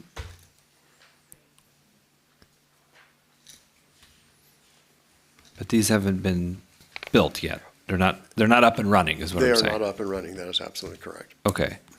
Is there so I guess my question is where is Dish Wireless up and running? Are you guys, is it an East Not in Coast Southern- thing, or? You know what, let me get the RF engineer from Dish. I don't want to misspeak. I'm just trying to figure out, I've never heard of you guys. I'm just trying to figure out what's going on. So the council member may recall that there was a time when Spectrum only provided cable and Right. broadband. Yeah, yeah. And now they provide cellular services. So all they need is a CPCN to be a telecom provider, and they're allowed to engage in that business. No, I know. Yeah. I just trying to figure out what's going on. That's all. So I think I can clarify your question on the business entity, Dish. Dish Wireless is a wholly owned subsidiary of Dish. Now, there's been a recent business development where Dish was reverse acquired by a subsidiary called EchoStar. So EchoStar is now the primary owner of the business, but Dish is now rebranding itself to a name called Boost Mobile, a name that you might be more I know familiar Boost. with. Okay. So we're rebranding Dish to be Boost Mobile. You may have also heard recently in the news that there is an acquisition. A venture capitalist is coming in and acquiring the Dish Dish Television and DirecTV. That there's going to be a merger of those two entities. Okay. So that's the business side. Okay. All right. Thank you for that. I appreciate it. To staff,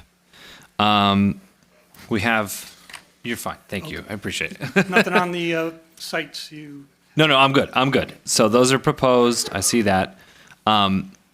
The proposed sites that we have, do we know how many from this particular entity has proposed sites in Burbank? I would defer to the applicants who can Oh, describe okay. that. 12. Okay, 12. Thank you. And are these recent? Are these very recent? Are these all, did they all come through about around the same time? Is that? From what I understand, the applicant conveyed earlier, they have recently been applying for their building permits. and have had several other facilities approved. And this is one of the ones that are trying to get approved. Okay. All right. Thank you for that.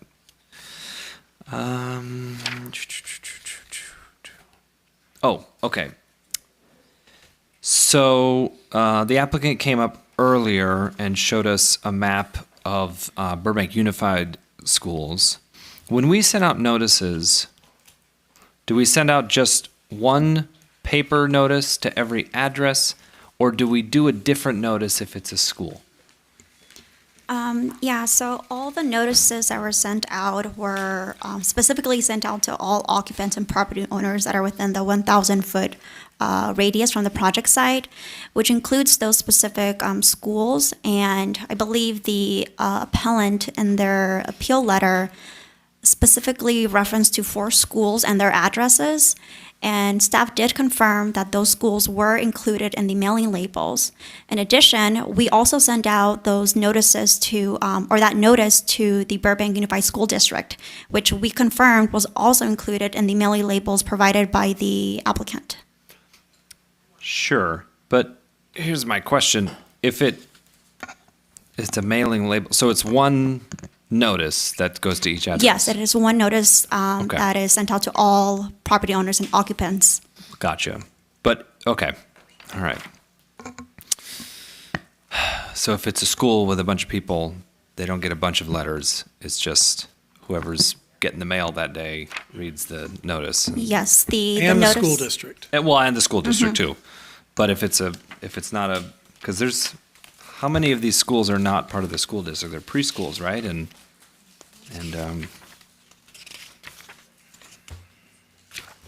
Well, okay.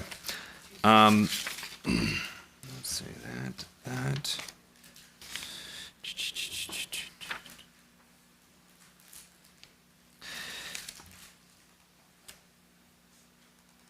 So we're not allowed to use RF emissions for the purposes of health effects. That's exclusion from the FCC?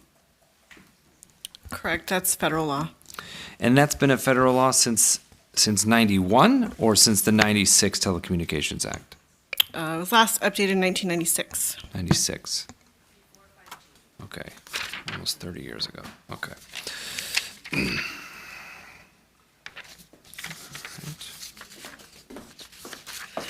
one more thing here. Oh, here we go. Oh, we mentioned earlier the Little White Chapel. And I believe, if I'm not mistaken, staff said that after the Little White Chapel hearing, we changed our code. Is that correct? Yes, so I would like to clarify a little bit about that. Yeah. The Little White Chapel, the facts of the cases are very different. As Ms. Benitez mentioned earlier, Little White Chapel was in an R1 zone, an existing church. They were making major modifications to their steeple in order to conceal a wireless facility inside of it. The project had a lot of different features that were incompatible with the adjacent R1 neighborhood. The steeple itself was disproportionate and not concealed appropriately. Though they had additional equipment on the ground level right next to these other properties that was going to exceed the noise ordinance standards. So those are facts of the matter. They're very different and were the grounds for denying that particular project. The ordinance did change as well after that to impose additional layers of restrictions on how applications are processed, as well as limitations on other permissibility levels. Like, what was changed? So, if I may, just for timeline purposes, Little White Chapel came before the council in 2012, and our update to the municipal code in terms of the wireless telecom regulations was introduced in 2015. So that's the development standards changed. And the development standards that changed were additional conditions to minimize the impacts of these types of developments. So it has limitations on the duration of the entitlement. They're only limited to 10 years, so it doesn't run in perpetuity. It's 10 years. And it adds 2 more findings if properties are in the R1 to ensure, again, that those structures, if they are in the R1, are compatible with the R1 neighborhood. And it adds additional language about determining what an eligible facility is and additional requirements related to verifying RF compliance with FCC regulations. And then it also included some more regulations for public notification, which is the on-site sign. Okay. You mentioned substantial change. What I wanted to say was the major alteration to the steeple. What is considered a difference between a minor alteration and a major alteration? Is it like square footage? Is it the total amount of labor that needs to go into You it? cannot extend the Little White Chapel to this. I wrote that decision. It's not precedential for this. It should not be considered in this hearing. They're not analogous. That was a different time, a different zone use. It's not the rule that governs this application. Oh, okay. Oh, I see what you're saying. Well, I think my question was more about CEQA guidelines and that land use, when it's done with major alteration, has to qualify CEQA. And so I'm just trying to rule that out. Do we know, is there a number of because this is something like 365 square feet? Councilmember, yes, I can speak Yeah. to this. So as you read in the report, staff recommends that the council find this project exempt from CEQA pursuant to CEQA Guidelines 15303, which is also known as a Class 3 categorical exemption. It means that projects are exempt from CEQA review if they consist of a limited number of new small facilities or structures. This categorical exemption has been applied to other wireless telecom facilities and upheld by the California Courts of Appeal. For instance, in 2018, there was a Court of Appeal case that found that San Diego properly applied this CEQA exemption to a 35-foot tall monopole that encompassed a total square footage of 534 square feet. I believe this project is 365.88 square feet in area. Okay. Okay. What was the other thing here? Okay. I think I'm good for now. And I will leave it at that for now. Thank you. Okay. Before I weigh in, does that bring up any follow-up questions from my colleagues? Okay. Colleagues, thank you for the questions. I had a running list of the things that I want to ask, and fortunately for me, you covered much of that ground. Mr. McDougall, I'd like to ask you, though, I'd like to have a better understanding of the Federal Telecommunications Act as it applies to this project. I'm thinking about three terms that I remember learning my first week or two of law school. We have interstate commerce, we have the supremacy clause, and then we have this idea of issue preemption. Can you walk us through how that applies from your legal background in this context? Well, in this context, the federal government has completely occupied the field of telecommunications regulation, with the exception of local siting criteria. The rules, so the rule in 47 USC, United States Code 332, and 47 United States Code 253, they're very sparse, right? Aside from that, there are the Federal Communications Commission, the FCC, rules in the Code of Federal Regulations, and then the FCC makes further enactments or clarifications through orders and rulings. And many of these cases, the League of California Cities sued the FCC and other entities over co-location criteria that's the subject of multiple sequential rulemaking. So there's federal code, there's federal regulations, there's voluminous case law, and then there's also FCC orders. Most of the cases are about the FCC's interpretation of the regulations and statutes enacted by Congress. And so it is, all we're left with is basically aesthetics, We cannot regulate the health effects, and there's recent case law, as all of the parties have discussed today, referring back to the FCC to do their own homework and make their own findings to determine the health effects. So we're left with basically reasonable time, place, manner requirements, but we're stuck with a mandate of allowing the activity to occur in the jurisdiction, and not only occur, but occur in a way that allows them to cover any gaps, including new entrants, right? So it's not, you can't have a monopoly where as long as one carrier has full coverage.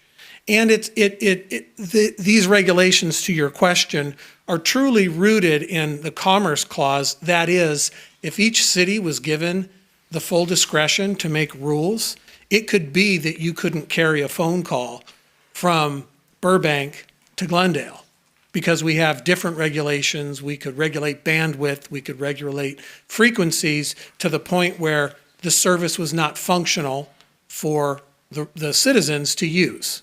And so they've really tied our hands with the federal powers. And we have just a little bit of local zoning. The applicant has indicated they're quite burdensome for them to comply, and the residents have said they're far too lenient. That is what happens in chambers like this, is that everyone fights over the small real estate of rules that we get to make. Just one follow-up. What is the supremacy clause? I know what it is, but I think it's an important concept. Well, for the powers reserved to the federal government, their laws are supreme, where they have limited powers derived from the Constitution. You mentioned the Commerce Clause, that their laws are supreme, and they leave room for us to regulate. And in this case, the federal statutes specifically give us reasonable time, place, manner, and so our enactments are preempted where they conflict with the superior federal law. Article 1, Section 8, right? Did I remember that one correctly? You're pushing my envelope tonight. Article 1, correct? Legislative powers, United States Constitution. Yes. Okay. Any other questions? All right, let's deliberate. Anyone want to go first? Do you have a follow-up question, Councilmember Mullins? So the not FPPC, but FCC, I'm used to the FPPC. They have all these regulations, but the health component of exposure, radiation, that is not included in all the regulations. And how do, according to what you said, we have to follow the regulations. How do they not allow, or have they done any health studies? Have they looked into it? Is there anything you can share with? Well, they have done voluminous health studies, and just like courts defer to this council's, they give deference to this council over local zoning matters. The courts give deference to the Federal Communications Commission to interpret federal law for these matters, for spectrum. Their authority is not just over this. They allocate all of the wireless spectrum for radio, from very low frequency to very, very high frequency, even light spectrum. The FCC has this authority not only to regulate the effects, but to also allocate spectrum. They hold a vast array of hearings on any type of communications. And we're left with this little piece about how these sites actually get implemented. But they're charged with developing the entire regulatory framework. So Congress enacted the Telecommunications Act of 1996. And then the regulations which flow out of that act get drafted by the FCC. They get published in the Federal Register, and then they separately do these hearings like our CPUC does up in Sacramento. They have these hearings about rulemaking, and the entire industry and cities and environmental groups all converge, and they all provide their evidence. There is countless evidence and studies, and there's disagreements. And in the case, and I'll give the public the name of it because I did bring it here tonight. The case from 2021 is the Environmental Health Trust et al., which means other parties, versus the Federal Communications Commission. And the court said, there is so much evidence here, all we can say is the FCC didn't state its reasons for not continuing. And they said, we will not pass judgment or reach a decision on it, but neither did you. They said there are good reasons why various studies are in the record. As a dissenting opinion indicates, there are many good reasons why the various studies in the record, only some of which have been cited to, do not warrant changes to the guidelines, but we cannot supply the reasoning for the agency. So they're forcing the FCC to do the homework. There's lots of studies, as both parties have indicated here tonight. It's for the FCC to decide, and then the parties will sue again and see if their decision was based upon substantial evidence. But as long as they make the findings, the court will uphold them. We do not have a voice in that other than as a commenter in their rulemaking process. So Councilmember Mullins, if I may briefly piggyback off of what our city attorney just said, the FCC does establish RF limits that they deem safe for human exposure. And to the mayor's point, federal law has preempted cities from further regulating based on RF limits that are different from those set by the FCC. So the rules, the federal laws and the federal regulations do have exposure limits that they've established. And the preemption comes in terms of us not being able to regulate any further than that. So to follow up on what you just said, to further regulate it, does that mean the city then cannot say, we believe that it's not healthy for people that live around the surrounding area, just let's go with that it's not healthy to install the tower, so therefore we're not going to allow them to do it because we believe it's not healthy? Correct. Based on RF, correct. And that's us regulating our local perception or local study versus what the FPPC have come up with. Versus what the FCC has established, yes. Okay. One thing I would add, Councilmember, is it's truly some of Congress's finest work. I'm being facetious, of course. Subsection 7, except as provided in this paragraph, nothing in this act shall limit or affect the authority of a state or local government to basically have decision-making. They then go on to say, but you can't consider in subsection 4, I'm paraphrasing here, on the basis of environmental effects of radio frequency emissions to the extent that such, it goes on. So essentially what they're saying is we're not limiting your power, but we are. We're saying that you can't consider this. All we're really left with is, aesthetic considerations. It's extremely limiting. And so what I'm hearing from the representatives of our city attorney's office is, there are studies out there. There are righteous concerns. Maybe the regulations should be changed. The problem is the recourse lies with our federal legislators. They alone can amend the Communications Act of 1934, which the Federal Telecommunications Act is embedded within. And we don't have the power to do that. Doing so would run afoul of the United States Constitution and the Constitution of the state of California. Did I capture that accurately?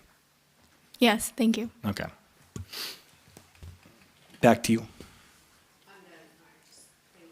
Sure. Anyone else? Anyone want to weigh in? Yeah.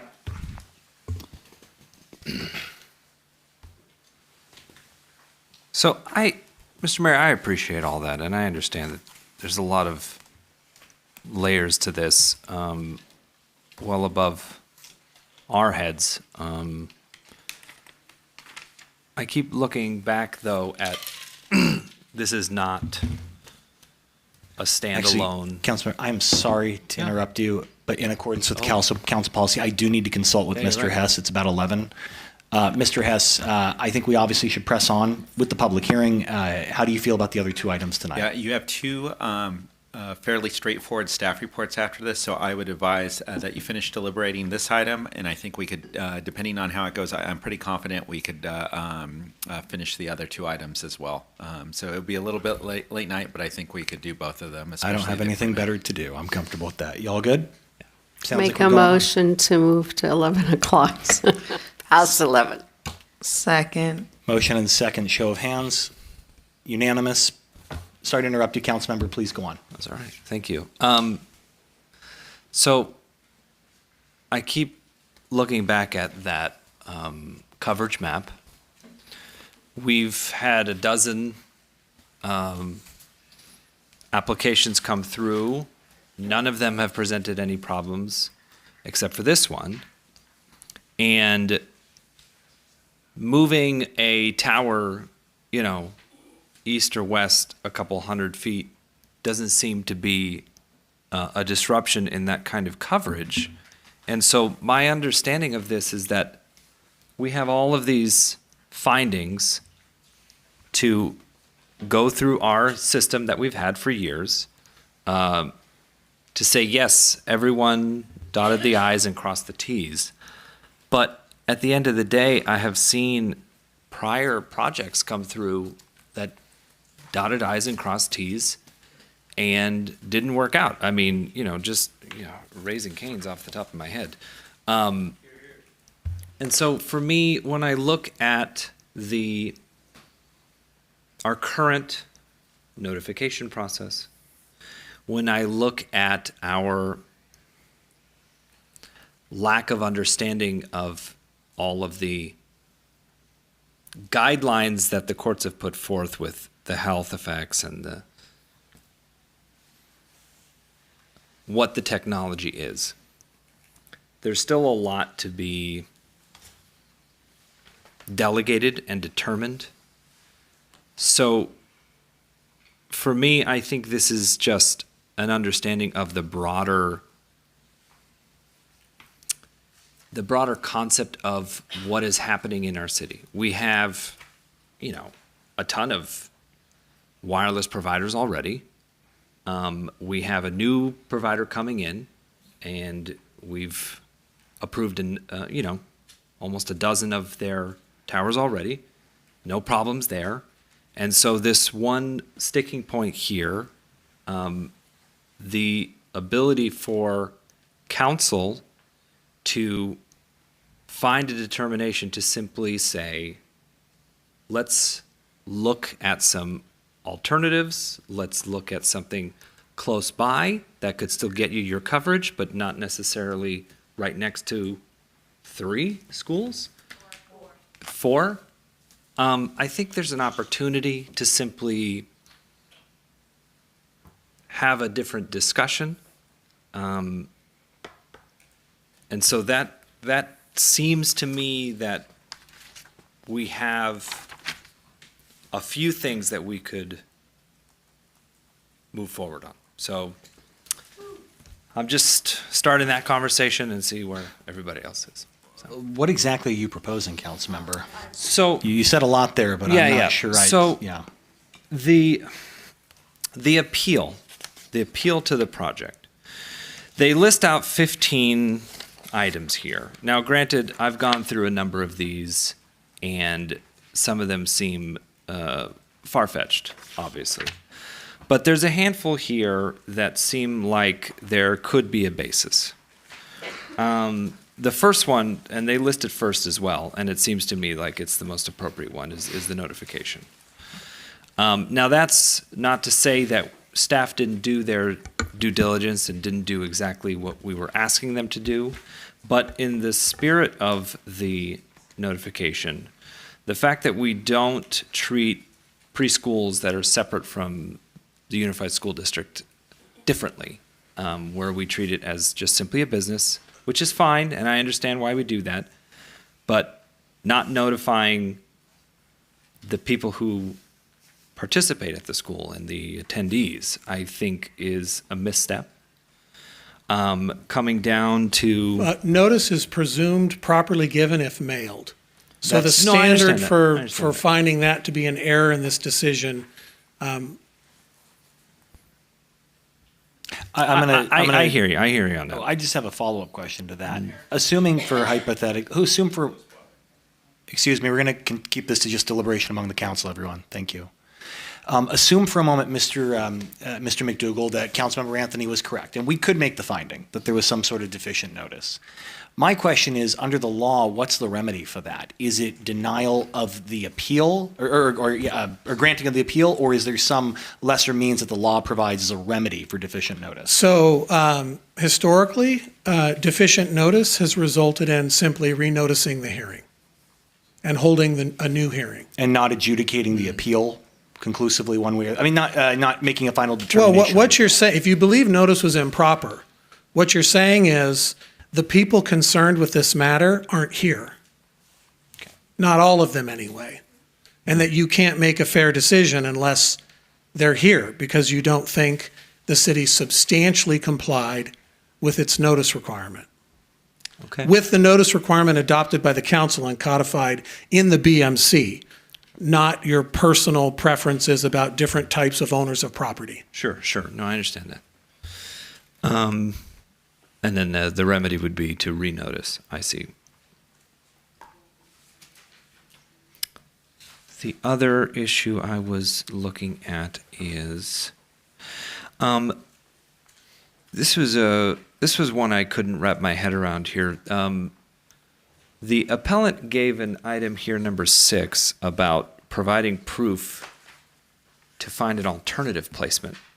Now, under our code, the applicant doesn't have to provide alternatives, do they? They simply find the site that works for So, their coverage. as Ms. Landry indicated earlier, we have a tiered permitting process. And there's a table in the staff report that identifies, in order to incentivize wireless providers to go in our commercial districts, we have the most lenient permitting in the non-residentially adjacent commercial districts. So if you're simply going on a commercial site, then it's a permitted use, and they go through the building permit process, which they've indicated they've done so on several of their sites. If they're already in plan check, it means they're probably in the commercial zones.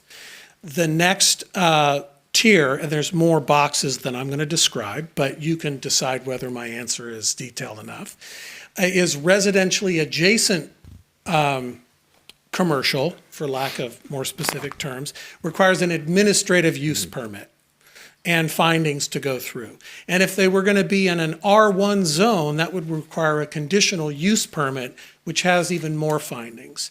And the goal there is, as you get more and more into a sensitive land use, that you have a more thorough permitting process. But the process still requires at its core a requirement that they demonstrate their project will comply with the FCC's radio frequency emissions and other safety requirements and procedures, and that so they demonstrate beforehand that their engineering solution that they put on the plans will not exceed the thresholds, but there's also post-activation testing and then subsequent confirmation testing.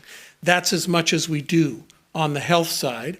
And then we have the screening, because what the act has essentially allowed us and what the cases have repeatedly upheld is our authority over aesthetics. To require it to look like a tree, or to require it to look like a windmill if you're in San Dimas, or to require it to be somehow integrated with the top of a building if that's where they choose to locate.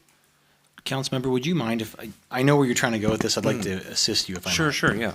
Ms. Liberato, if you could please prepare, I'll tell you when, to put up slide number 8 from the staff presentation. Councilmember, I want to direct my comment to you. I will go on record and say that if I felt that I had discretion, I don't know that I would approve this project. I do have concerns about its sites. I think there are several open questions that have been raised, not just in the course of this appeal, but that I have done in my own independent research regarding the health impacts of an emerging technology. That's my personal opinion. The issue is that we are extremely limited by federal preemption. I wish it wasn't so. I think we should do something about it. I do think we have the ability to advocate for change. But my point is this. I would strongly encourage you, if you feel that, if you're looking for a reason to not approve this project, if you could put that up at this point, Ms. Librado, slide 8, it needs to be really, not that you don't like it, that's a discretionary call. As much as I may not like it, that's not a proper reason to deny the project and grant the appeal.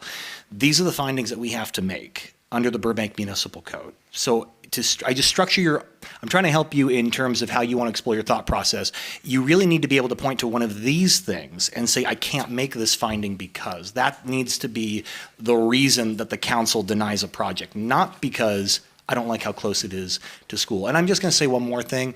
I understand that what I'm saying tonight may not appease everyone here. I get that. But like I get your concern as a parent. I got 2 kids under 4 myself. I understand. And so I appreciate all of you staying so late and advocating for your kids, and I think you have raised several good open questions about the impacts of this technology.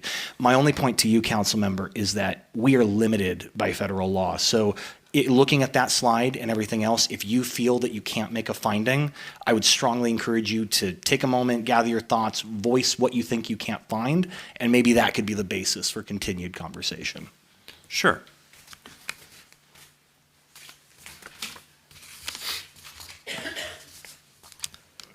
I believe it was.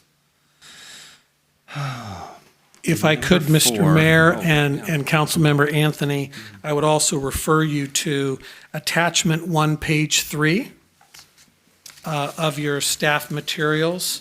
And this is where those 6 findings are reduced to text. I think it starts on page 3, it goes to page 4. Right.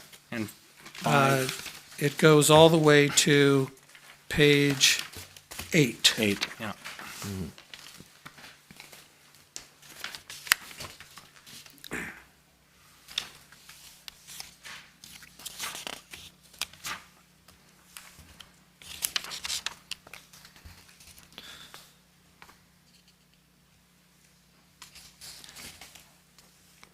Councilmember, I don't want to. Okay, yeah, go ahead. I want to give you a minute to review that. Maybe you can gather a thought while we're doing that. Do one of my other colleagues have any thoughts, would care to weigh in, anything to contribute or guide the conversation further? Vice Mayor? Sure, I'll jump in. I'm going to echo the sentiments of and the thoughts of the mayor. Obviously, I think my expressions and along with a lot of my colleagues' frustrations up here show how we feel about this. And then I have learned a lot about my limitations under federal law tonight.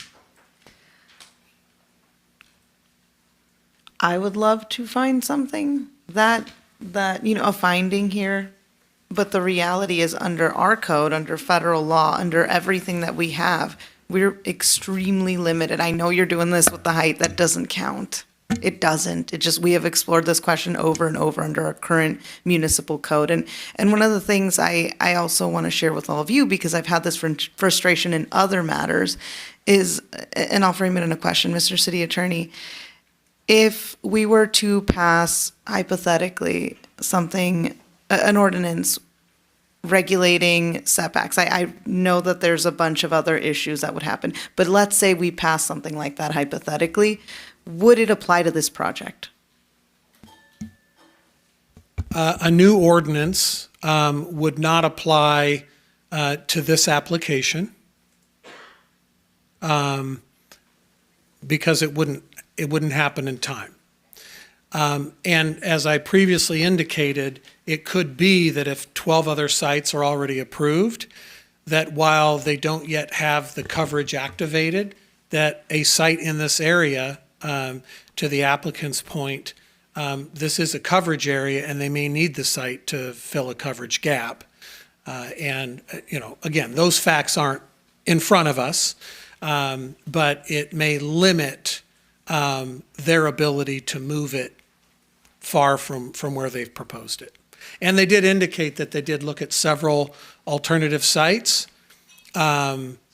voluntarily I don't remember which sites those were, but I do remember 5 potential sites.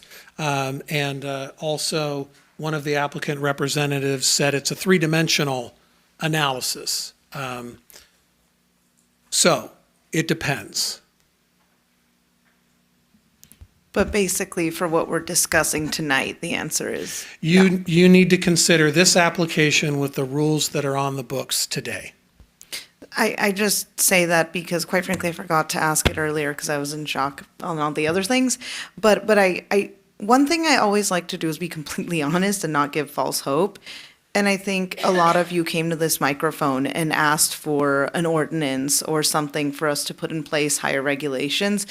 And it's frustrating to me, but the reality is, even if we did something like that, it would not affect this project or potentially the other applications that have already been approved because they're already in the process.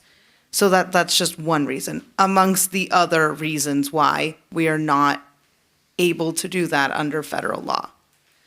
So these are the things that, quite frankly, I have learned today that frustrate me, and I'm willing to have a lovely conversation with our federal representatives on this, and I would say encourage all of you to do so as well, because it feels like it's a very warranted conversation. I don't understand why health benefits are not included. I don't get it. It doesn't make sense to me. I think one of the commenters mentioned it. It doesn't make sense. But they are not a criteria that we can use. And we are bound by the criteria that we have. And that is where I'm at, which is incredibly frustrating. Thank you for your comments. Would anyone else like to weigh in? Councilmember Takahashi, please. Okay. Okay. Oh. Thank you all for staying so late tonight with us. So I'm personally really concerned about the effects of this tower on our community, and honestly about all the other towers. And there's 200 of them. Where are they? What's nearby? So the jury's still out, as a previous commenter said. The jury's still out for me of the long-term exposure, the effects of long-term exposure to RFs. I have 3 adult children in their 20s, and if I wasn't here, I would likely be where you are. But what I'm grappling with, and what I think all of us are grappling with, is that the FCC has explicitly determined that cities cannot use health concerns as a reason to deny a small cell tower permit. And in fact, they made these rules specifically for this purpose, that this cannot be done in cities like this. It also made clear that the city cannot have different rules for different sites, that all sites need to be treated equally. We have to follow our own rules consistently. And if we deny this one, why didn't we deny all the other 100, 200 sites? Can we defend that? Because a lot of them are probably near schools too, or whatever else we might come up with tonight. So unfortunately, this isn't a public hearing on whether 5G is harmful, because we do not have discretion on that aspect of the project. This isn't a hearing about whether we want it to be somewhere else or we want it to be farther from schools, because we are not allowed that discretion. This hearing is about whether the permit is deniable based on the law, the federal law, and being consistent with our own local rules. So I'm very interested in looking at a better ordinance locally. I definitely want to see an improvement there. But for tonight, we have to make a hard decision based on what we have on the books. And the question is this permit in compliance with federal and local law? And I'm seeing the writing on the walls. You probably are starting to feel this too on this one. And I can feel the disappointment and disheartenment in the room. I can feel it myself, and I don't want to make this decision. It's one of the hardest parts of the job. And when we've seen in previous council members, and even a couple here today have been on council having to make decisions like this before. This is not one we want to make. So I also want to acknowledge that we were told that the ordinance was drafted right up against the FCC regulations will allow the community work together, and made this really robust outreach. But none of us were in this room right now were here when that happened. And we did not see the process that we went through, so it's hard for us to feel that same level of trust or level of investment in the current ordinance because we didn't go through it. So it's not satisfying to hear that, and I totally get that. That's not lost on me. So if our hand may be forced tonight, to Mayor's point earlier and Vice Mayor, but even so, I believe whatever we decide tonight, whatever happens, that it's absolutely prudent that we take another look at our ordinance to ensure we are doing everything we can to protect our community health while staying in compliance with federal law. So that's my general feeling about it. Thank you, Mr. Mayor. All right, thank you. Councilmember Mullins, do you want to weigh in? Thank you. I'm very conflicting because, you know, I do want to do something about it. And having 6 grandchildren from age 1 to 16, I would be also sitting here and I would be with my daughter, with my son, fighting for this. And I came in here tonight. I've, have so many, so much information about other cities and what they've done, and tried to find some answers, perhaps that were not giving to me in the staff report. And I truly say that everywhere I turned, there was no study that could tell me that, to prove that this was harmful, but yet we know, and conceptually, yes, it could be. And I honestly tried to find, I had some discussion with our city attorney and the staff yesterday, trying to figure out a solution to see how could we change our ordinance. I know this was adopted in 2015. I know other cities have taken the lead in changing the ordinance, and sometimes it has to take this type of hearing to make us go back and look and see what else can we do. Can we do better? Because this painful process that we're going through it today, the painful process for our residents, for council, and for staff. I don't think staff really enjoys having to do this amount of work or having this discussion. So I'm conflicting because I was hoping to find something that I can tell the city attorney, well, what if we do it on these bases? And I think we asked a lot of questions tonight. We heard enough information, but everything that came before us still goes back to where can we see where we're not in compliance with the regulations that's being put before us. I'm definitely with Councilmember Takahashi. I know the Vice Mayor mentioned it, and the rest of the council. That is something that we want to look at. We want to go back and visit our ordinance and see what other cities have done. What can we do? Can we look at the health aspect for future towers that will be coming in, future applications? I think we've done that with our, you mentioned early with our gun ordinance. That is something we definitely need to take a look at, because honestly, I don't want to be sitting in this room in the future having to face other residents, and it could be some of you from other projects that might be coming in that area. So the painful part is we got to go through this to change our future. And I honestly, sincerely, from the bottom of my heart, I wish I could have delivered something else to you today. But I'm stuck with regulations. I'm stuck with the federal regulations and what we have to do. I'm not worried, and I think somebody said it earlier, don't worry about being sued.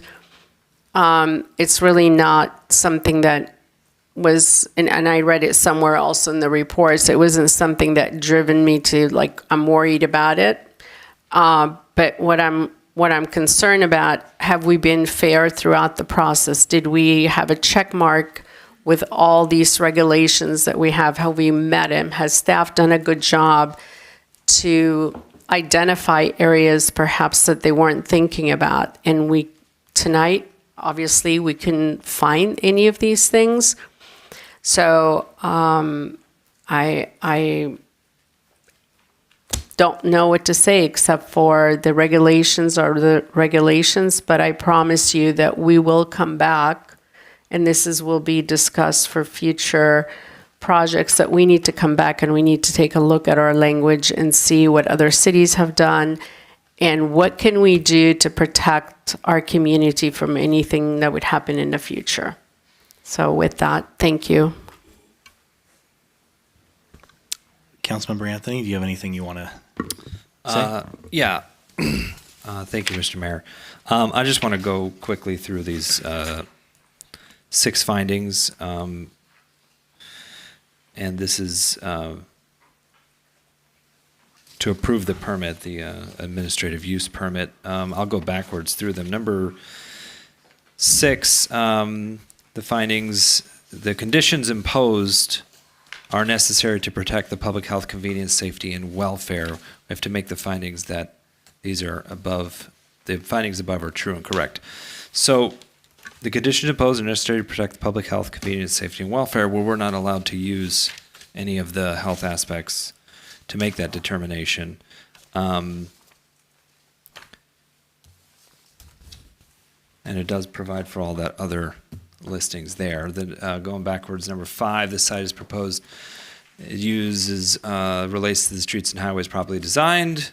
Yes, it doesn't have any effect on the traffic because it's on top of the building, so that's fine. Number 4, the site proposed. The use is adequate in size and shape to accommodate the use. We've seen it's 365 square feet. It should fit. All the setbacks are set. The walls, the fences, the landscaping, and everything is there. Number 3, the use will be compatible with other uses in the general area in which the use is proposed to be located.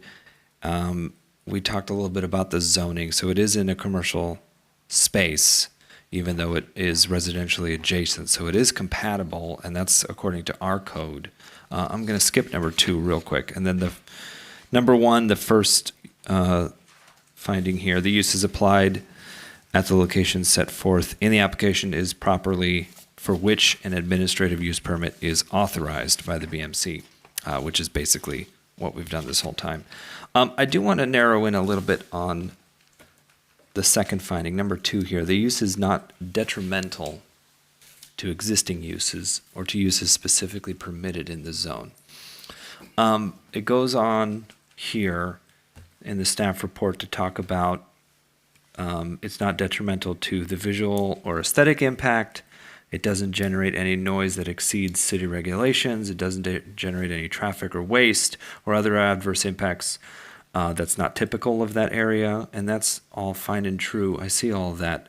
My only concern with number 2, and this is a very narrow concern, we're not allowed to use the health effects, which, federal government says we can't do.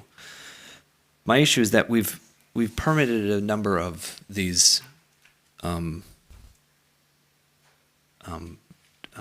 towers throughout the city for years now. We've even done a dozen for this company themselves. But then every so often, every decade or so, there's one that comes along that seems to be, for lack of a better term, disruptive. And just its very placement and existence and creation has, to me, seems detrimental. Just because there's so many people worried, which is not true for any of the other facilities that they've permitted and that we've moved through and that we're clearing through the process. So just for my sake, I'm really stuck on a very narrow definition on number 2, detrimental to existing uses. And I don't know where I am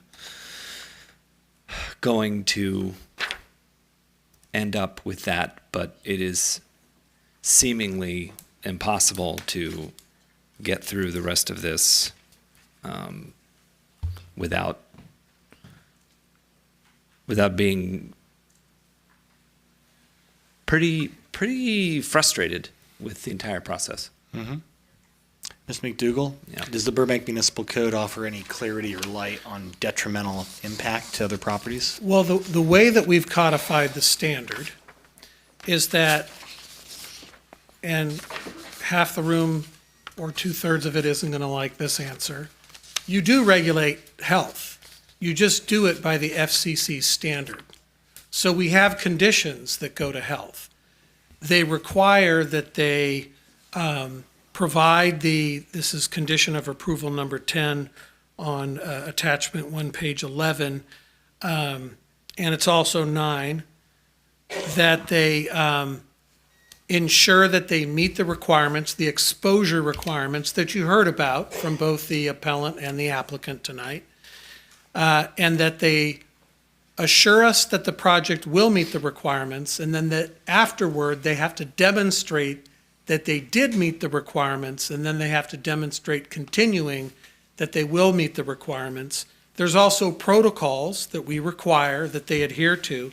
They're not our protocols, but it's our requirement that they adhere to them, which is they require a power down. You saw exposure maps on the roof of the building that had red shaded areas, which are high exposure. They actually have to shut down the facility if someone needs to work on the air conditioner. Or there's a protocol. I don't know exactly what they have to do, but there's a phone number on the equipment.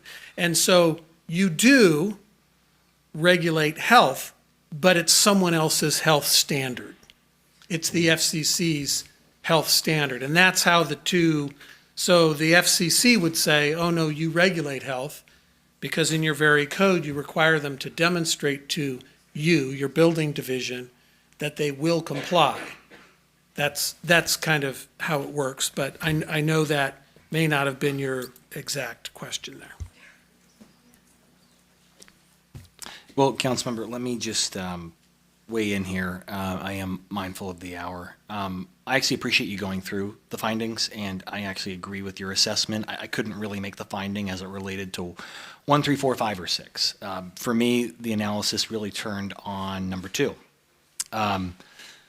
You know, when I was looking at the appellant's presentation and I saw the information about the 2 Cooper's Hawk's nests that might be impacted, there are a lot of concerns that I have in addition to the human health impacts. The problem is, and it gives me no pleasure to say this, I've been on council 4 years, and the whole point of the job is that when somebody comes forward and they ask for your help, you do this because you want to be able to help them. It's very painful and frustrating, and I'm not saying this to incur any sympathy, but I'm just saying it is painful and frustrating to sit there and know that you are powerless to help them because of federal decision making. And there were a few commenters that talked about the theme of don't put business, don't put capitalism over the needs of people. I agree. The problem is that our Constitution is written in a way, and Congress is legislated in a way where interstate commerce and the ability of local jurisdictions to put in place regulations that could affect interstate commerce, or in other words, business across state lines, trumps all other considerations. I mean, that is the reality. Congress has the ability to legislate in this area, and by delegating their power to the FCC and their decision-making process, we don't have the ability, from in my viewpoint, to make that finding. So I say all this to say that I understand that a lot of time and energy and heart and work has gone into the appeal. And it's heartbreaking to be looking at folks and who will be watching this back later and say that I can't make the finding and there's nothing that I can do to help. But it's a hollow victory, if nothing else. But I hope that in some small way you raised a lot of information about very legitimate questions about the impact of this technology on not only human beings but wildlife. And I can tell you this.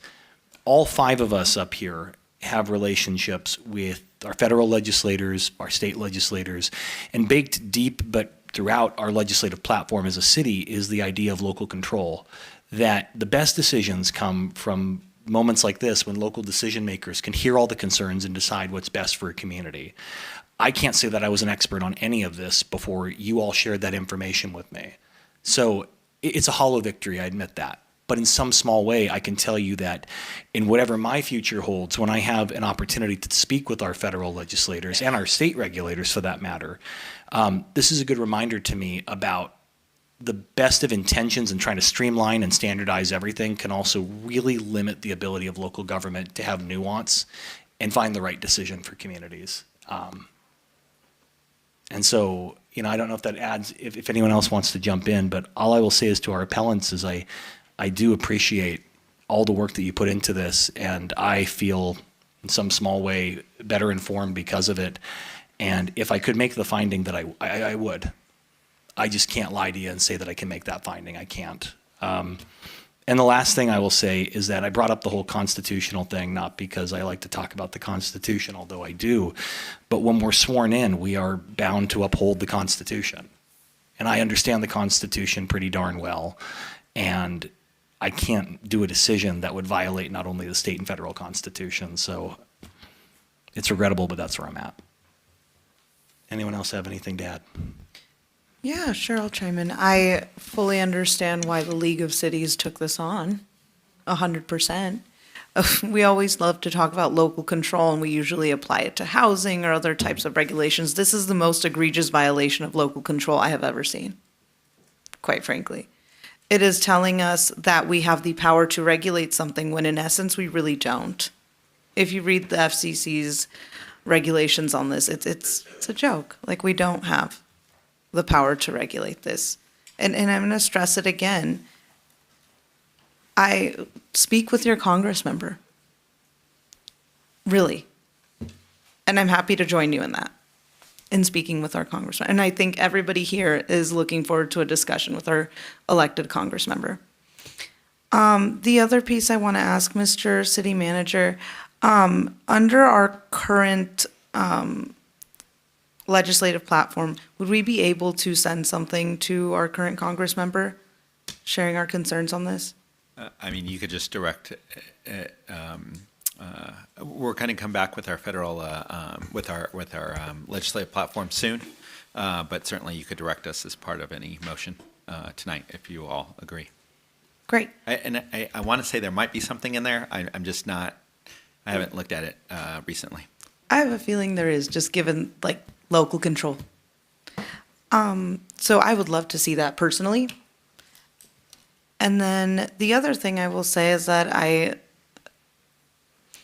think every person on here has asked questions, and I think you all have seen that, has asked questions in a way where we clearly want to find something, that a finding, something that covers our municipal code, covers federal law, and we got beat by federal law on this dais, and there's nothing we could find that meets that. But the reality is that it did, like the mayor said, start a conversation about this. And we're not saying, well, it's done, it's out of our hands. It is saying, okay, let's see what we can do further. We're not federal legislators. There's nothing we can do in that sense. But we can stand right there with you. Unlike my colleagues, I'm not going to sit here and say I have kids. I don't have kids. But I grew up here. And I'm wondering how many of these towers I grew up and going to school by, right? And so I'd love to stand there with you and have these conversations with our federal legislators, see what we can do to change things, talk to our school district, and keep moving forward. And I think that you have the hearts and commitment of everybody here on this dais for that. And it is unfortunate that now we have to make a decision that I don't think anybody up here wants to make, because our hands are absolutely tied. And for someone that sits in a position of power, it's rare that I feel this extremely powerless. But, again, federal government. What is it that you said, Mr. Mayor? Supersedence?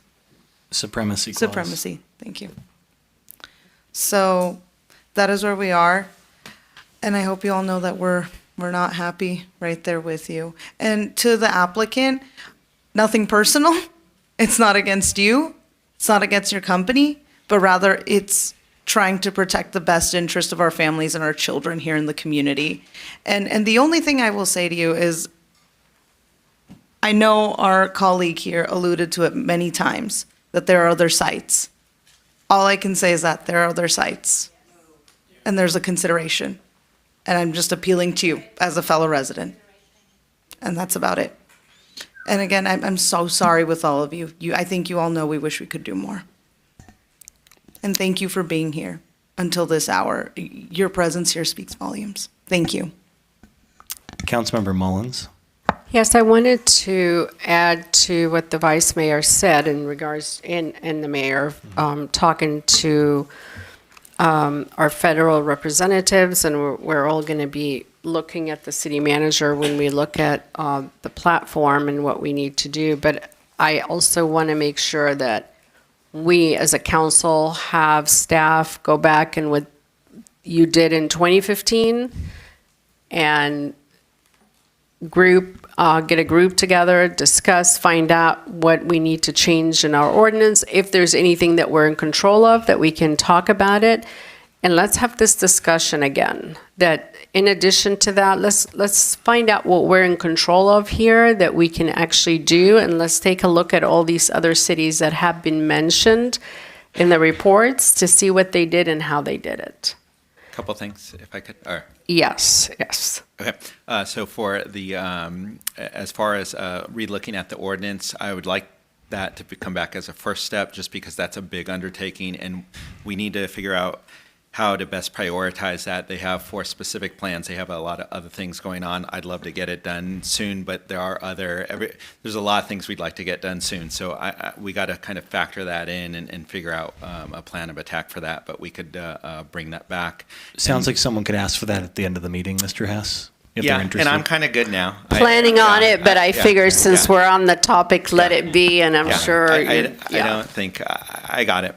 And then as far as the ledge platform, we do have something in there about opposing regulation of wireless facilities and opposing any federal or state legislation or regulatory policy that would further erode the ability of local governments to regulate wireless facilities. We could strengthen that, but certainly we have the groundwork laid out. It's already the adopted city in the current position. adopted legislative platform. So just wanted to mention both those. Thank you. And I wasn't going to ask you to bring that report back next week or something. So you have some times, but we definitely need to bring it back and discuss it. And what you said earlier regarding looking at other sites, I really would like for the applicant to look at the park, the industrial park, very close to that same area. It would be very much appreciated if you take a look at it and see it might work. And that will be our gift before the end of the year if you come back and say, we found a different site. So you make a lot of people happy here. Thank you. Thank you, Councilmember. Any other discussion? Anyone want to make a motion? Sorry. Okay, I'll do it. All right. Thank you, everyone, for participating. But the city's business has to move forward. I move adoption of a resolution of the Council of the City of Burbank denying an appeal of the Planning Commission's approval of project number 23-0005025 and conditionally approving an administrative use permit to allow a new unmanned roof-mounted wireless telecommunication facility on an existing commercial office building located at 800 South Main Street based upon the findings of fact on the record today and subject to the attached conditions of approval. I further move that staff return with a first step report revisiting the council's ordinance regulating the installation of wireless telecommunications facilities in the city of Burbank. I think I captured it. Is there a second? Second. Okay, we have a motion by Schultz, second by Perez. Any other discussion?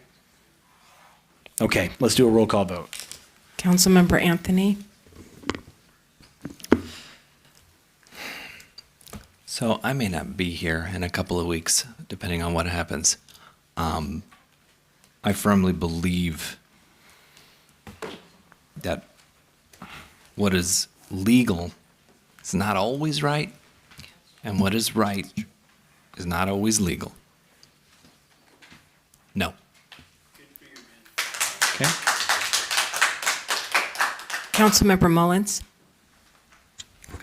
I'm very encouraged by what you said, actually. And I'm going to join you on that. Councilmember Takahashi. So I appreciate your both votes. I'm not going to tell you to vote differently. I do want to say that puts us in a very difficult position here. And while we all want to vote no too, I'm sure, right? So we are forced to vote yes when you voted no. Just want to put that out there, that if we all vote no, then we're basically doing opposite what we all kind of talked about. So just saying that. I appreciate that I'm going to comment. vote yes, but I'm not happy with how this is turning out. And I don't want to vote yes, and I don't want to move forward, but we have to do the city's business. Vice Mayor Perez? Yeah, I said I'm not going to lie to you and I'm not going to politically pander. I have to vote yes because this is not a game. I'm not going to give you false hope, but I will continue to stand with you and fight. So I have to vote yes. And Mayor Schultz? Real leadership is looking at you in the eye and telling you the truth. I'm sorry, but I'm voting yes. Mr. Mayor, and I think, so there's a lot of emotions, obviously, playing in this, and it's not, I want to address a couple of things. You got to be careful, though, because it needs to be on this agenda item. Yes, it and is. We're already, the motion's now passed. It is. It's passed, and I believe I'm entitled to talk about it's not lack of leadership, it's not lack of support, and I too can look everybody in the eye and let you know it doesn't matter, it's going to pass, and I don't want to disappoint my colleagues because we did discuss it. And it's not disappointing you because I don't want to disappoint. I'm sincerely disappointed over what we can do tonight. And having you say that, my first reaction to look at you and say, yes, I'm in agreement with you over the vote, because I wanted to say no. So this is what I really wanted to say. So it felt good to do it. But because of my responsibility as a professional individual who understands what the consequences are for not doing it and doing it, I don't want to mislead the public or let you know that I wasn't, that I'm pandering to the public, or I am in support of everything we talked about. And I wanted to just say no in agreement with Councilmember Anthony, because this is how I truly feel. But because of what I said earlier, because of everything that I've gone through, if the council allows, I am actually going to rescind my vote to support you. It doesn't matter. It's going to pass anyway. But because I don't want to lie to anybody that we're pretending to be on a different side. So thank you for allowing me to say that. And if the city clerk would please change my vote in support, because you're right. We did talk about it, and we need to make sure that we are in compliance with the FCC. So sorry, Councilmember Anthony. Thank you for allowing me to say no, because that's exactly how I felt. So thank you for that. Okay. Thank you for those comments. Record will reflect motion carries 4-1. Unless you have anything you want to add, Councilmember Anthony. I didn't think so. All right, we're on to the next agenda item. Thank you, everyone. The next agenda item, we have 2 reports to council this evening. After staff's presentations, the City Council will proceed with in-person public comment only. Speakers will be allowed to speak on the item at the conclusion of each presentation, as long as the speaker is not spoken on the item during the first period of general public comment. Please be sure to submit your public comment card now, as no additional public comment cards will be accepted once the comment period commences following staff's presentation. The first report to council tonight is the adoption of a resolution requesting the Local Agency Formation Commission for the County of Los Angeles to initiate proceedings for reorganization to include annexation to the City of Burbank and concurrent detachment from the City of Glendale of the subject properties, specifically 600, 606, 612, 616, 622, 626, 630, 632, 638, 700, 704, 710, 718, 722, 728, 730, and 740 Rosselli Street, and directing staff to process documents as necessary to effectuate the same. Madam City Clerk Kimberly Clark, please present the report. Thank you, Mayor Schultz and members of the City Council. Kimberly Clark, City Clerk. Tonight I will be presenting this item. During the November 2022 election, the Burbank City Clerk's Office became aware that residents living on the even-numbered side of the 600 and 700 blocks of Roselli Street in Burbank did not receive ballots containing the Burbank election contests for City Council, City Clerk, City Treasurer, and Burbank Unified School Board seats.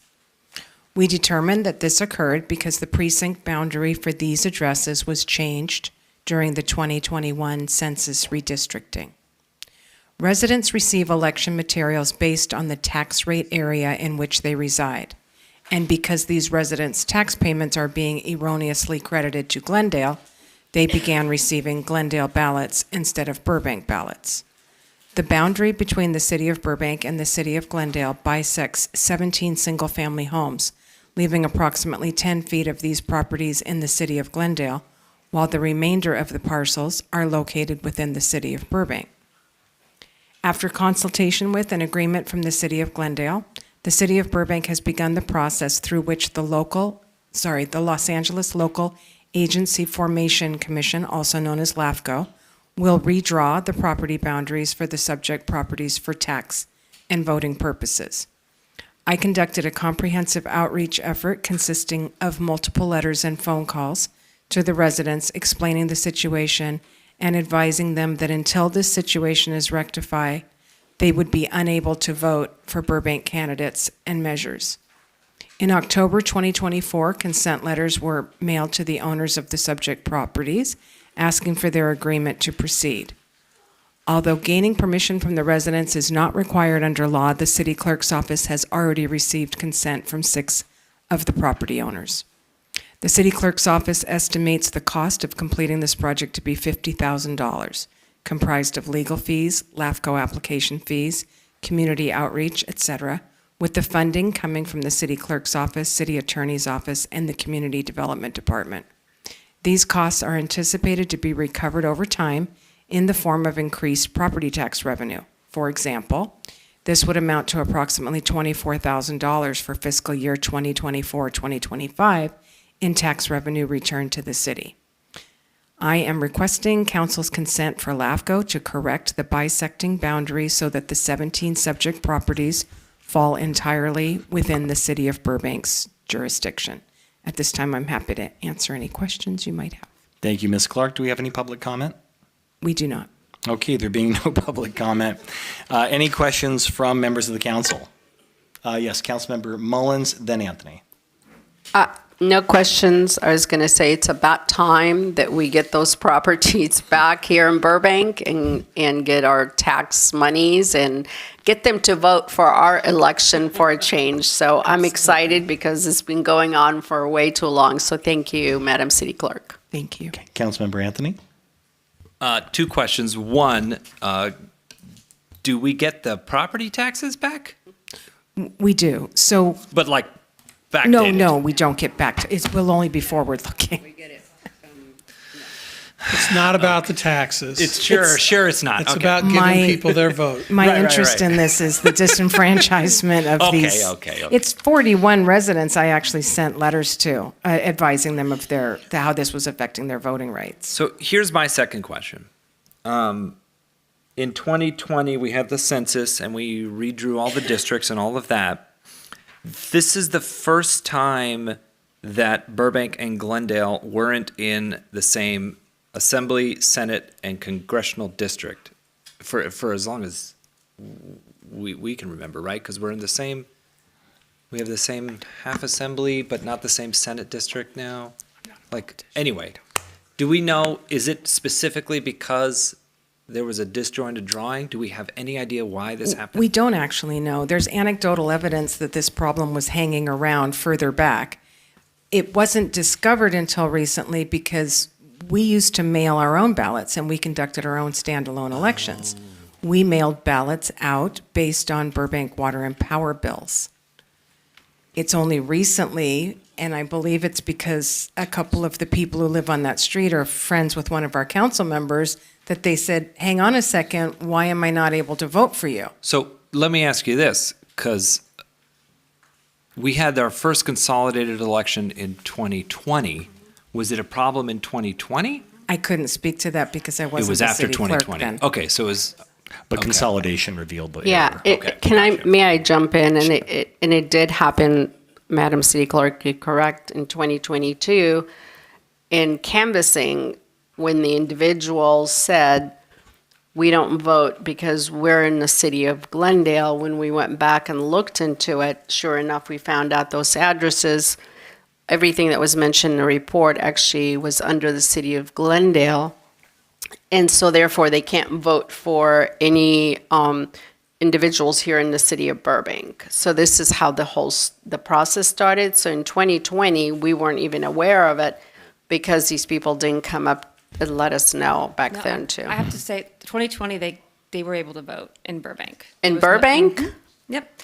And 2022, that's when the big scramble was, like the day of, they were trying to vote and trying to get that done. And we did a provisional ballot. We were able to get that done, right? A further complicating factor was Glendale has a primary and they're off-site, they're a little bit different cycle.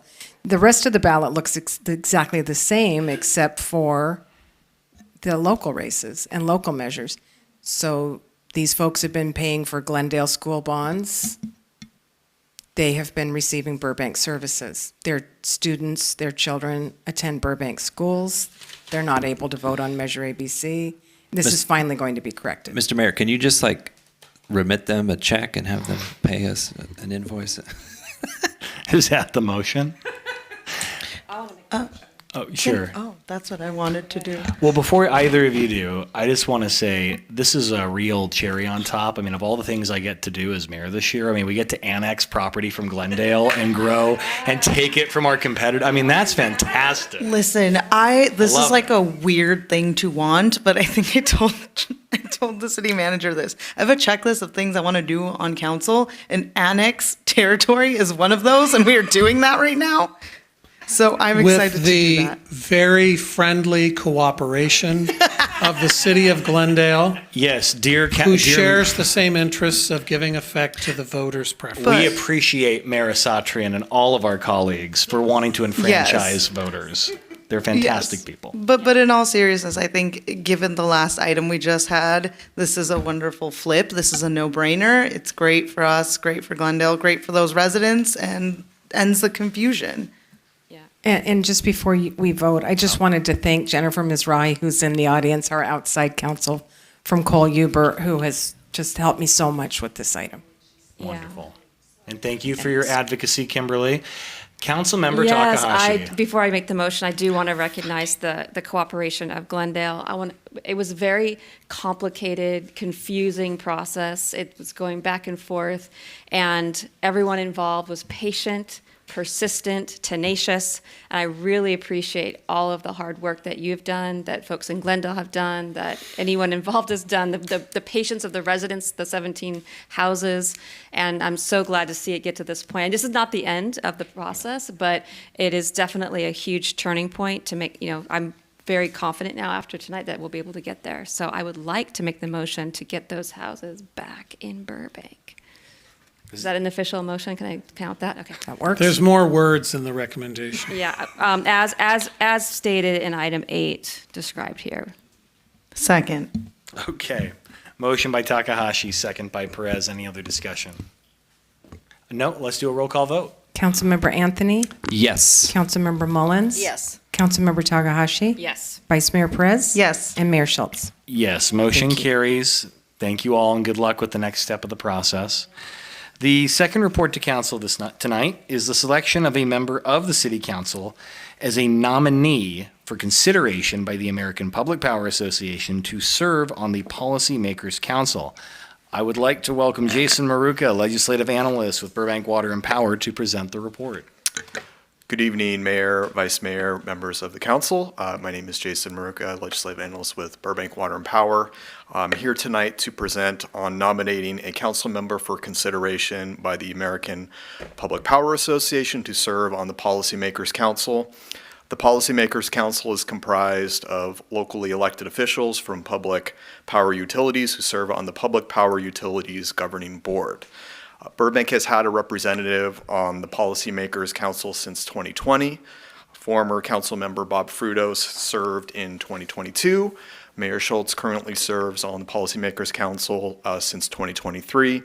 However, Mayor Schultz will not be able to complete his term ending in 2025. With that, staff is recommending that the City Council nominate a new member of the council for consideration by the American Public Power Association to serve on the Policymakers Council. With that, I'm happy to answer any questions that you may have. Before you do, don't go too far. Ms. Tai, I'm assuming no public comment on this one? Yes, that's correct, Mayor. Okay. The other thing I would just add, and then we'll throw it open to questions or nominations, just so you all know, have an idea of the time commitment. There is a once-a-month virtual policymakers meeting, right, Jason, usually over Microsoft Teams, I think. They meet every month. There are 2 delegation trips that you are expected to do, one in February for the Capitol fly-in. I think that's about 3 or 4 days, right, Jason? Correct. And then there's separately the summer fly-in, which is a little bit shorter, probably about 2 or 3 days, and you're primarily meeting with our federal legislators, but also some of our regulators with Department of Energy. Sometimes we'll have a fun field trip to Department of Transportation. Are both of these trips to DC? They are both to Washington, D.C., although sometimes they make you stay in Alexandria, Virginia. But I'm not going to complain about that, Jason. We will not do that about again. that. No, we're not doing that again. All right. Anyone care to chime in? Well, Mr. Mayor, if Yes, I can chime Vice in. Mayor. I personally have been very interested in this since even before you were on the PMC, but I know you were carrying out your term and finishing your term, and I was not going to lie, waiting for when you were off the council. But in all The seriousness, dagger finally came out. Oh, Yeah. my gosh. But in all seriousness, I have been very fortunate to be a little bit of an understudy to the mayor and hear a lot about what the PMC is working on and speak with our BWP staff on a lot of that. And I feel pretty confident that I could carry out the responsibilities and advocate for our city. So I would love to nominate myself if I can. You can, Councilmember Anthony. I know you changed jobs. You're okay with the time commitment, going to DC and all that stuff? I'm way more okay now. Okay, well, there you go. Okay. Would you like to make a nomination of any I kind? would like to second the nomination for the vice Okay. mayor. Are there any other nominations? No? Okay, then Ms. Tai, if it's acceptable to you and Mr. McDougall, we'll do a roll call vote. Joe's going to want that. So we have a motion and a second to nominate Vice Mayor Perez.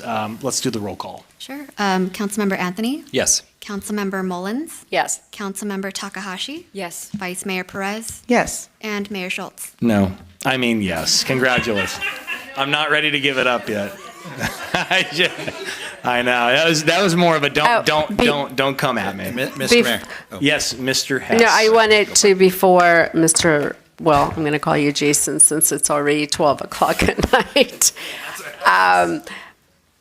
Great presentation. This is your first time to present to council, I believe. So thank you for that report and for your presentation. You did an excellent job. Really quick. I just hope I impressed all the crowd that is here. They will be impressed once seem they watch you. impressed. They seem extraordinarily impressed. Mr. Hess, did you have something? I just want to say how impressed I was with Jason. So, no. No, I did want to note that this is just a nomination for consideration. So we still got to go through the process with APPA. So hopefully we'll know by, I think, end of next month, early December, and we'll inform the council. Wonderful. Yeah, don't wear the glasses when you go in for the interview. These are my real prescription glasses. What are you trying to say? On that note, now we will hear council Can comments. I just say thank you to everybody? Thank you, everybody, for the vote of confidence. I appreciate that, and I promise if I get selected after the nomination, I promise to represent you all well and our city. Very good. Congratulations. You don't really have a choice. You have a fiduciary duty, but that's a different conversation, right, Joe? Okay, now we will hear council comments, including reporting on council committee assignments, attendance at conferences, regional meetings, and community events. I saw Councilmember Mullins going for it first, but I'm going to let Councilmember Anthony go tonight. Thank you, Mr. Mayor. On Thursday, October 17th, I attended the LA County City Selection Committee all the way in Long Beach, and we did not have a quorum to finish the meeting. And there was a very large discussion about changing how quorum is determined at the LA County City Selection Committee. I went to the State of the City address. Mr. Mayor, you were excellent. It was an amazing presentation, and everybody, I mean, the whole staff put together a wonderful State of the City, including the Chamber of Commerce and everybody there. Really good stuff. I had a presentation from a potential animation museum. And then I went to, that same day, I attended Woodbury University's Disability in Employment Awareness panel. I was one of the guest panelists, and we talked about accessibility in the workplace. We talked about overcoming barriers and ending stigma about disability in the workplace. And then I attended a bunch of Eagle Scouts ceremonies all day Saturday, like 7 different ones. It was nuts. All right. Thank you very much, Daphne. I think you're up. I forgot my name already. On October 16th, I attended the League of City Conference in Long Beach, and that was for both Wednesday and Thursday. The same evening, on Thursday evening, I attended the Cancer Awareness Fundraising Dinner, which was put on by Tequila Restaurant. They raised $39,000. That was amazing. It's a lot of money for the cancer. So yeah, a lot of donations, and it was a good event. Monday, the 21st, I took a tour of the Central Library with Melissa and Ken, and then on same day, I flew to Phoenix, Arizona with Mandeep and actually Jason, where we visited the nuclear power plant, and it was really, really wonderful visit where we suited up and walked in there to see the plant. I don't know if all of you know, or maybe some of you do know, that we do receive the 9% of clean energy from that plant. So I encourage you, if there's an opportunity to go, please do. It's wonderful. We came back on October 22nd, and then October 23rd, we attended the State of the City. Great job, Mr. Mayor. And October 24th, had a meeting regarding the Animation Museum presentation by staff. And that was it. Thank you. Thank you, Daphne. Fred, would you like to go? I'm not wearing my ascot right now. It's okay. We can picture it. Got cold. Let's see. On the 16th, 17th, and 18th, I was at Cal City's conference in Long Beach. Attended a number of sessions, one of which was about e-bikes, which I thought was really fascinating. And then on the 21st, I attended the San Fernando Valley COG special board meeting, and was as the alternate sit-in. And we had a presentation by LA28, which is the Olympics group. And so I think that would be very valuable for us. That same day, a little bit later, I had a tour of Central Library to get a reminder, because I used to be there a lot, so a reminder at Central Library of the status of the building. The 22nd, I had a meeting with the Animation Museum folks. On the 23rd, I also went to the State of City. I think the video for that is going to be available for people to watch, right? It will, probably within the next week or two. Okay, good. It was very. It's all every year. It's well done, but every year they top them. PIO tops themselves. Mm-hmm. And then the 24th, I attended the Valley Economics Board of Directors meeting virtually. Okay. Thank you very much. Vice Mayor, what do you have to report? Sure. All right. On Thursday, the 17th, I had the pleasure of attending the installation of St. Francis Xavier School's Student Council. It was a really nice ceremony, and I had the honor of installing them and sharing some words of wisdom, like if you're a Catholic school kid, make sure you keep those white shoes clean. I also attended the grand opening ceremony of Mission Valley Bank. It was great to see a lot of folks from the chamber there and a lot of community engagement from different businesses. So kudos to them, and here's wishing them a successful run. Let's see. On Sunday, October 20th, I attended the Eagle Court of Honor for Rihanna Haley Fisher. Congratulations to her. And I have to say, it was one of the sweetest Eagle Courts I've ever been to. It was at her house. It was very sweet. In her backyard. She's clearly very loved by her community and presented certificate on behalf of all of us. On Tuesday, October 22nd, along with the mayor, I had the tour of the Central Library and the meeting with the Animation Museum presentation. Also on the 22nd, I had a Zoom meeting with 2 CSUN MSW students who wanted to hear about our government and how it works. And then on the 23rd, I attended the State of the City along with my colleagues. Good job, Mr. Mayor. And thank you for the shout outs to all of us. Appreciate it. And then on Friday, October 25th, I attended the Zuppeteers Halloween Puppet Show. If you've never been, it's a lot of our local school children who use marionettes as their extracurricular activity, and it fills up. There were probably 50 people in the audience just crowding around, and they do it out of a backyard in a home on Oak Street. If you haven't heard of them, follow them on social media. It's really great to see our young people doing something productive, and shout out to them. So, yeah, I presented them with a certificate. Thank you, Mr. Mayor. And that's all I have. Okay.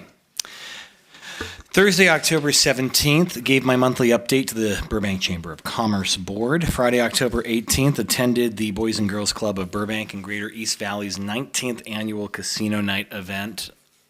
I got very lucky. I was winning, and then I went all in and I lost. But it was very great up until that point. The 20th, I was at the Armenian National Committee of America representing City of Burbank at the Western Region's annual awards gala. What a wonderful event, and thank you to ANCA of Burbank for the invitation to sit with you.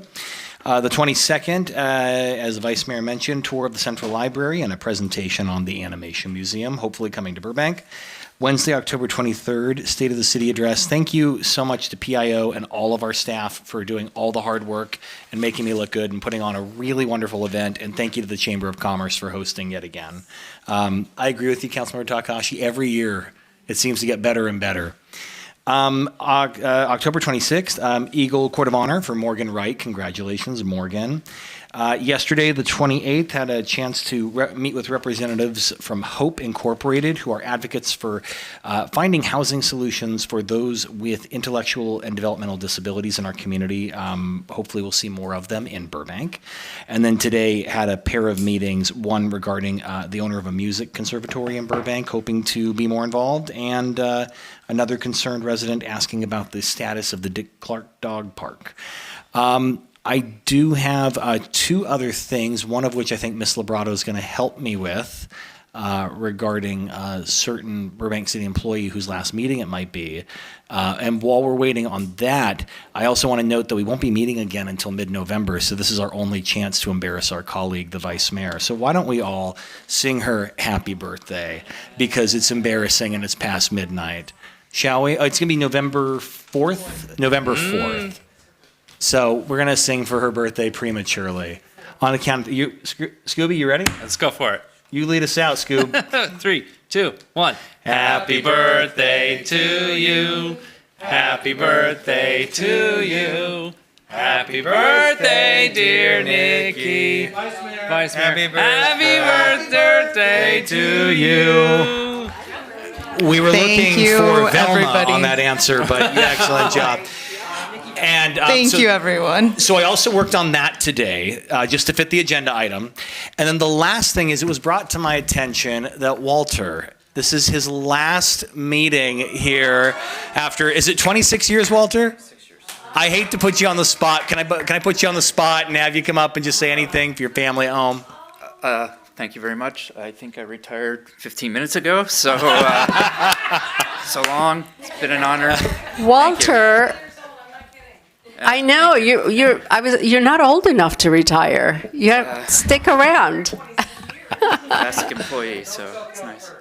Exactly. Don't tell Cup first. So, Mr. Mayor, Walter does a lot of our technical work, especially with video and audio behind the scenes. He's always in the booth just off the room here, and he has been incredible in helping us all of that technology. And a lot of the presentation we've seen over the last few years with YouTube and all of the video that we've seen, Walter has been part of it, and I think it has really helped the community get involved with what council is doing. So thank you, Walter. I agree. Thank you all. Thank you.